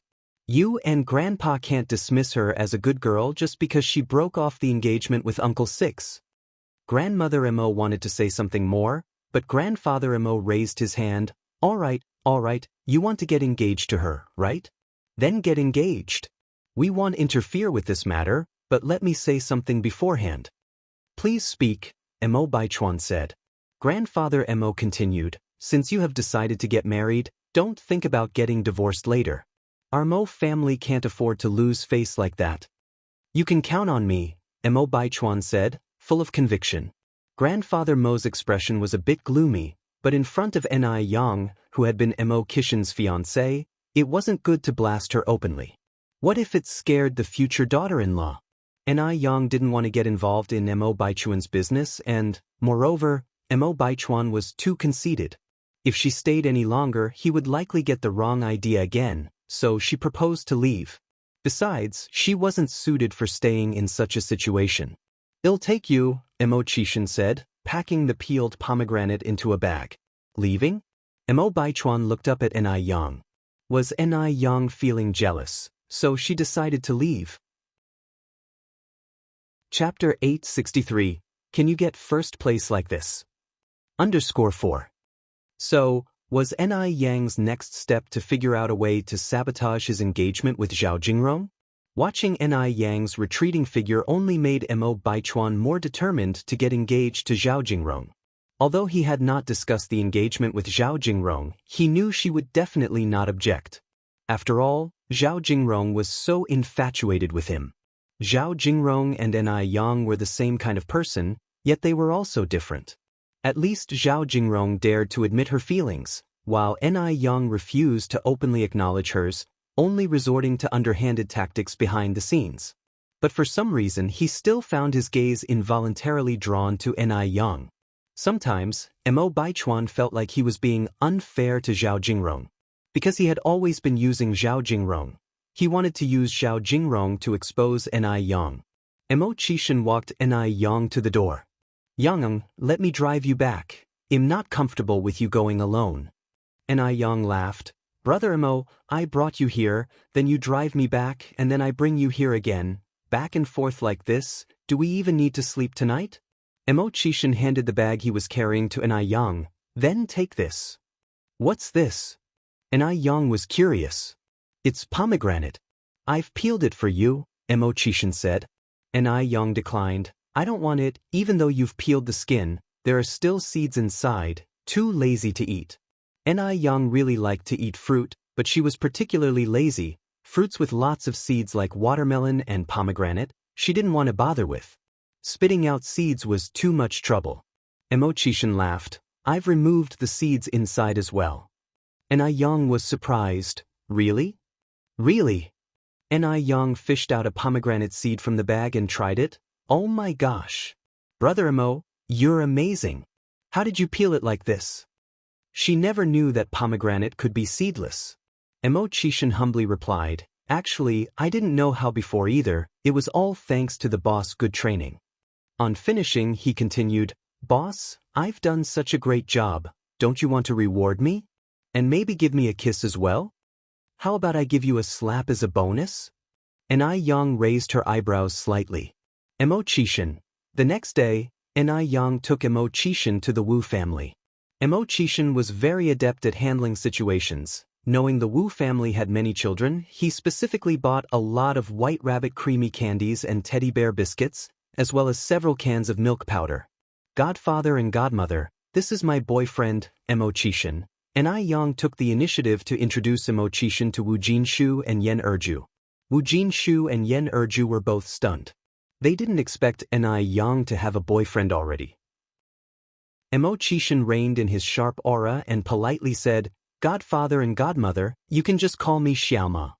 Xiaoma, come, take a seat. The house is a bit chaotic with so many kids around, don't mind the mess. Yen Erju was the first to recover. After a while of playing, Wu Yenyun came back with her two brothers. Seeing Chishin, Wu Yenyun froze, with only 4 words in her mind. Astonishingly beautiful. Throughout her life, she'd never seen anyone as good-looking as Chishin. He was like a noble prince who had stepped out of royalty.